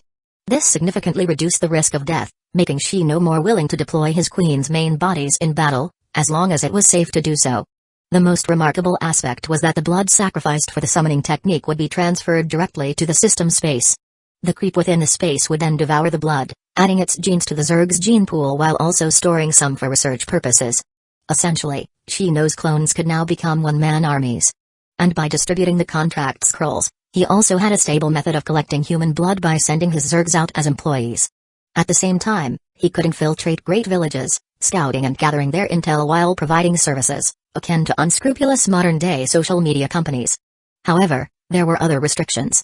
And benefits still worthy of mention, some they chose to implement while others were naturally a part of the rules of summoning and his system space. Firstly, Reverse summoning was blocked for obvious reasons. This was a permission he inherently owned as the contractor, along with the choice to cancel contracts. Despite the notion that summoned creatures were the subordinate of the summoners, the hidden reality was that the authority was secretly skewed in the contractor's favor because the contractors were the service providers. The servile attitude was just a part of the job, akin to waiters at a restaurant or hotel staff. Secondly, in order for Shino's Zergs to be summoned, they had to be within his system space. Thirdly, the summoning of stronger creatures required more chakra, and summoning a queen like Karina was beyond the capabilities of the human ninjas they had tested with so far. Fortunately, the chakra supply of Shino's clones could be supplemented by attaching battery Zergs. Of course, even if a contractor could summon a queen, Shino would never allow his queens to become lackeys of someone else. They were exclusively reserved for him. Finally, it was important to note that Shino himself couldn't be summoned through this technique. He existed above the system space, and even the system space couldn't be summoned, let alone him. Thus, Shino's system space had transformed into something resembling a holy land, housing the Zergs that could be sent out as valuable employees, and in return, gathering the blood of contractors for nefarious, unknown purposes. And this new development opened up a plethora of combat tactics that they could utilize to capture their desired targets. Now, Karina, fueled by her desire to go into battle personally, sought permission from Shino himself, knowing that his queen should not face risks without his knowledge. Shino regarded her request with a serious expression. Indeed, it may require your combat prowess and sealing powers to capture high-end targets. But it is also risky. Are you absolutely certain, Karina? Ha. Yes, my dear. Besides, you would be there as a clone to assist. We both know when to cancel the summoning if we find ourselves in danger. So, a little risk to collect another beauty for my dear is worth it. Karina's voice dripped with allure as she rubbed against Shino, her lips locking with his to stifle his response. As Shino savored the deep exchange, he weighed the risks in his mind. And as the exchange lengthened, unable to contain his urge any longer, he succumbed to his lust, indulging in the blissful release. So, when Karina's tongue finally parted from his, Shino's voice emerged huskily. Good. Proceed as planned. Karina seductively licked her lips, her fiery eyes locked onto Shino. As you wish, my dear. Of course, there are preparations we must make and another target we must acquire first. Oh? With a groan, Shino's tension dissipated, his attention shifting to Natsui, who gazed provocatively at him with jade-green eyes. However, her change in technique allowed Shino to guess that the real controller was Ying. So, who is the first target? Feeling Shino's lapse of attention, Karina pouted slightly as she gently refocused his gaze back to her. Someone you have been planning to acquire for a while now. We have set our sights on her due to her potential as a perfect breeding tool with her vast chakra supply. Oh? Could it be her? Shino's glasses glinted as he turned his gaze towards Natsui, who lifted her head to showcase her efforts. Ying, standing beside her, bowed slightly as she reported, Master, it's clean. Are you satisfied, Master? Good, Shino praised before issuing a command. Then, send her back. Ying nodded and with a wave of her hand, Natsui gradually faded away, her face reflecting a sense of humiliation as she swallowed her complaints. Remaining beside the recliner, Ying felt Shino's gaze upon her, causing her to hesitate momentarily. Finally, she pleaded in a soft voice, Master, could you please not send Ying back? It's dark and lonely where Yakumo keeps us. Shino's eyebrow arched in surprise, yet a mischievous idea sparked in his mind as he pulled Karina closer, her body resting atop his, and he gently gripped her smooth thighs, urging her to part them slowly while he addressed Ying with a commanding tone. Ying, if you wish to stay, you must obtain your mistress's consent. I trust you understand what needs to be done. Shino. A blush tinted Karina's cheeks as she hissed Shino's name, her voice filled with a mix of desire and protest. Yes, Master. With a sly smile, Ying joined them, positioning herself at the end of the recliner, a subtle bow preceding her response. Ying shall ensure that the mistress is properly prepared for the main event. As Karina's alluring voice echoed across the beach, Shino's gaze shifted towards Kurenai, who lay nearby with flushed cheeks and closed eyes, her eyelids trembling ever so slightly, a clear sign of her inner turmoil. Observing her thighs subtly rubbing together, Shino's grin widened as he issued a command, his voice dripping with anticipation. Prepare yourself, Kurenai. Returning his attention to Karina, who was gasping for breath, he whispered into her ear, let me know when you're ready, Karina. We mustn't make any mistakes when capturing the Nanabi. Chapter 149, Capture Nanabi. In the depths of the forest near the hidden waterfall village, a vibrant and spirited teenage girl with layered mint green hair cheerfully wandered through the serene trees. Her orange pupils darted around, eagerly searching for something that would catch her interest and alleviate her boredom. As she moved gracefully, her short white apron skirt fluttered about, revealing glimpses of fishnet shorts underneath. Completing her unique outfit was a sleeveless white midriff shirt, adorned with a fishnet armor layer, along with long white armlets. A cylindrical red object was strapped to her back, and her forehead guard was worn on her right arm. Her name was Fu, a kunoichi hailing from Hidden Waterfall Village.